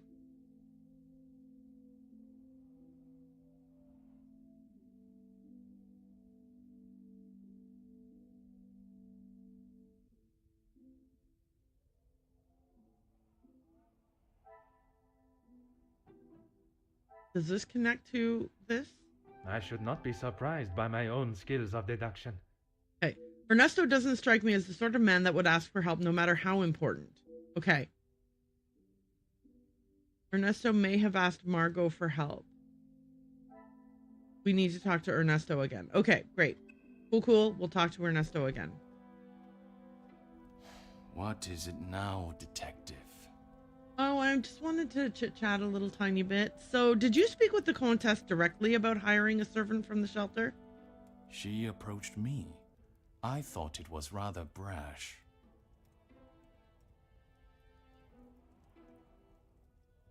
Okay. In what way? Assuming that I would want to take on another servant, and one from such a troubled background. She is running the charity, not I. Monsieur, there's something you were keeping from me. Your business relationship with the Major was obviously towing the line of legality. When he came to me, I told him that with the factories on strike and my profits pouring down the drain, I had nothing for him. But he said he could help me get them all back to work and the factory's earning. His rates were steep, but he said he knew what needed to be done, and he was prepared to do it. A week passed, and they were all still on strike. In fact, even more had joined them. He made excuse after excuse, demanding more and more money for the job to be done. But he never actually told me what he was going to do. You should have asked. The riots. I had no idea they were going to charge them like that. How was I meant to know? By asking? And even following such a tragedy, he continued to demand money from you. He said if he wanted my silence, it would cost. Do you have any idea what it could do to my livelihood, my name? If it got out that I had paid the so-called security that did that. This, I think, was meant to say he said if I wanted his silence, it would cost. I have every idea, monsieur. You hired a militia to take action against your own workers. You deserve whatever name is chosen for being so morally bereft in your decision-making. I mean, if the shoe fits, right? I didn't know that was what he was going to do. You must believe me. I believe you that you didn't know, but I also believe that you didn't press him enough. I have to believe nothing but the truth. And the truth, monsieur, is that it is not only the Major that has the blood of those men on his hands. Yeah, exactly. Just because you didn't know doesn't mean you're not responsible. That is all for now. That is all for now. Okay. Can we draw any new connections here? Okay, there's some connections to be drawn here. Margot approached Ernesto to offer help. Ernesto employed a servant from the women's shelter. Okay. Margot works at the women's shelter. Okay, so she approached him. Something perturbs me about Margot's forceful nature. This reminds me of another incident. What could it be? What's another thing Margot did? Margot helped Inga get hired? Is that? I must take a different approach if I am to uncover... Oh! Archibald allowed Margot to check the body. The pieces of the puzzle are finally coming together. Margot may know more than she's letting on if she has an inside link with the staff of the house. Right. I found no clear evidence of the guests working together in any capacity. What has become clear is the Contessa's connection to the staff. Could there be something more to their relationship? Margot has links to the staff members. We need to talk to Inga. Okay. Is there any other connections to be made elsewhere? No. We need to talk to Inga again. Okay.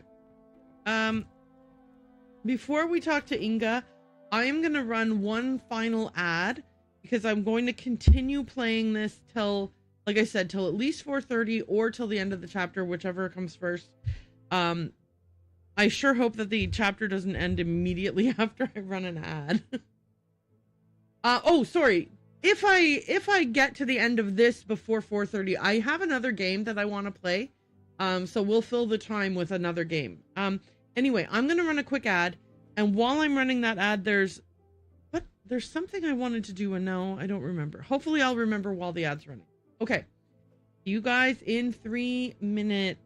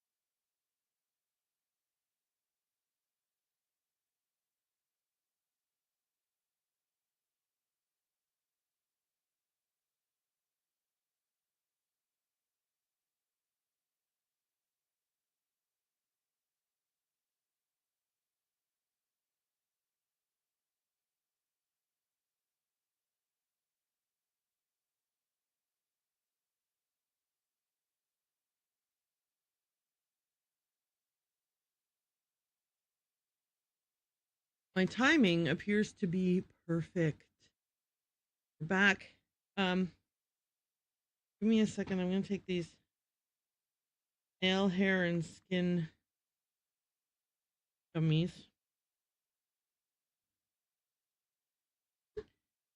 Get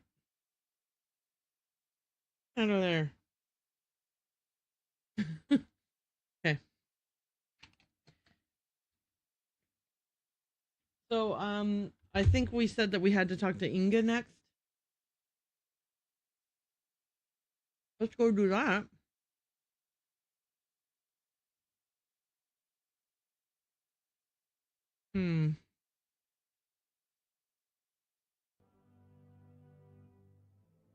Wait. I need to look at this grandfather clock. Oh. The time and skill it takes to build such a wonderful piece. It's an art form. Here she is. Hi, Inga. I'm here to talk to you. Is there something you need, detective? Tell me about your true relationship with the Countess. She helped me at the shelter and with this job.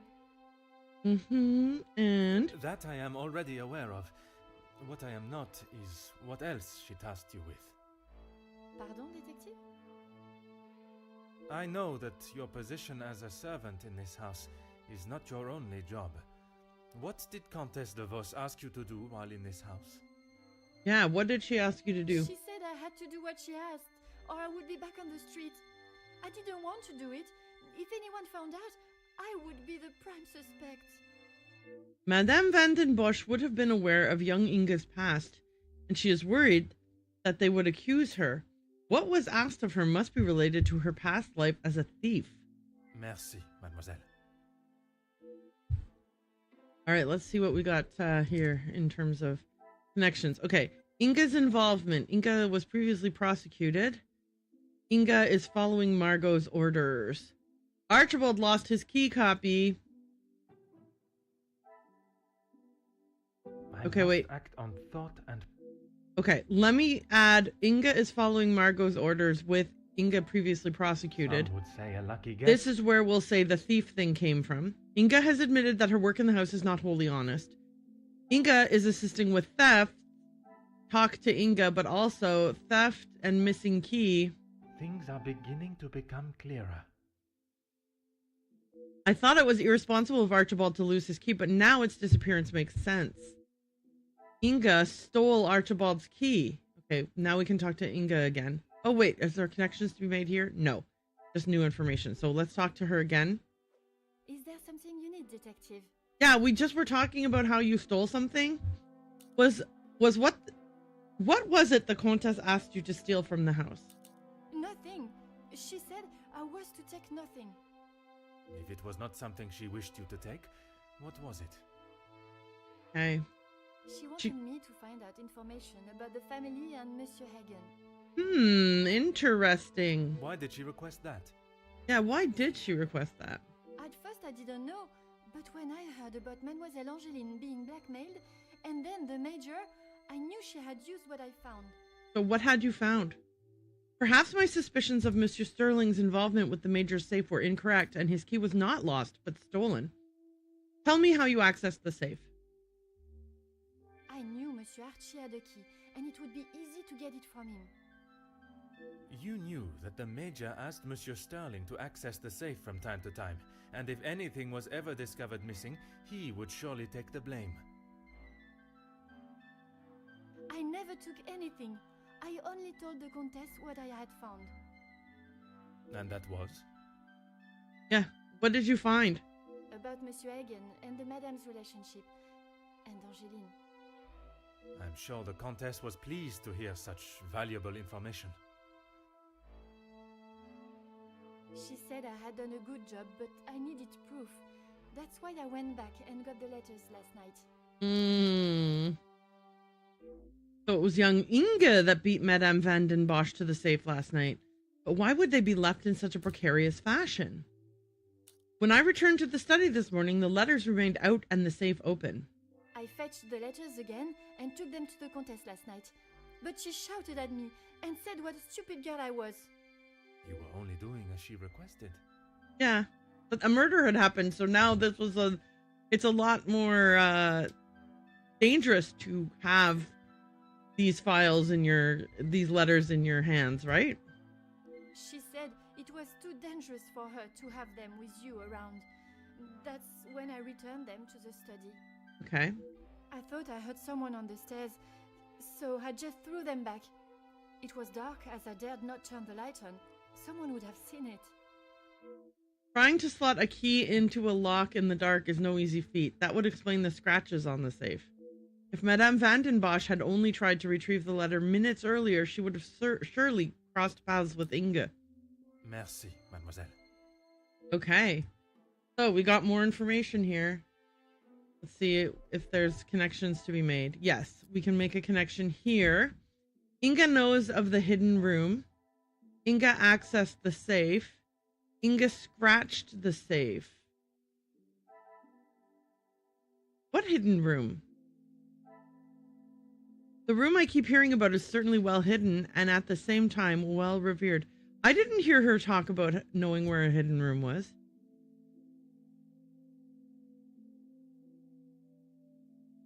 Inga stole Archibald's key and Inga accessed the safe?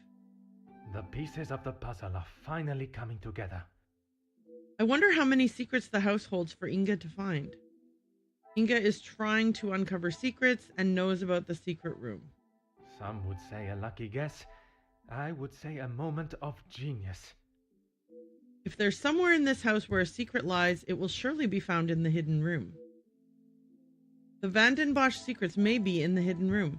My suspicions of the Comtesse's connection with Inga was correct. She was using the young girl to find out anything and everything she could about the family, while the Comtesse need not even get her hands dirty. Let's talk to Inga some more.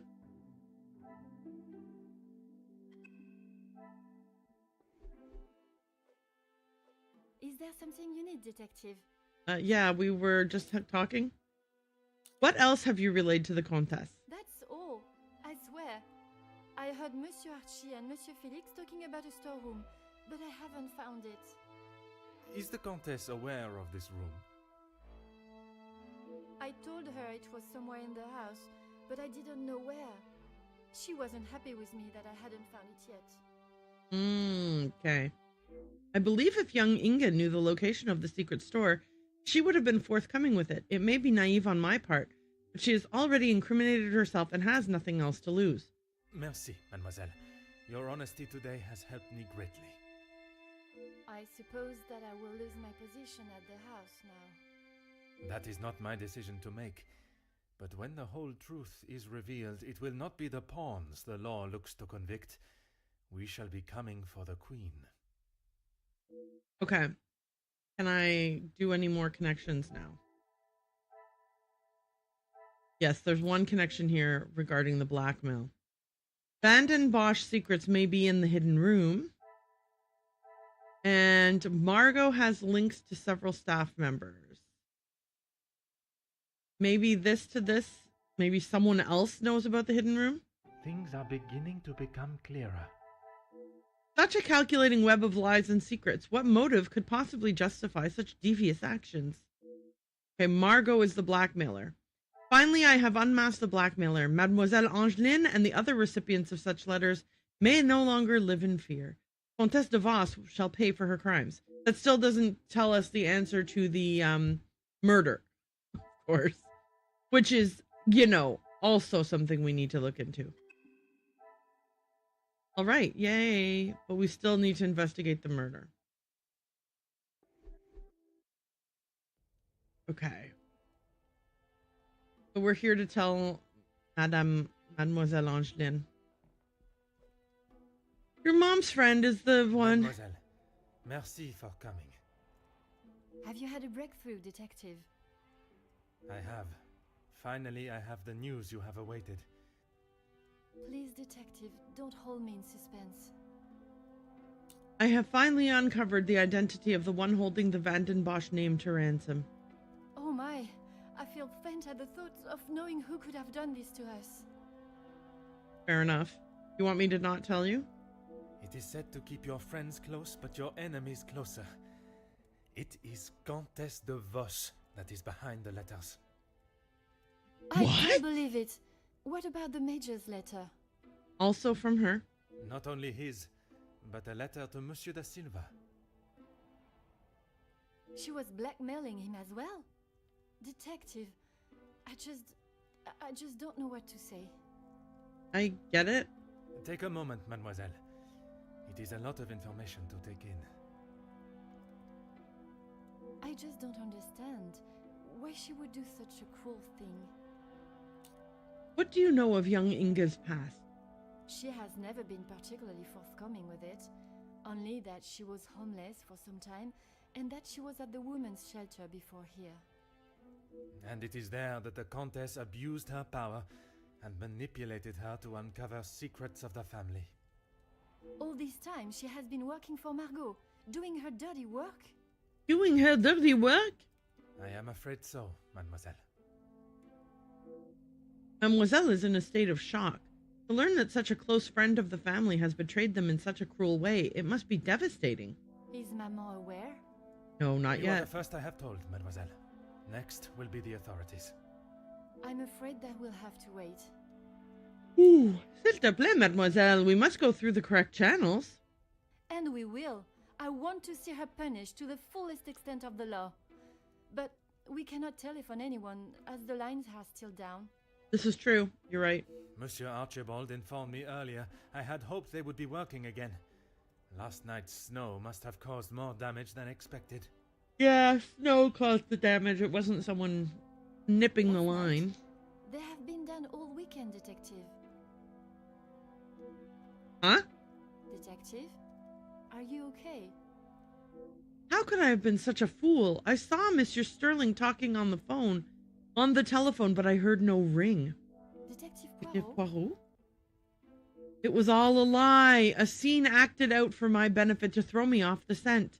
If I believed that the Major was still alive at that time, I had no reason to investigate anyone's whereabouts beforehand, anyone being Monsieur Sterling and his staff. Would you like me to fetch you a glass of water, Detective? My apologies. Oops. I was taken by surprise for a moment, but I have regained my composure. A glass of water is not required. Would you excuse me? Would you excuse me? Mademoiselle. Merci, mademoiselle. Oh, we're heading into chapter 7. Okay. So, we're going to do a quick changearoo. I am going to put Hercule Poirot on the back burner. Hang on. We'll watch this together. He's saying something. I don't want to miss that. My patience has grown thin. The guests and the staff of this house think it is acceptable to lie to my face when questioned and obstruct my investigation, but no more. We shall see how Monsieur Sterling and his staff fare under some pressure. Okay. Dig deeper into Archibald and Rihanna's suspicious actions. I have been lied to for the last time. My suspicions initially led me to the guests, but now they are firmly placed on the staff. Monsieur Sterling and Mademoiselle Rihanna cannot hide behind their lies any longer. Okay, can I now exit the game? Yes, okay. So we're gonna leave this game. It auto saves, so it should be fine to come back to chapter 7 next time. I am gonna write a note to myself that we are going to be starting on chapter 7. Okay, cool. So I'm going to switch up to the game we played yesterday. Puzzle Spy International, it's called, and it is fun. So fun. Let me just make sure that everything here in the stream is good.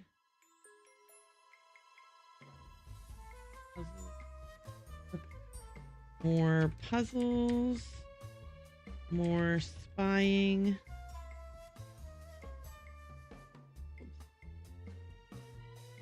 More international.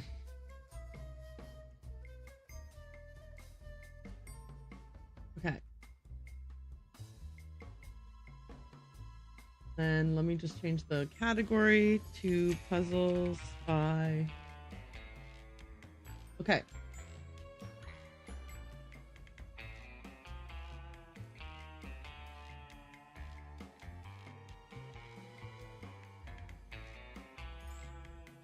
Oh. Am I in the wrong thing? Oh, yeah, I remember there was a bit of an issue yesterday with this.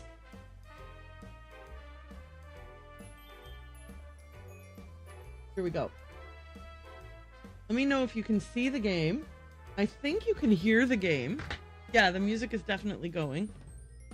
Okay. Let's continue with Puzzle Spy International. We'll play this for another... Let's play this for like another... Let's play this for like 20 minutes. And then we'll raid out. Okay? I feel like that's a good compromise. We're just ending things with a little bit of Puzzle Spy International here. Again, 20 minutes, or like if we're in the middle of a puzzle, we'll finish up that puzzle. Okay. Let's see if I'm able to move this armoire.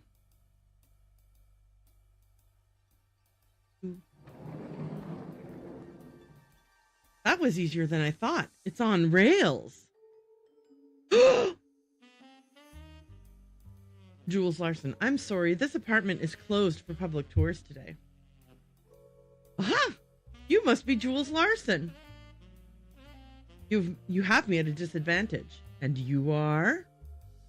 Agent Epsilon from Puzzle Spy International. I'm here for the Eswatini Giant. You're all part of the crew that stole the giant from the Museo de Neo Geo. You've been tracking us over 2 continents. Barbados. May I introduce Barbados and Matt R. Ofact? As for the Eswatini Giant, my colleagues and I are not quite through with it. What do you mean you're not through with it? Did you think we went through this trouble just for the cash value? Oh, we'll make money all right, but not by selling it. Giant space laser? Giant space laser.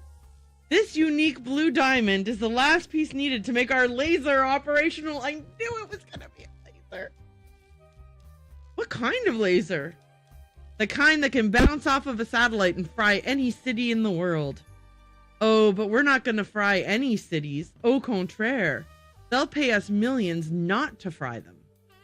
This is very Austin Powers. Yeah, we'll get rich by doing absolutely nothing. But don't you need the gem to be cut precisely to be used in a laser? Van Cleef said he didn't touch it. You trust that old man? Yes, well, Van Cleef admittedly was telling the truth in that instance. Yeah, we had to threaten that gem cutter down the street to do it for us. Jacques Kies. He was easy to intimidate.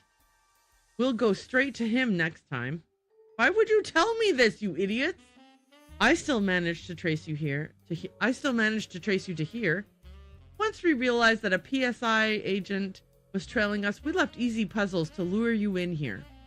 Clearly you have brains, deciphering skills, persistence, and a diligent travel agent. But we have something you don't. Yeah, a bomb. Finally, the bomb. If you don't defuse it, the explosion will be large enough to take the entire apartment building with it. But we won't be here. We're not staying to get blown up. Yeah, we've got a plane to catch. What? We're not setting off the bomb? We're giving her a chance to defuse it? She gets a fair chance at solving a puzzle to disarm it. But why have a puzzle at all? Why not just kill her? What's with all the puzzles? That's just how it's done. That's what everyone does. The League of Cryptic Criminals, the Lexicon Men, the Confounding Fathers. That's just how crime rings operate. Oh, I'm sorry that didn't work out for you, obedient blah blah blah blah blah. Okay. Bummer. Fine. It's been a pleasure meeting you, Ms. Epsilon, but we have a flight to catch, and you have a bomb to attend to. We expect that this puzzle will be harder than the last. Okay. Bye, guys. I like that matter-of-fact just kind of like stood there looking at me for a second. Let's get to it. The time bomb's a-ticking. Holy cow. Okay. The bomb has a whole bunch of wires coming out of it. Oh, I'm glad there's going to be this ticking noise in the background. Larson left this whole puzzle here too. Hopefully it will tell us the right wire to cut. Okay, let's see. Print, trial, late, and wild. What do they have in common? Okay, newsprint. News trial is not news late. News wild. No, okay. Potato, graft, skin, and tone. Potato skin, skin graft, thin-skinned, skin tone. Okay, got it. Okay, print something and trial something. Okay, print run, trial run, run late, run wild. Got it. Okay, so it's whatever. It's a word that comes after these two words and before these two words is the word that goes here. So loose something, bitter something, something table, something zone. Okay, so I know bittersweet, sweet table, and sweet zone, but I don't think it's that. Because I've never heard of loose sweet. How about leaf? Loose leaf, bitter leaf, leaf table, leaf zone. No, definitely not. Okay, we'll come back to that.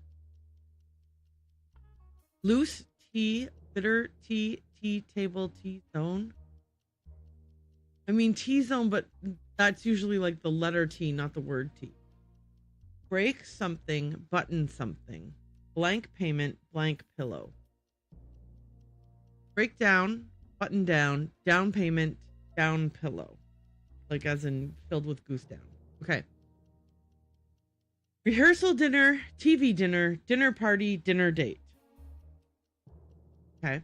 Mobile something, funeral something, something base, something free.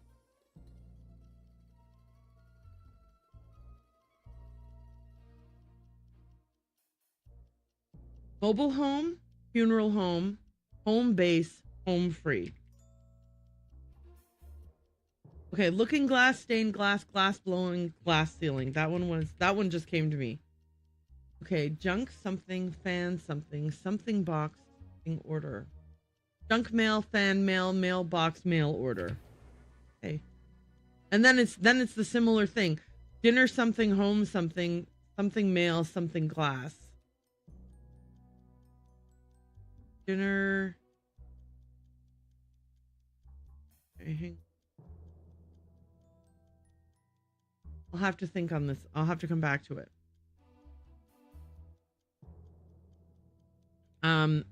Choke, foot, court, and firm.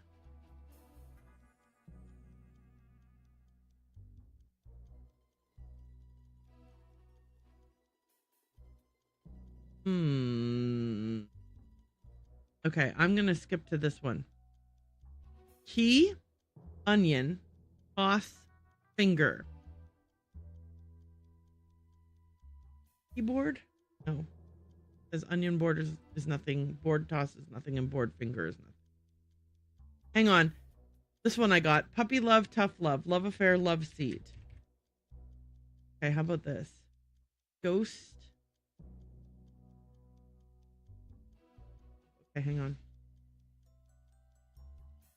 Sob story, ghost story, storybook, story time. Common. Stone. Common cold, stone cold, cold cuts, cold war. Memory, river, holiday account.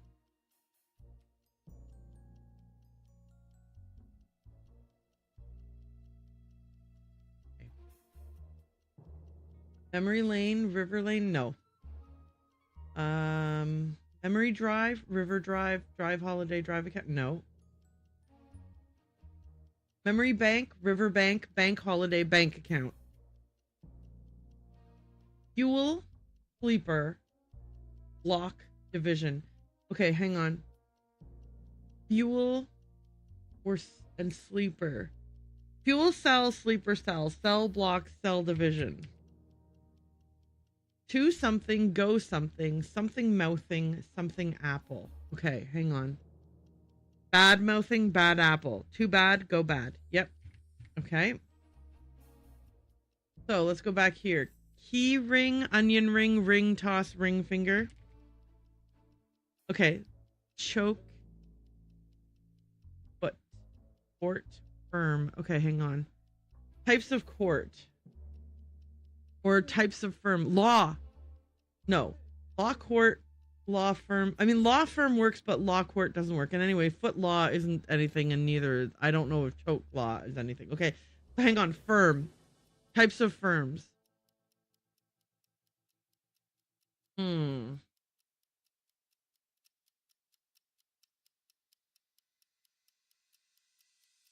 Okay.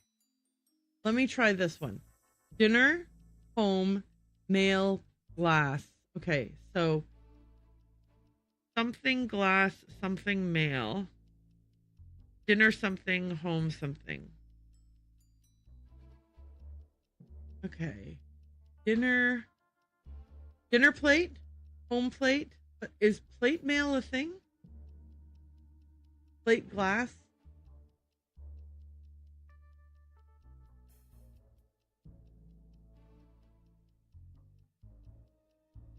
I guess like at chainmail and plate mail. Yeah, I'm going to do plate. Okay, cold, bad, bank, sell. Okay,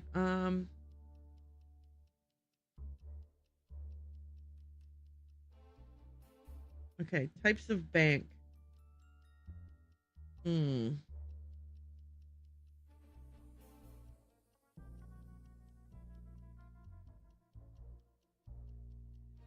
This is tough.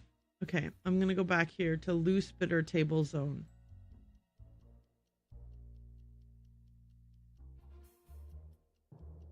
Bitter.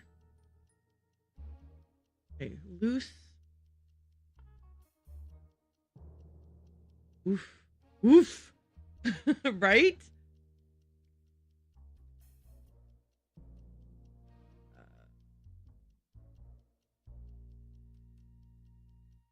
What kinds of zones are there?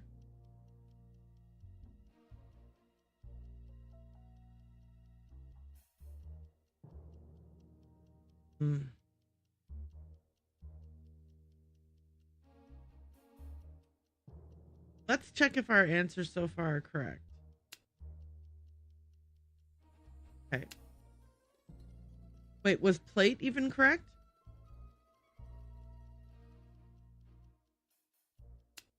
Okay.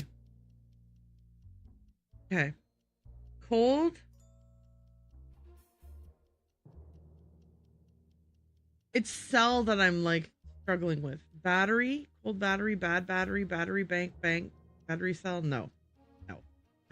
Ignore everything I just said. Prison, cold prison, bad prison, prison bank, prison cell. No, obviously not. What else are cells?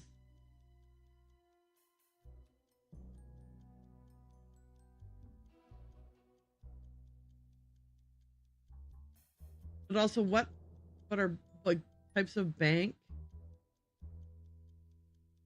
Bank and cell.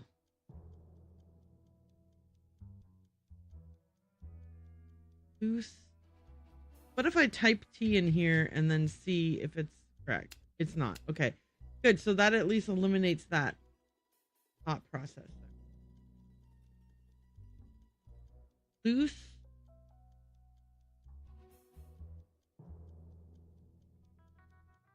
Bitter.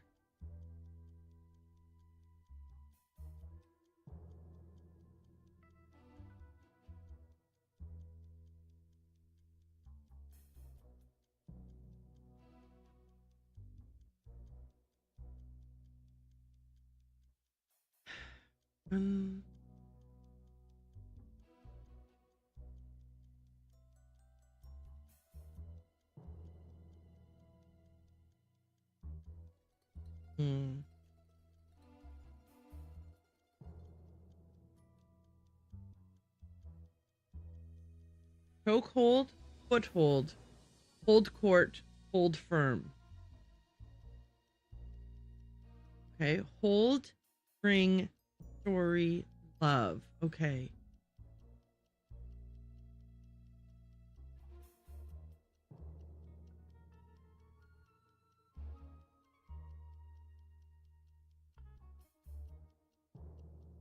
Hmm.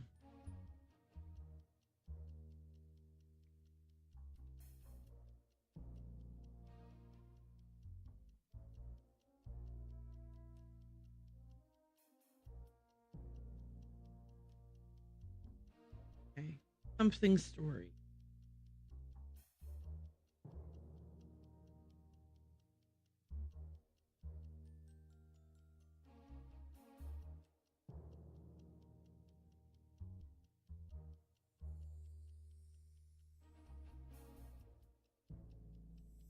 Old bad bank tell.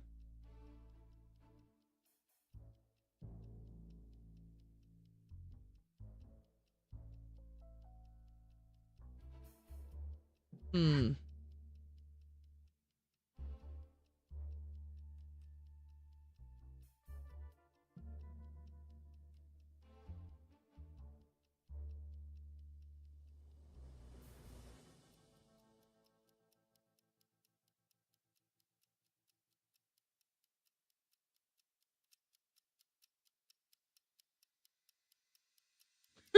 This is not easy.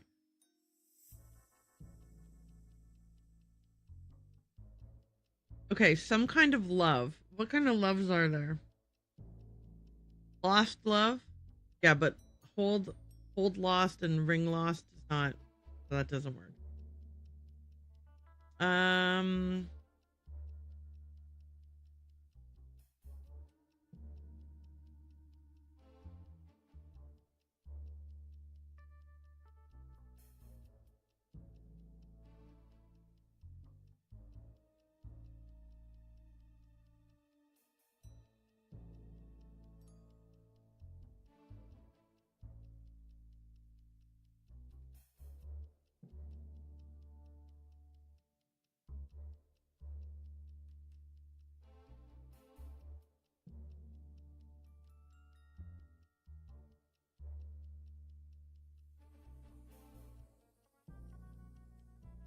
bad what?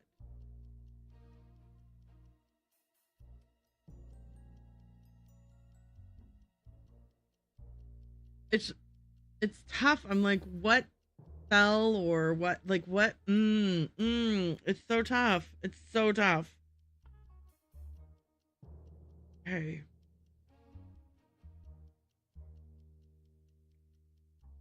Okay. Um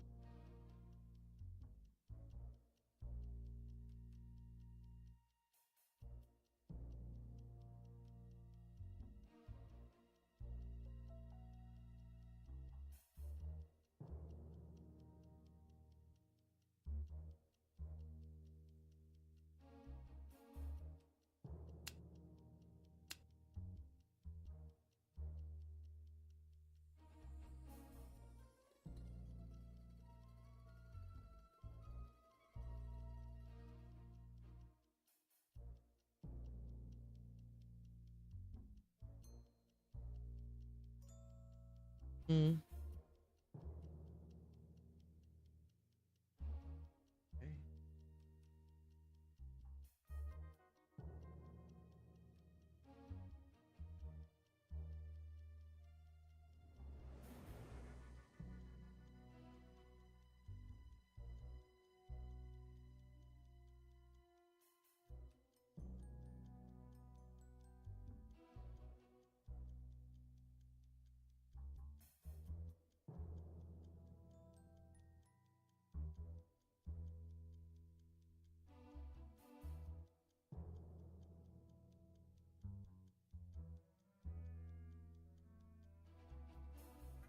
Jeez Louise, I can't think of anything. Oh my gosh, this is hard. Okay. Old ring.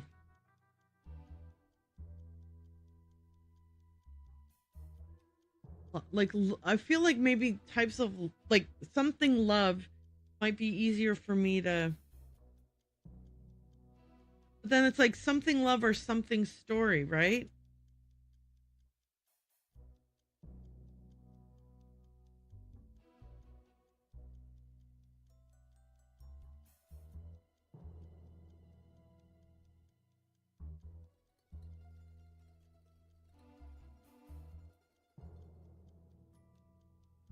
The loose, bitter, table, zone one is also obviously... I mean, obviously these are all stumping me or I would be writing them out right now. So loose, bitter. Bitter apple? No. Bittersweet? I mean, look, I don't think this is right, but if it were right and I just kept it dismissing it, I just want to know. Okay, I figured as much. Okay. Bitter, tears? No, because that doesn't fit with anything else here. Bitter taste? No. Bitter... I don't know what bitter things there are.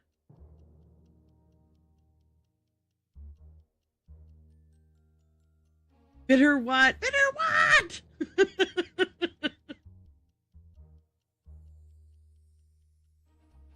Okay. Loose what? Loose. Bitter berries? Yeah, but it has to go like loose berries, berries table, and berries zone don't.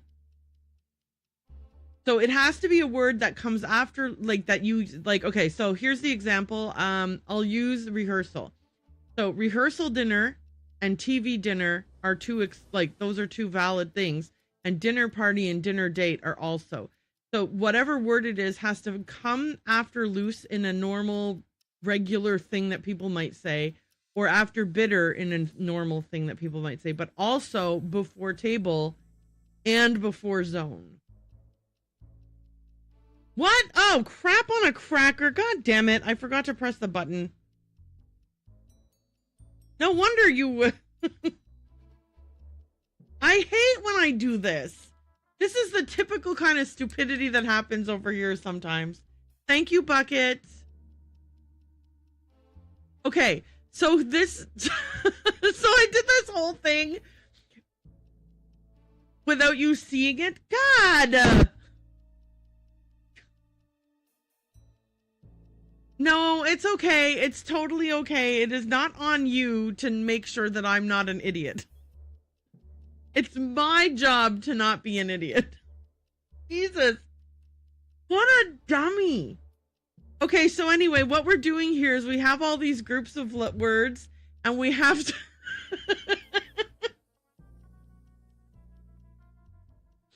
we have to find a word that comes after loose and after bitter, but before table and before zone.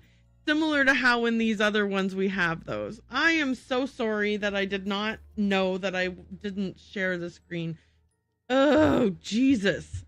Oh, my God. This is supposed to be fun for everyone. It's not fun for everyone to watch me try to do a puzzle without you seeing any of it. Anyway, if you have any ideas for what might come after loose or bitter and before table or zone, I would really love.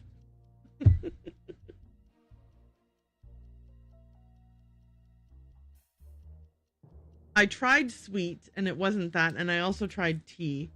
I didn't think it was either of those, but I also wanted to just eliminate them.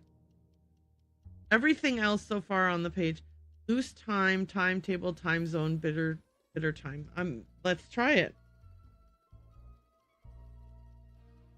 Okay, I'm just gonna check. No, not time.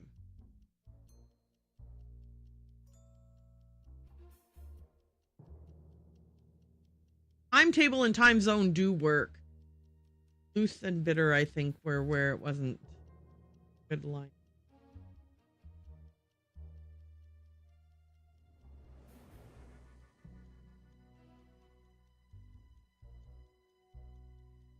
Hold, ring, and then we have to do it again with the 4 that we create, right? So now we're trying to do that same thing with, like, hold something, ring something, something story, something love.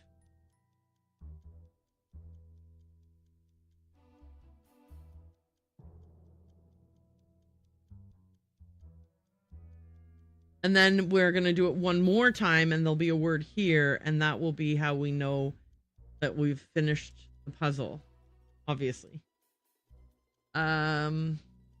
This, like, some of them were so easy, but some of them are very hard. Cold.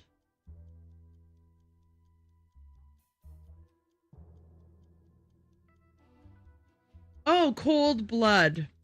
Like as in cold-blooded. Blood bank, blood cell, and bad blood all fit. I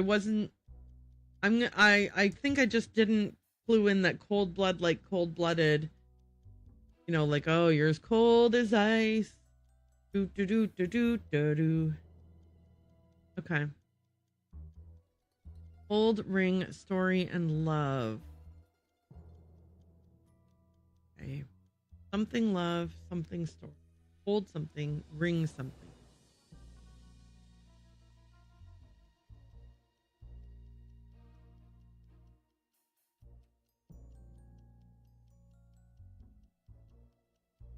The loose, bitter table zone one is upsetting me.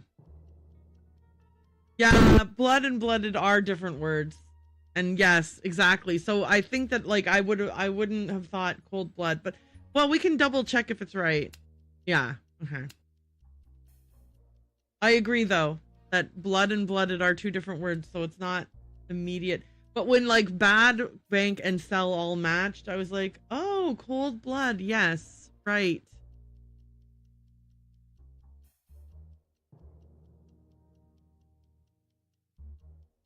Okay.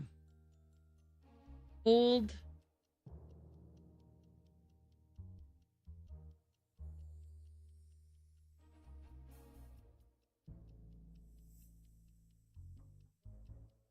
Hold true, ring true, true love, true story. Okay. Listen. I don't need... okay. I don't know what this one is, but I already know the answer here is blue. True blue, blue blood, blue plate, like as in the blue plate special. So what goes... So if we can figure out backwards what goes here. Okay, so something that starts with something blue, run something, skin something, something blue. And also something down. Okay. So.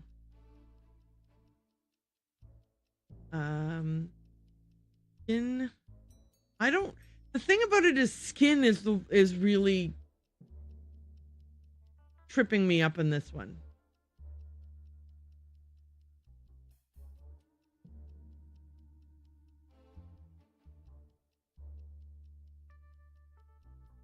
Down. Thank.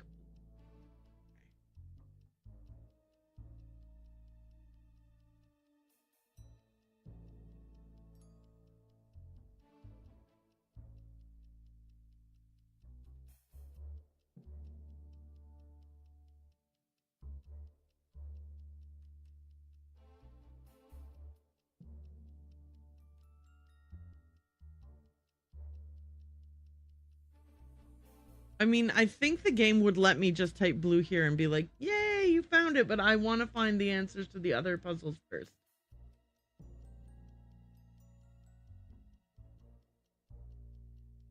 We're now at the place where, like, if, I think if somebody popped in right now, they would get a pre-roll ad, but I'm not going to run another ad. Okay,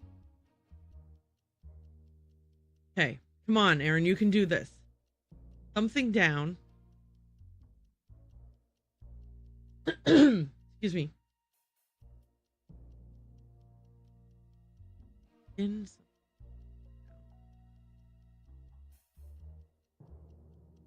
Run.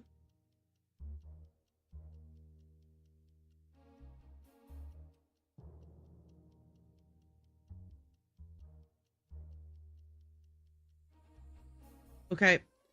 It's deep. In deep. Run deep. Deep down. So what's this word now? And deep blue, like deep blue sea. So like still waters run deep. Run deep. Skin deep, as in like, you know, if you don't have a lot of loyalty. Deep down, like deep down inside you, you know you're a good person. So what is this word that goes deep something that also goes loose something, bitter something? Something table, something zone. Deep. Dive. Loose dive, bitter dive, dive table, dive zone. I don't think it's died. Deep dish? No. Deep dark? Loose dark, bitter dark, dark table, dark zone? No.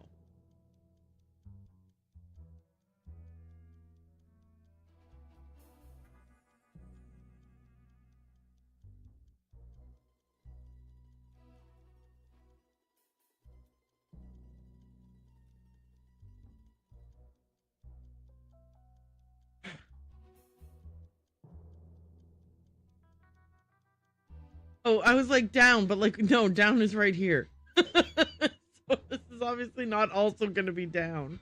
Okay. Deep pockets? No, because bitter pocket isn't a thing.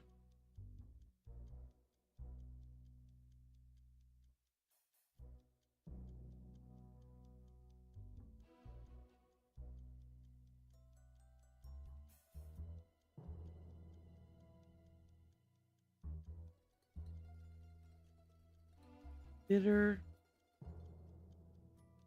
Man, I wish I could think of like a word that is like an expression that's like bitter something. I can't think of any though.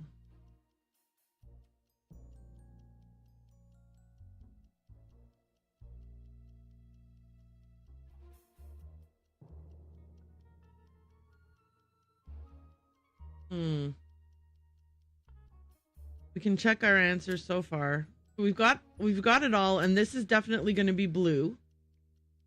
I want this answer before I end it though. Is bitter pool or loose pool an expression? It really isn't, is it?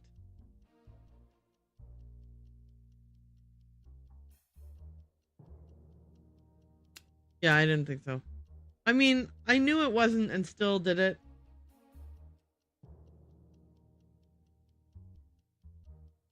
Deep.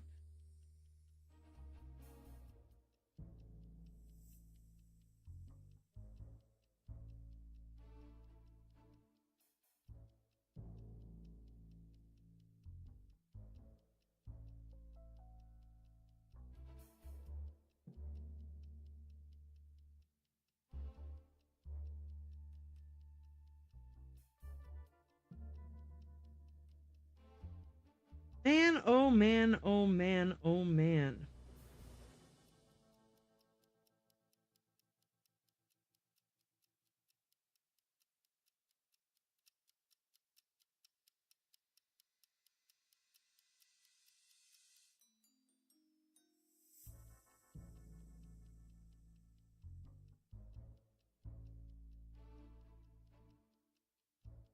Let's list kinds of tables, right? Time table, dinner table, coffee table, side table,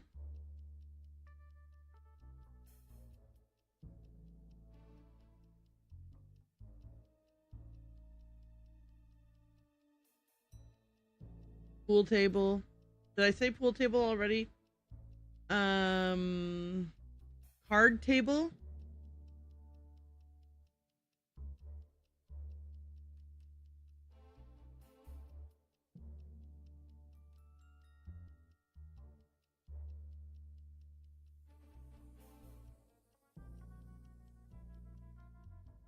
Are there other kinds of tables? Why can't I think of any kinds of tables? Oh my god.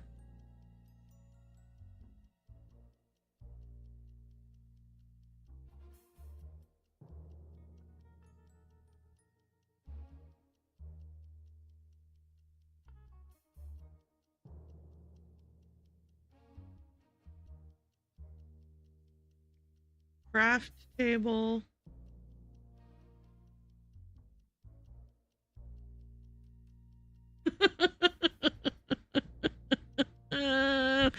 What? I hate this. What is this word? Okay.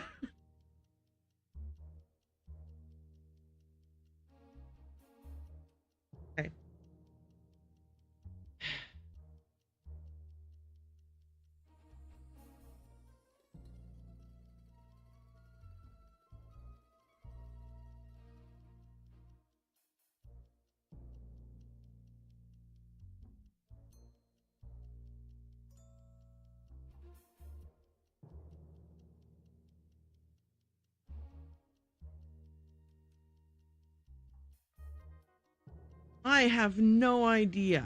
Okay. I'm typing in random words until I get it.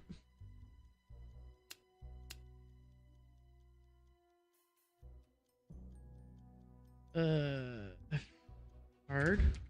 Oops. You know, deep card. It's an expression we all say all the time. I don't know where you've been that you don't say deep card or bitter card or loose card. God, really? Come on, man. Loose.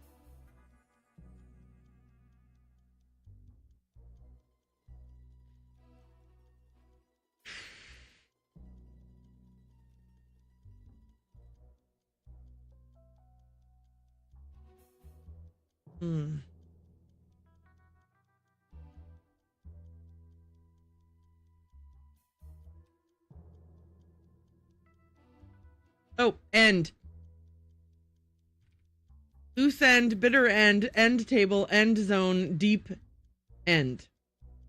Yay! Okay, so we didn't cheat. We did not cheat. We solved the puzzle. Yippee, we're amazing. Yay, woohoo. Let's give ourselves a win for this. So, I'm just gonna put PSI. I got 2 wins so far in PSI. I'm sure I had other tiny wins, but I must not have logged them. Way to go. Yeah. I was like banging my head against the wall, but I got it finally. Yay! Okay. Phew, I cut the blue wire and jazzed it. Fifi, Madame L'Orange, and the whole building are safe.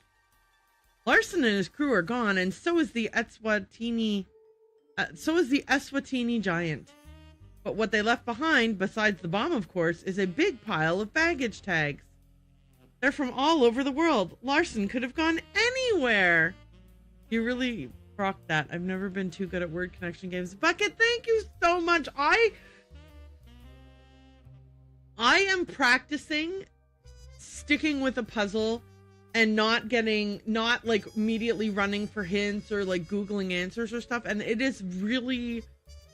it's been a struggle, and the reason I'm practicing because I want to play some Nancy Drew games, but the Nancy Drew games frustrate me a lot. So I'm building up my skills and tolerance for just being like, it's okay that you don't know the answer immediately. Stick with it and you will figure it out. And I really consider that a win that I stuck with that puzzle until I was able to solve it. I do appreciate help from my friends always. Like, that's typically the only thing I don't want is spoilers, but backseating where it's like helping guess puzzle answers and stuff is always appreciated. So that was cool. Okay. Larson could have gone anywhere. Let's see if we can figure out where. So here's my question. Should I run an ad and keep playing this? Jason's not home yet. So I think that's what I'm going to do. I'm going to run an ad just because I want to eliminate pre-rolls, and then we'll keep playing this game until Jason comes home. I was going to log off, but I changed my mind. So, let's do that. And we can just chit-chat a bit. That last puzzle was like, woohoo! Okay, and I do apologize to anybody who's going to see ads right now. Yeah, I'm having a good time with this one, so I think I'm going to keep playing it. More puzzles, more spying, more international. So, we will wait the 3 minutes, and then we will get started on this. Actually, while I'm doing this, I'm going to fix that broken code that's not properly counting how many total, what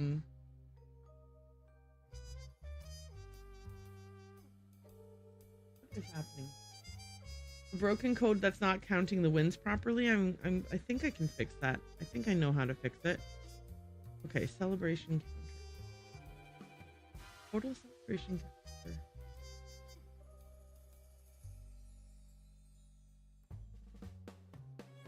Total. That's why. Okay.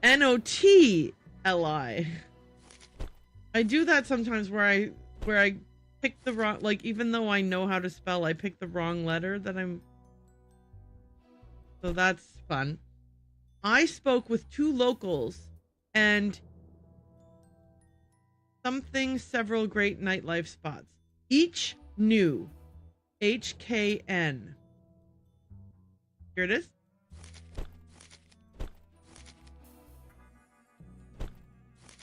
Okay. Visiting Kauai, we toured the whole blank by helicopter. Whole island. So EIS. Here it is.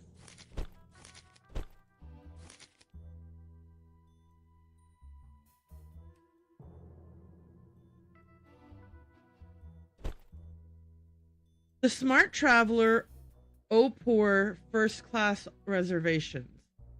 Opts for OPT SF TSF. Here it is.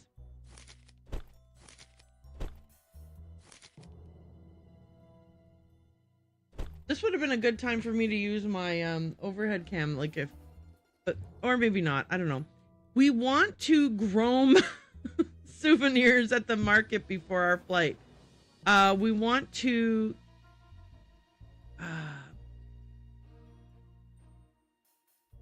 some Rome get some.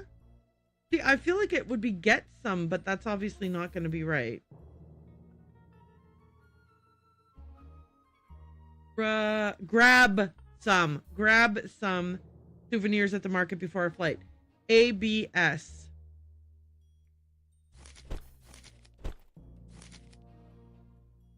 Okay.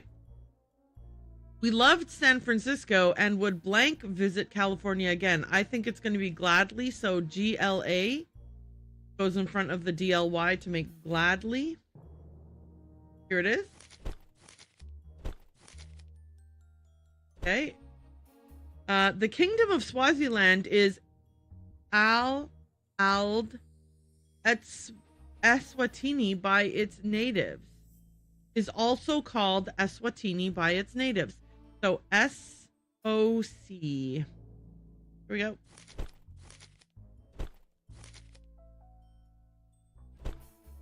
In Vienna, we plan to see Pavarotti sing at the Opera House. So AHO.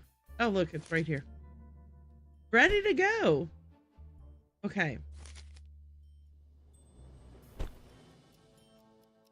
We found some lovely glassware in a little shop in Venice, Italy. So LES.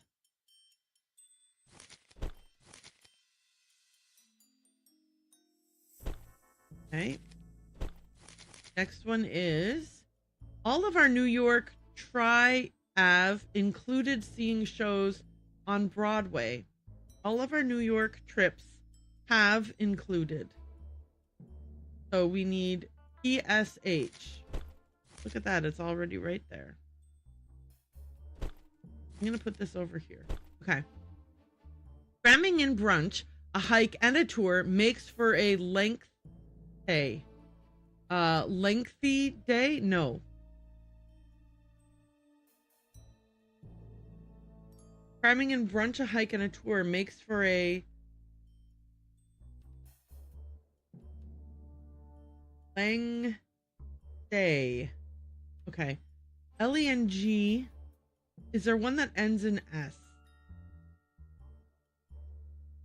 LENGIAS? LENGIA.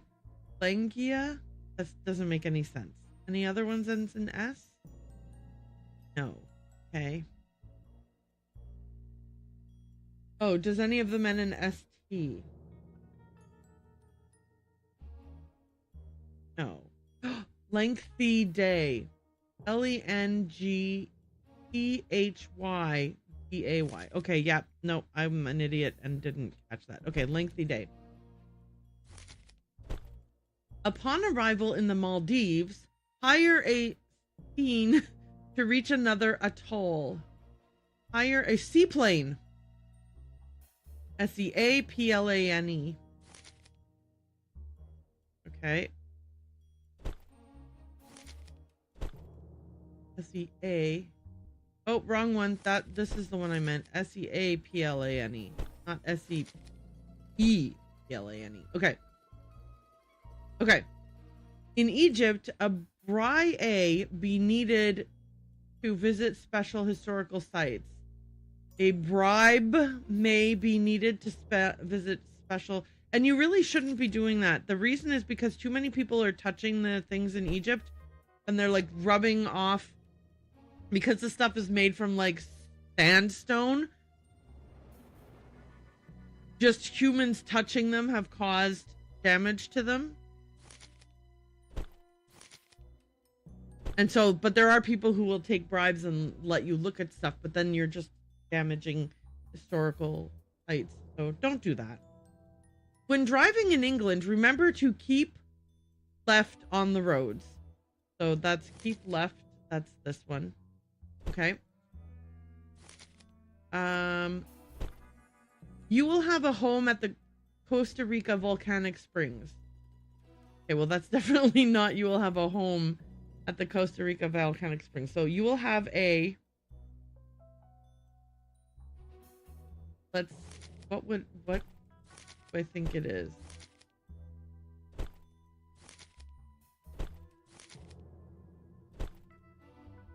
We'll have a...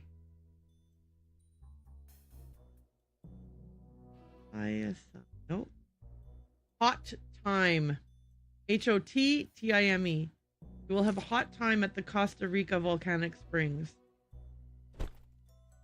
That's so cool. Okay. Between lost luggage and a monsoon, that trip was a total FCO. Okay. Fiasco. Fiasco. When visiting Alaska in the summer, blout curtains keep you asleep. Blackout curtains, because it's 24 hours of daylight in some places. So blackout curtains help you sleep. I don't know. I said keep you sleep, but it's actually help you sleep. It will take a DF travel to get from Amsterdam to Zurich by train. It will take a day of travel. My friends are owling to Japan for a cherry blossom festival. My friends are all going to Japan for a cherry blossom festival. 2 more, you guys. The cruise flip early, so we should make our reservations soon. The cruise fill up early. The cruise fills up early. F-I-L-L-S-U-P. And for Dan be enough to see Rio, but a week would be better. 4 days can be enough. D-A-Y-S, days, and then C-A-N for can. Okay, so now I'm guessing it's the first letter of each one. O-R-D-E-H-A-L-L-Y. Order the tags alphabetically. Okay, so now I have to put them in alphabetical order. Let me move these ones to the end here so I can do just that. Okay, A, B. Okay, then we have A-H. Then we have A-P. And A-Y. Okay. Okay. A and then B, B-E-M. Here we go. Are there any with C? Nope. But there's a D here. E.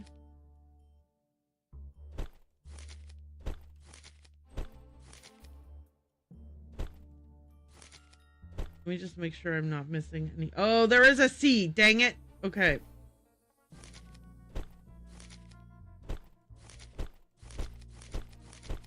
Okay. C. E.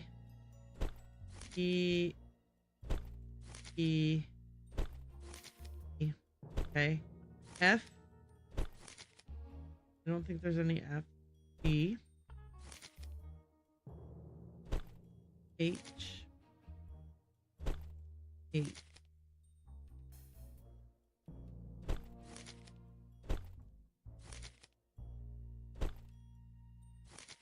I. J, K, L. Okay. L, E. E. L, S. A, B, C, D, E, F, G, H, I, J, K, L, M, N, O, P. Q, R, S, T, U, V.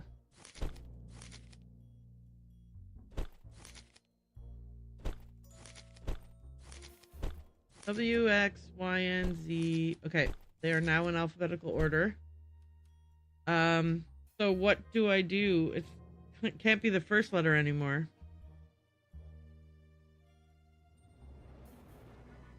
Second letter? Doesn't look like it. How about third letter? S, O, L, O, M, O, N, I, S, L, A, N, D, S, S, O, U, P, H, P, A, C, I, F, I, C. No, definitely not. Oh, wait. It is. Solomon Islands, South Pacific. Yes! Let's add another win. 3 small wins this month while playing Puzzle Spy International. 15 teeny tiny parties this month. Okay, jazzed it. They're going to the Solomon Islands. And the only airport in the puzzle from the Solomon Islands is this one from Ulawa. Am I gonna call my guy and get a ride to Ulawa? I better call in to Friday. Why are you not? Okay. Friday, this is Agent Epsilon reporting in from Paris. How's my favorite field agent doing? I need you to get me to the Solomon Islands, specifically Ulawa Island. Wow, that's quite a distance and is going to be several different connections. When can you be ready to go? Time is of the essence, so let's get a move on. Then get a move on to Orly. Thanks for the help, Friday. I'm on my way. Okay, off we go to Orly, I guess. Okay, so do. Lots of connecting flights to get there. Here we are. Agent Epsilon, welcome to Ulawa. I'm Abel Tuade. Tuade. I don't know the correct pronunciation. I apologize. I am not trying to be disrespectful. Police Captain, your field liaison Friday called ahead and asked me to meet you here. Has he filled you in on the situation? A little. Something about a diamond theft? Oh, it's much more than that. Jules Larson and his ring of jewel thieves have some kind of super laser. They're going to use it to extort countries around the world by threatening them with the laser. I get that. If you pointed a laser at me, I'd do whatever you want to. I'll have to keep that in mind. I don't have a laser, but can you help me track down Jules Larson? For you, no laser required. He arrived late this morning. That's his plane over there. He didn't store it in a hangar? Do you see any hangars? Here in Ulawa, we put the field in airfield. It would be brilliant if we could search that plane. I thought so too. That's why I already got a warrant and took a look. Smashing! What did you find? Mostly junk, but here's one thing I know you'll want to see. You any good at puzzles? I dabble a bit. Let's have a look. Okay, so number of pigs, bears, or wishes. 3. Oh, but I don't know what order the letters go in. Okay, does this go here?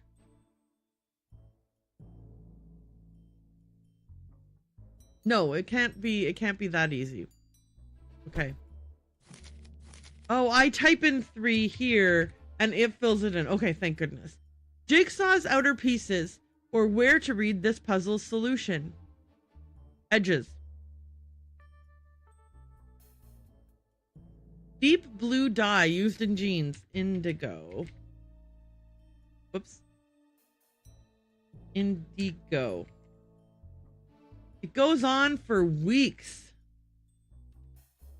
I don't know what goes on for weeks. The opposite of zenith.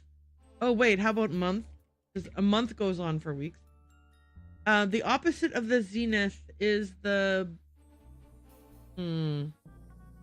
Actually, don't... Okay, route that saves time or a summer hairstyle. Shortcut. Police department member. Officer. To make or copy something illegally. What was the word again? Okay. It is a... oh my... Come on, Erin.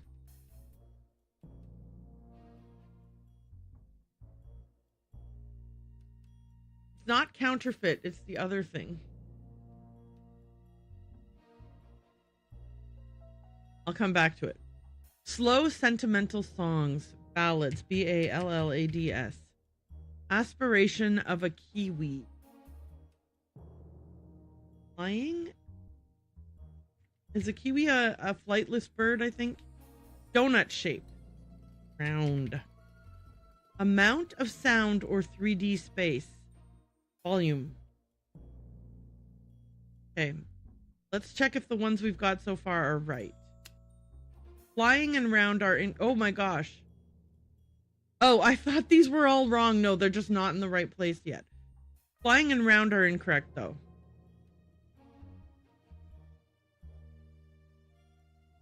Okay.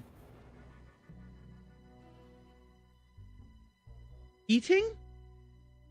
Maybe they meant kiwi like kiwi fruit. No. I'm going to turn check answers off. Wait, can I just double check? Yeah. Opposite of zenith. Drag these into the grid. Okay. Does this go here? What if the N is a clue?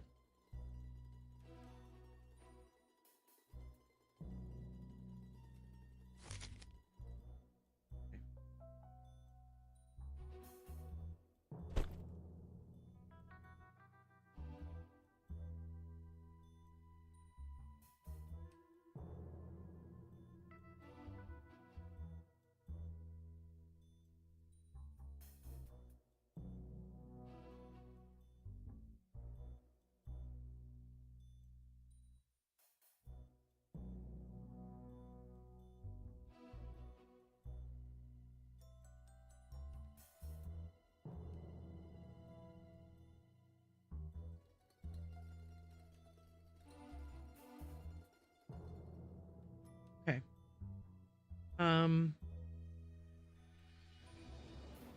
Donut shape. Circle. Round. Loop. Hoop. What is the shape of a donut?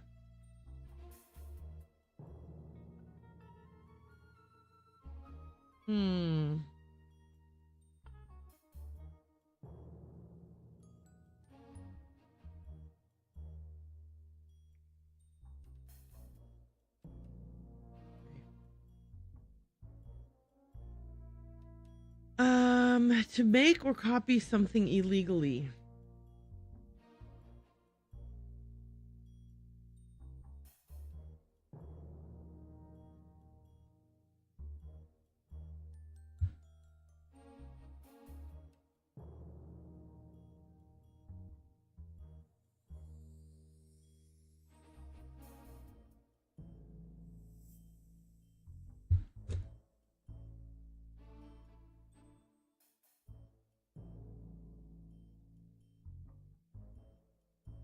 Opposite of Z.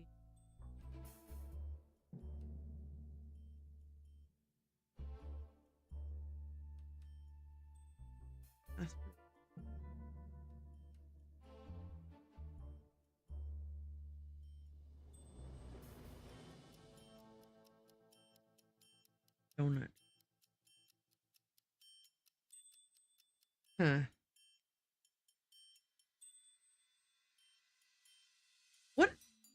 What would you say a donut shape is? Round? I don't know, man. Okay.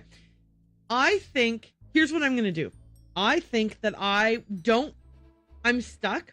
And I think the best way for me the best thing for me to do here is instead of,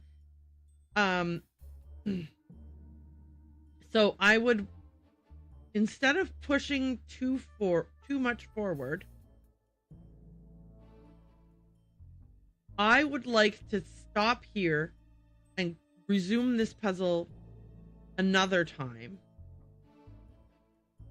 Because I think that what'll happen is that I'm going to be too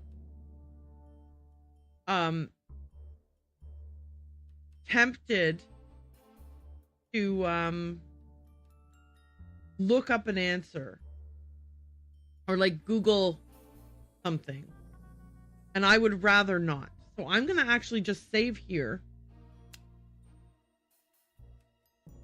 Okay, so I'm saving here. I'm going to quit the game. I'm not going to, like, I don't even want to, yeah, I saved. Not what this is. Yeah, I did save. Okay. I'm going to quit the game, and we're going to raid out to Loose Goose Games. So I'm going to say goodbye to everybody over on YouTube. And thank you to everybody who hung out with me today. Also, thank you for the raid to Flower Plus Prawn. That was really, really, really nice of you. Thank you for everyone who came and hung out with me. You're wonderful and amazing. Tomorrow we are going to be playing Lorelei and the Laser Eyes. It'll be our third session. And my hope is that we'll be able to finish that game over the weekend.